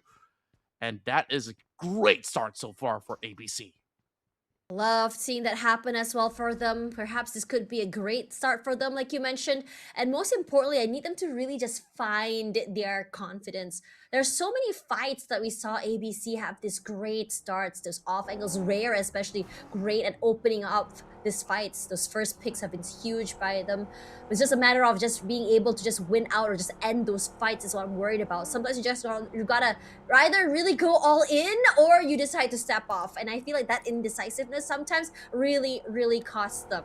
This is definitely a very interesting one as well. If we go into this last one, a lot of teams once again still going into that zone very soon, but there are the outliers teams such as OV, such as I think VIX are still hanging around the southern side near Valdemar de Minas del Val. SNK is still very chill to the southern side as well.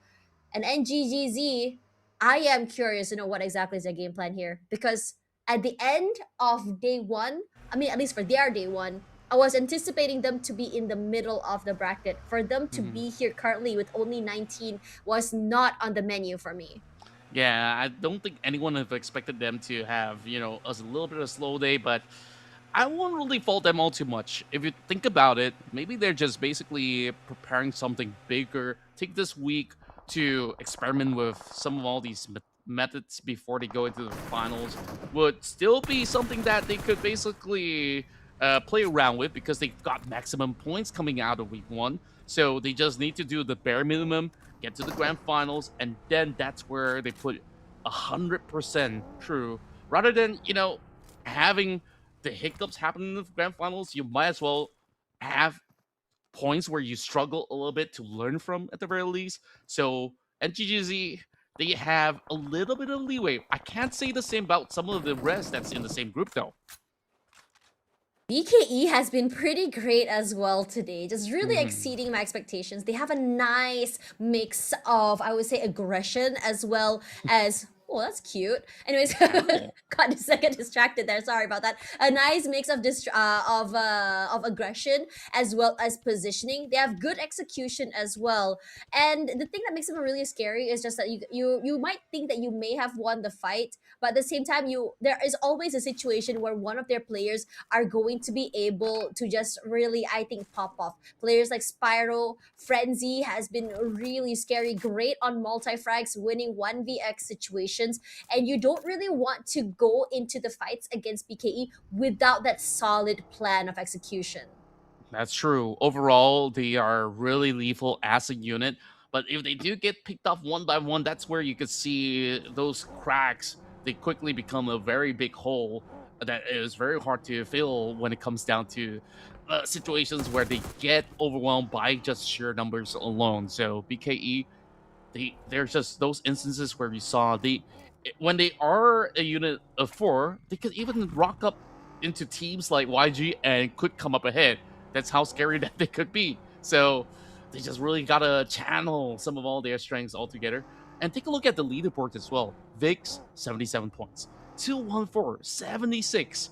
And we saw how well 214 has been playing in the past day in Miramar. This seems very doable now for 214 to at least move back up towards the top 4 by the end of the day. So VIX definitely gonna be hot on their tails to try to pull a better run to at least get a better sleep for tonight. Like usually when you end the night with some really bad rounds, you will have maybe some coaches or analysts nagging down your neck. But I think like overall, they've done pretty much a great work throughout this course of the week. If we take a look at even the likes of ABC, sure, they haven't really won those big chicken dinners yet, but they are on the right trajectory. This is interesting. Look at the gap between 3rd and 4th place. That's a massive gap. Then you have a gap between 7th and 9th place also. And then the gap between, there we go, 13th and 16th. I mean, yeah, there are teams that are not playing right now that's currently filling in those gaps. But at this point, for the teams that are playing today, I would have thought that they would be able to at least try and stabilize the points to be able to just really push themselves forward. Out of all of that, it just really seems that for Group A, they haven't really been able to find their way into the game. Yeah, some of them have, which is fine. But at the same time, a majority of them are still currently at the bottom side of that ladder. We saw the breakout day yesterday, right? Which is so many of the teams that were able to just really play catch up. I would have expected maybe 1 to 2 teams from Group A will be able to do that. We did see that at the very least, but it's not as impactful as what we saw yesterday. Yeah, I certainly agree with you. And I've got to sidetrack a little bit because with that mini map, it tells us that everybody's got to move to either Cruz de Val or Tierra Blanca. These are rare zones that we hardly get. So this is definitely bound for some really exciting trades towards the late game. But it is even more so difficult for teams to now rotate safely. So I'm expecting a couple of players to be picked off somewhere in between moving across those barren lands or even when they're convoying on wheels, and that is currently happening. The drive-bys now set into place. Elevate hunting out. Meanwhile, Ting goes 1 versus 1. Oh, already being tagged up, and there's more members sent in. This is just way too much for him to handle right now, so Shaco, alongside with the rest of Goodfellas, they secure their first point of the match. This is great. Being able to do so, getting that 1 point. Great work, Chewy. Waiting on the top side there. Really challenging the players of Young Galacticos. Wish that they pressured them a little bit more since one of the players was close to getting knocked down here. Again, I remind you guys that for Young Galacticos, you have to be very, very certain on how exactly you want to take these fights. We're not given an opportunity. It's instant knock. But I don't think the team is in a position to secure the kill. So Shins shouldn't be in a bad position to be picked off here. So it's Chewy that goes there. And with that, you have Rong and Shaco being able to just put in a bit more pressure in that front line. Now you have Say Cloud, and you know how Say Cloud works. He gets a bit of space to go and loot. At the same time, you have Say Cloud on a further back trajectory, hoping to find anything, any scoped weapons to give him that long range advantage. Yeah, and despite having even DMRs or sniper rifles, it's still a lot of walls to sniff right through the cracks. And I think like what will really help if they could find a lot of all these frag grenades that they could just toss into the next compound and hope for a lucky strike as well, just in case. So this is going to be a long haul trade for whoever's inside the city. So some some viewers might be thinking, "Oh my, this is going to be another long game." Well, it is kind of to be expected unless the later stages shifts onto the outskirts because there is still that possibility of Tierra Blanca. Okay, now we get that update. Take a look at the south. Vix is nowhere close. They were all the way from Valdemar and they had to make this journey through. And it looks like I am absolutely right. This is going to take it all the way up the hillside. Now, this definitely is a big challenge, but good news is half the squads already in the zone. Okay, here we go. KE has their eyes onto Elevate. And if KE wins this, should be able to slow down Elevate a little bit more. Elevate is just one of those teams that had a great breakout day. Healthy in 9th place as well, just really, I think, shaking the middle ladder hard on the debut day.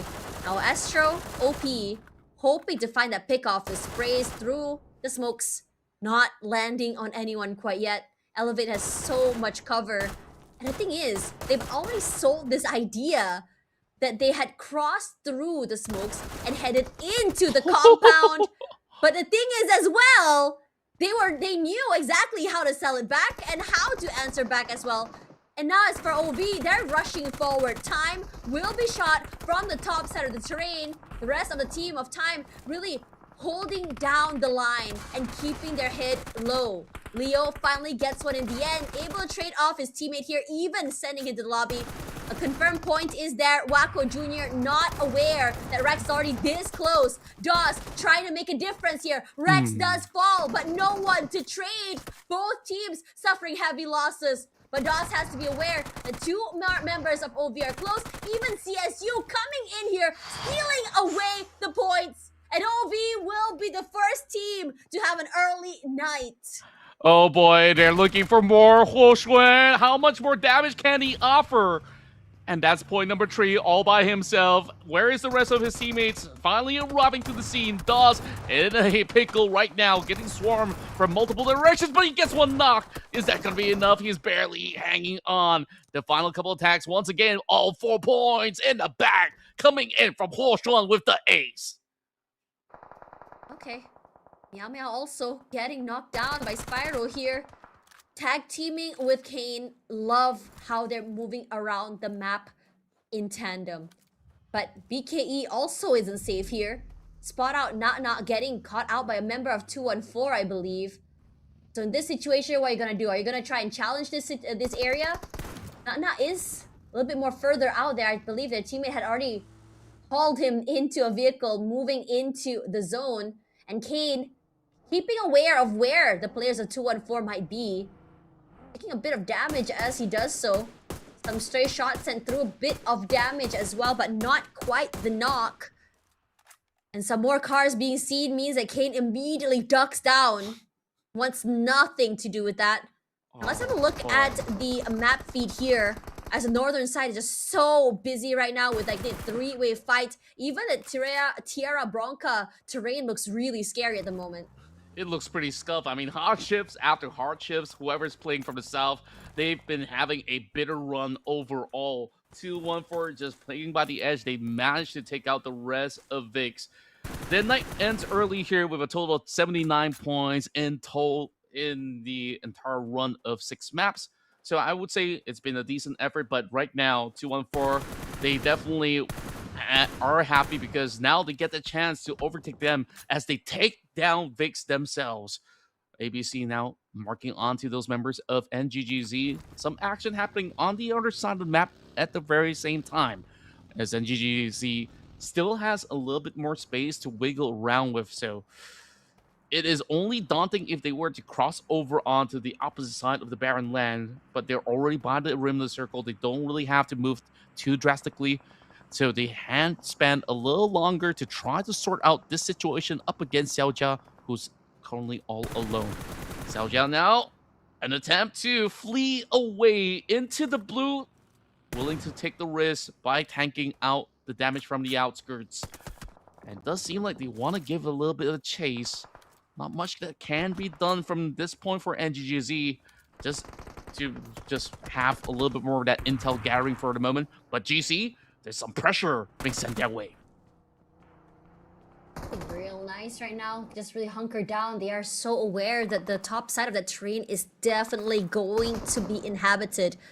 Swam waiting. There's the nade to come through here. Really chip damage to a BKE and Frenzy. They know exactly where he is. Gets a pick off from the little corners of that fence. Goes for 2 at the entrance. And Kane as well. What? My guy, how are you doing this? Finally, a Reign of Terror knocked down. So, Kane gets stolen away by Monboy somehow. I am so disappointed. Swam did the most, but his teammates are just not there to back him up. It could have been so much more for Swam. I mean, that was another big highlight moment. But unfortunately, it was pretty much scrap because there was just no support whatsoever. But overall, it is a lifeline run for the side of BKE. They get to conquer Terabonka for the meantime. An exchange now being formed as YG is now climbing up the hillside, and it's 2-1-4 biting back Hades from the top side of the hill. There is backing coming from the flank angles as well. So the rest of YG, they're just gonna full send it, but this is gonna be to their own demise. Big Nate's now being swung, and Hades, he's got clipped, and he's also on fire. That is not looking all too good. It flipped 180 for 2-1-4 in the blink of an eye.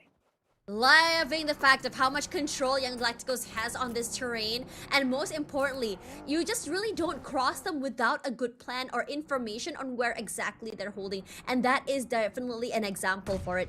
And there's a lot of respect given to them as well. It was a 3-man push alongside a nade to just really, a molly, just flush him out of his hidey hole out into the open. So at least it is going to be a confirm. Now nades to come through, the vehicle does eventually get exploded as well, but NGGZ, they're making sure to really pressure the members of ABC here. Mo Wang finally knocked down there. Miner lands the perfect nade and gonna be able to just pick off that final elimination there. Also being aware that that his teammate is close by. And you know what? Instead of securing that point, he's gonna try and full send it to a Xiaojia. Maybe perhaps stealing that final member. But Xiaojia not out of this of the woods quite yet as they walk straight into Hive. And I am really curious, what was the game plan there? I think he was just desperate for any form of space, and just so happened Ranger was just greeting him by the door. He's like, oh, did I actually made a delivery or something? Well, I guess it just wasn't his luck after all, but good news for the side of Hive International. They get a little bit more of that recovery. I feel like today hasn't been the smoothest run so far. They have some highs, a lot of lows as well, where they are not hitting their usual benchmark. You could say the same about YG for the past 2 rounds. But overall, it is still a very challenging run where we're seeing areas of play that has not been frequently seen before. And this is just a very big question mark for the teams. Like, what kind of terrain can I truly play around with? So they're just basically tugging themselves by the ridges for the moment. Big nades now sent in from the side of Miner. Devon, meanwhile, he brings in his bolt action rifle to play to find one in return. Meanwhile, GC, hear those roaring engines. He wants to try to pick off Miner, but he is a little too quick. KE on the chopping block will have an early night as well. Now we move into the top 9. Chewy, once again, will find his moment as we saw GC. They had a really good run over on the previous round, but this time still 0 points as he tries to at least make it to the top 8, and they will. Okay, here we go. Wrong. Great opening already done since Hong's already been knocked down here by the lack of info. Also, they're getting clipped and also, I would say, choked from a different angle by NGGZ. Chewy keeping his head down. The only way out of this, I believe, is say that NGGZ decides to take this fight against GFS. Chewy moves away. CSU not moving an inch. Hong's, I don't think he's in a position to be saved. Peng is close by, but what can you do? You go out in the open, you try to save your teammate, and you're gonna get chunked either from GFS or even NGGZ. Close by this time around. This looks like a way better round for NGGZ. Already 6 eliminations. And this situation, they decide to prioritize positioning instead of those fights. Close by, decides to just really scout around the area, see if anyone decides to get a little bit more curious. Finds nothing before fully deciding to go all in here. Yeah, I really love the stance that NGZ is taking. They just basically wrap around the edges, take whatever comes close by, and this time, they are just popping off with another nade connecting as well. It's only down to Chewy, and he's got no room left. But that actually hits a big one towards Miner and brings Gerald down. Now he looks a little bit more doable on the 1 versus 2 as he tries to muscle his way through. Double knock, not enough to deal with and still they will be able to get that reset done, and GGZ will see the light of day to try to fight for that chicken dinner, whereas BKE, they are the ones in firm control of the southeastern corner of the map. Elevate being spotted out, but I don't think they want to get involved. They just really want to hold out. Despite them not being in the zone, they still have to find a little bit of an opening here from the south side, as there will be a passage clear for the side of Mango to now push up a hit, but they will be side by side next to a member of YG and next to the entirety of BKE. Oh, this is nice.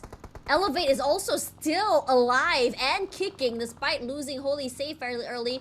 Oh, there we go. Holy Smoke knocked down as well. But Holy Mango wants to try and see whether or not he can change the trajectory of his team here. GC out at 6. They will be getting some placement points, I believe. So it's not necessarily the worst ending in the world despite 0 eliminations. But I have to say, despite everything, it's still a very, very terraneous area and also wide open at the same time. So it's hard to really rotate safely over. And it's even a terrain that even Yellow Galacticos is struggling at. They already lost 2 players, and they're only here at a 5. So they decide to take a back seat and allow other teams to take that main stage to be aggressive. You have BKE here. They can go in for a full fight against Hive if they wanted to. I don't think they spot out the member of the Yellow Galacticos. Elevate does, though. Holy Mango is trying their best to just open it up, and Smile wants to answer back. Romeo close by. Good position to be playing one off one another and even trade. And I think BKE is aware of this as well. If anything, Young Galacticos in a position to choke Elevate as well with the help of BKE if they decide to. But the nade is good! Yellow Galacticos even as 2 is still lethal. Holy Mango falls. And I don't think Cram is in a great spot to even save his teammate.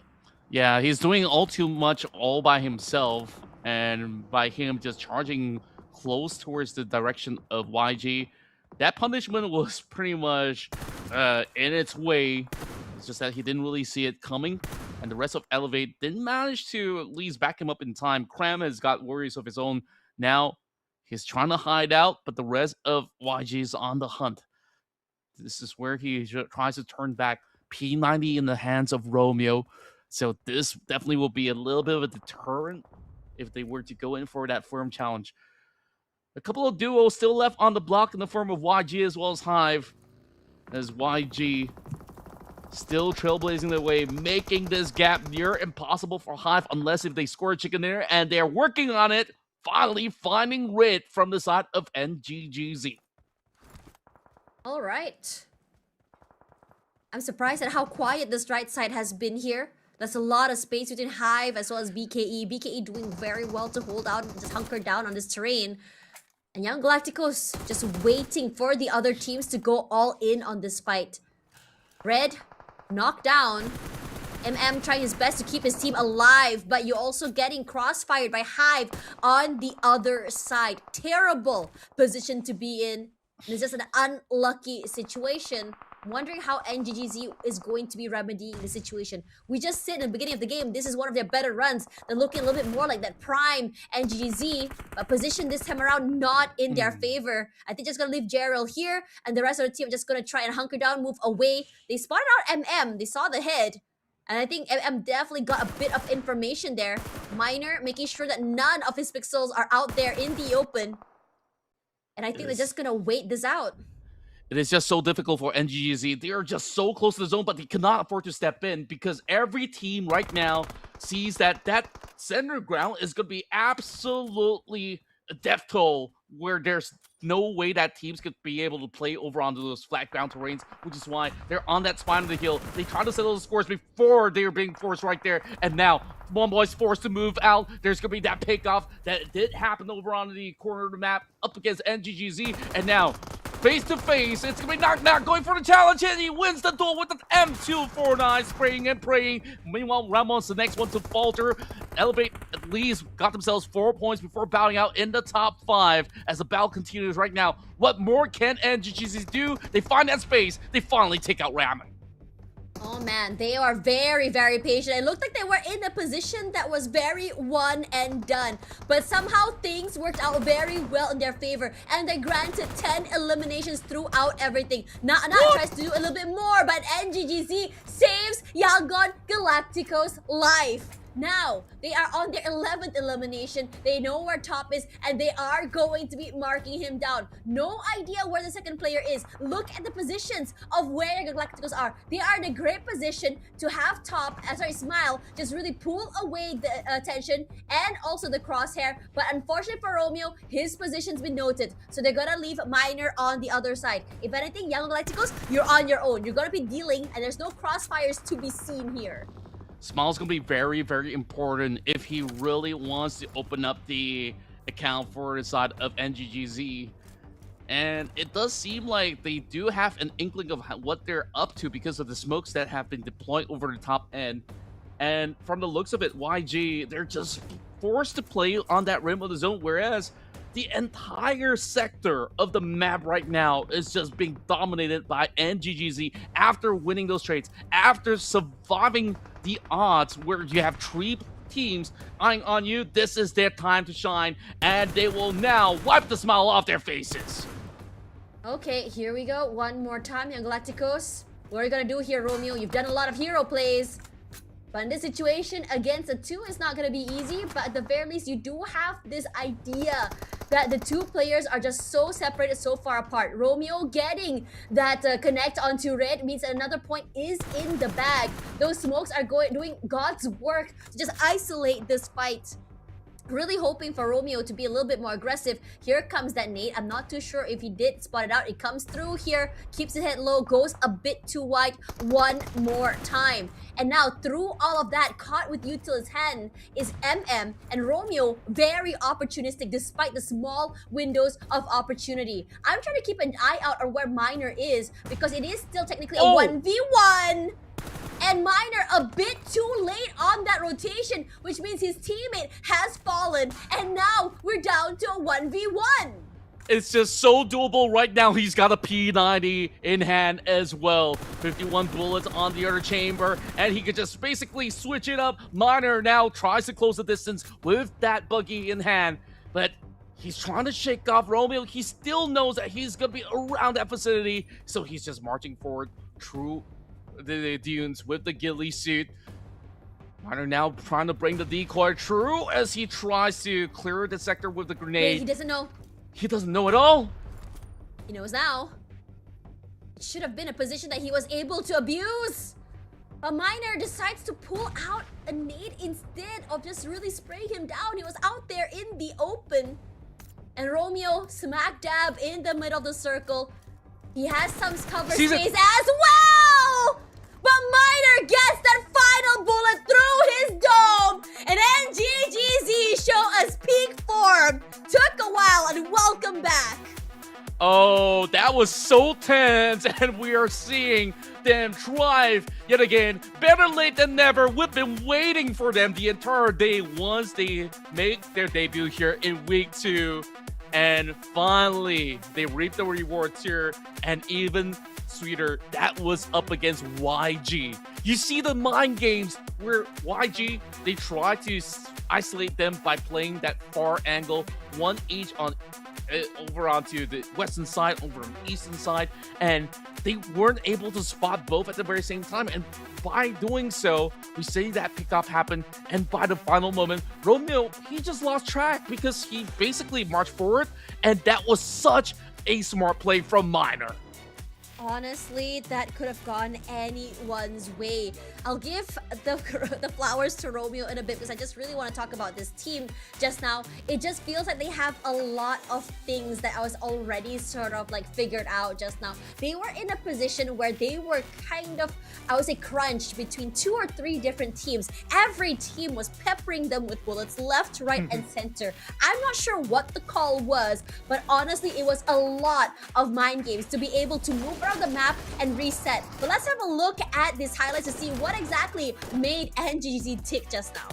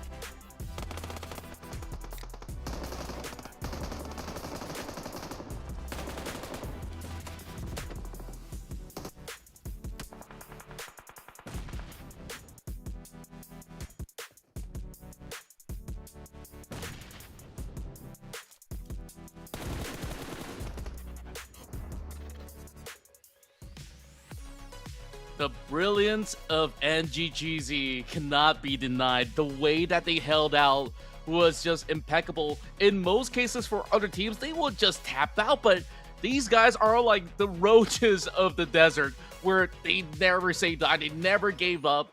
And wow, that round clinching it up against YG was just absolutely phenomenal. Honestly, that was insane stuff. I've seen too many endings of 1v1s, I think 3, which is honestly very, very fun when it came to that. So many hero plays as well. But now we're back to the top 3, making it to the end, the big 3. What a way to end the day on the first day of the week that we do have the big 3 playing. Regardless, it's going to be Gerald that really sets the pace and the tone of the game. I think there was one round earlier that he almost won. I believe it was a 1v4. Which was always really, really scary. I think it was also against Yango Galacticos, so it's always fun to see this happening as well around the maps. Now, coming into this as well, 753 damage and 4 eliminations really just, I would say, shows how it's almost like a team wipe, right? Coming from this particular player in itself. And also 23 points is something that I would say a little bit more familiar to us if we're used to watching NGZ. Yeah, overall, I am just absolutely delighted with all the performances of the teams today. You know, Gerald had his 1 versus 3 moment as well back in Erangel. I believe it was the second match of Erangel that is where he popped off in Yasnaya. And then now you have another golden moment coming in from the side of NGGZ to highlight how great this team actually is. So they are absolutely back on track. You know, they start things a little slow, that's for sure, but now we give them credit where credit is due. So they finally get a little bit more of that groove so that tomorrow they already know exactly what to do. Yeah, sure, they may not be up there in the charts, but that chicken dinner right now puts them into the 14th spot. Meaning to say that they are currently the best performing team in their group. Yeah, it's crazy. And this is the usual tone that we want to see from NGZ, but we didn't really see them really heat up toward the end of the day. It took them a while to really figure things out, but after all, once you find that groove, things get easier. And this is where the whole lobby needs to get a little bit more wary of what NGGZ can bring to the table. Now, Young Galacticos has made a big jump to the top side spot as well. There's a gap as well between first and second place. So if say Hive wants to play catch up, well, you're gonna have to try a little bit harder. Regardless, it's gonna be the daily MVP here. Romeo had so many good rounds, some 1vx wins, some hero plays as well, an average of 2.8 eliminations. Not as fancy as what we saw from Hive yesterday, but at the same time, it's still, after all, almost a whole team wipe. Half a team gone if you think about it. And the thing is, the reason why he's getting this MVP as well, his survivability and ability to drag your team to the finishing line is something to be commended. That's right. Overall, I think Romeo so far has shown that he's been one of the most reliable members coming in from YG, where he's always surviving for perhaps the longest in most scenarios. And when you needed him to back somebody up, when you need him to also snipe from downtown, this guy is just so flexible as a player that I feel that he could fit into any team to really make it into a superstar roster. But overall, YG themselves, they are that mega team that's hailed from their region of PMCL Myanmar. So of course they get that direct invite. They are also going to be playing in the PUBG Mobile World Cup that will be happening real soon. So of course, it's been a long day. I'm already fumbling with some words, but is there anything you'd like to say to close off the night, Tash? Honestly, it's been very, very fun today as well. I'm really liking to see the step up coming from team, and everyone in the lobby is playing today as well. Tomorrow will be another day of a roster shake-up, so be sure to come by same time, same place to see which teams make it to the grand finals over next week. Last few days to go. And for now, guys, we're gonna bid you guys tonight. Don't forget to follow PUBG Mobile for more information of the standings and what's going on. Good night, guys.